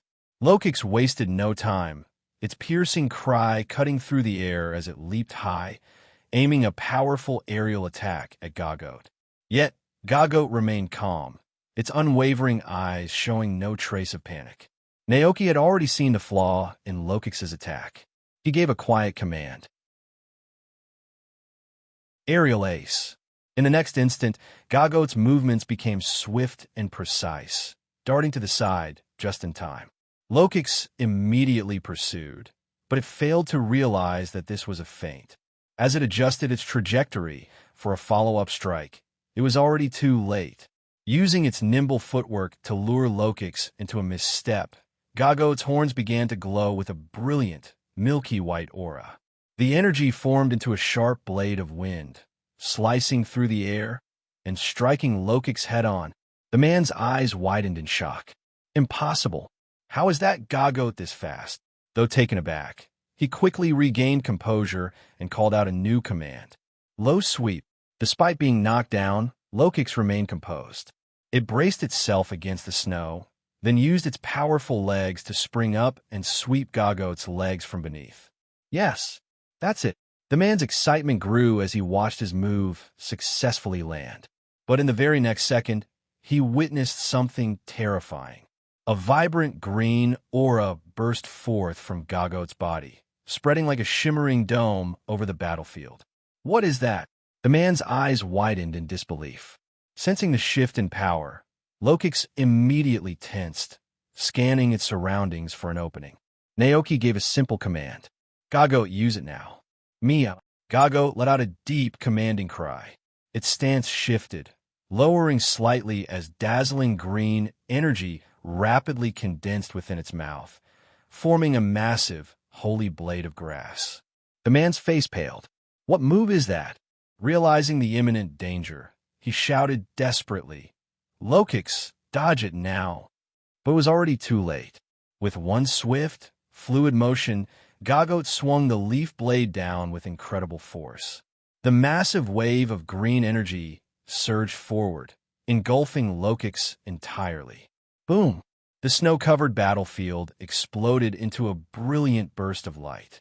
Lokix was sent flying backward, landing in the thick snow, completely unconscious. Defeat. The man stared in utter disbelief. He had completely underestimated this Gagot. These are just dairy Pokémon, weren't they? But based on what he had just witnessed, the power Gagot displayed was anything but ordinary. Suddenly, the man found himself questioning everything he thought he knew. Unfortunately, you didn't pass the green grass trial. Naoki shook his head regretfully. Hearing this, the man snapped back to reality. He looked at the boy across from him with a solemn expression, feeling an unexpected sense of embarrassment. A few days ago, he had confidently declared that he would show this kid what a former gym leader was capable of. Now, after a moment of silence, the man clenched his fist and shook his head. No, let's go again. I have stronger Pokémon. With that, he pulled out another Pokeball. A flash of white light revealed Armarouge, its crimson armor gleaming in the snow. 1 minute later, Armarouge collapsed. One more time. 30 seconds later, Wattrell fainted. No, I still have more Pokémon. 20 seconds later, Espathra fell to the ground, unable to get up. I refuse to accept this. 15 seconds later, Magnezone hit the ground, sparks flickering from its body. 5 seconds later, Gastrodon was instantly knocked out. At that moment, all 6 of the man's Pokémon had been defeated. Gagot had swept his entire team. Even Naoki started to feel a little bad. Uncle, maybe we should just call it a day, he suggested, feeling a little awkward. Meanwhile, NDD stepped forward to give the defeated Pokémon some warm, life goat milk. The man's face darkened, his eyes twitching with frustration as he stormed away with his Pokémon in tow. Naoki was left standing there, completely bewildered. What a strange guy. Bah! Gagot also looked confused. Naoki scratched his head, then decided to drop the matter. You did great, buddy. Take a nice, long rest. He patted Gagot's head fondly before leading it back to the stable. Later, back at the man's house. That kid was so rude, the man grumbled, sinking onto the living room sofa. His wife raised an eyebrow in amusement. Oh, is he a bad person? The man opened his mouth to respond, but then hesitated. Now that he thought about it, aside from the Pokémon battle, the boy had been nothing but polite. He had welcomed him in, offered him tea, and even taken good care of his Pokémon. Not to mention, every Pokémon at the ranch seemed to adore him. That alone was enough proof that Naoki was a good person. His wife immediately caught onto his hesitation. You lost to him, didn't you? She teased. The man gritted his teeth in frustration. That's not the point. He clenched his fists. That brat only used one Pokémon to defeat my entire team of 6. That's just unfair. The woman burst out laughing. You're the one who insisted on challenging him. And you're still laughing? The man grumbled. All right, she said, gently patting his shoulder. From the way you're reacting, I think he's actually a pretty good person. She set down the scarf she had been knitting, woven with soft Ariados silk, and smiled thoughtfully. To be honest, I never cared if he was an amazing trainer or not. As long as he was kind and could take good care of our daughter, that would be enough for me. But now, It turns out he's not only a great caretaker, but also an incredibly skilled trainer. That's something to be happy about. She tilted her head slightly. Besides, you didn't even tell him who you were when you showed up, did you? The man hesitated, thinking about how he had practically barged in and challenged the boy without any introduction made him feel beyond embarrassed. Stop talking. I need a moment to myself, he muttered, lying back on the couch and dramatically closing his eyes. Seeing her husband sulk like this, the woman chuckled to herself. Now she was even more curious about this young man named Naoki. She, too, wanted to see what kind of person he was. But with the new year approaching, she knew there wouldn't be time for a visit. Forget it. I'll go in the spring, she decided.